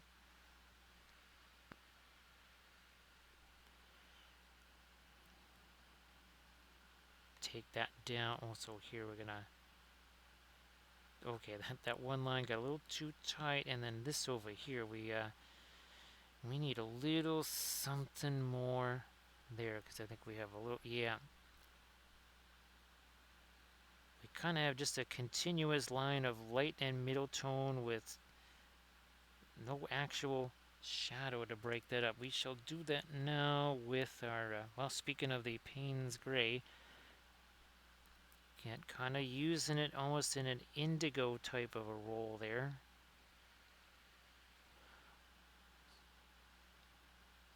It's a much more neutral gray. That's the other thing that's missing, is these shoulder things here. They should have a sharper angle on them. They're not actually rounded. There's an edge in the middle of that. Just trying to use what's left of our fast matte void here. I don't know if you can see what we're doing. Yeah, I think you can here. Trying to establish that edge, and then this actually here should be almost. We did that darker color in there. That light makes more sense now. Let me see if I can use this as a blending brush here. We can. Yep.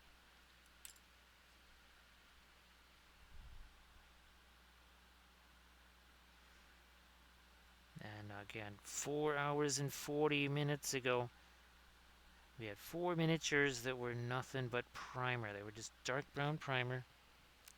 Ah, here we go. There's her. So yeah, that's what he and his 3 buddies looked like 4 hours and 40 minutes ago. Wee bit of a difference. Just a little bit. Oh yes, we did freehand too. What do you know? All done with the oil paints to get right out of the tube. Traditional artist oils. Not tons of colors either. Some of the basic and essentials, well, something like a Terra Rosa Mars Red, Mars Black, Indian Yellow, either Egyptian Violet or Dioxazine Violet, Naphthol Red, Phthalo Green. You can get Phthalo Blue, but I usually use Prussian Blue. Obviously, there's the Indigo. You can have something like, say, a Perline Red, or even, I guess, alizarin Crimson as well. Quinacridone Magenta, not a bad color to have around. Something like either a Hansa Yellow or Brilliant Yellow Pale, or I think some people maybe try to use Naples Yellow also. Big 3 brands: Gamlin, Winsor Newton, Williamsburg. Kind of adding a 4th one, and that's the Richardson colors. Mostly because there's just a few things they have that the others don't, or that maybe is a little bit less expensive in the Richardson than, say, some of the other brands. I generally wait until Dick Blick has a big old sale, their big old winter sale that they had. I was February through March. There was a whole bunch of colors I got then. Because, boy, they were way, way, way less expensive. Darn near half the cost that they would have been otherwise. So that's not a bad way to, you just kind of get some of your essentials, and a lot of those essential colors also happen to be much less expensive. Of course, with the oils, you're going to want to have that cleaner that we mentioned, the Winsor Newton stuff. You're also going to want to have the high quality odorless thinner, and you're also going to want to use not a lot of it. Less is more. More is always way too much.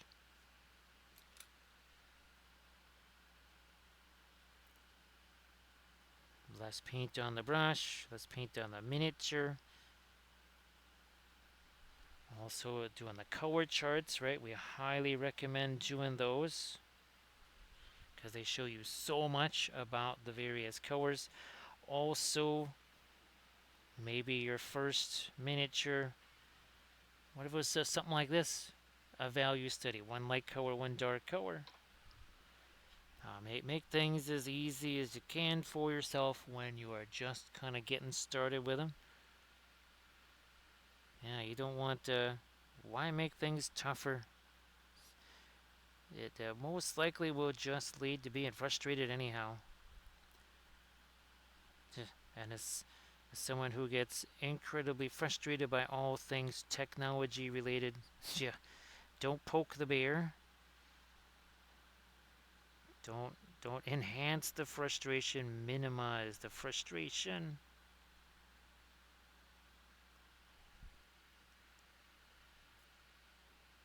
Now, as we do get closer to our 5-hour mark here, well, and it's almost 3 in the morning here.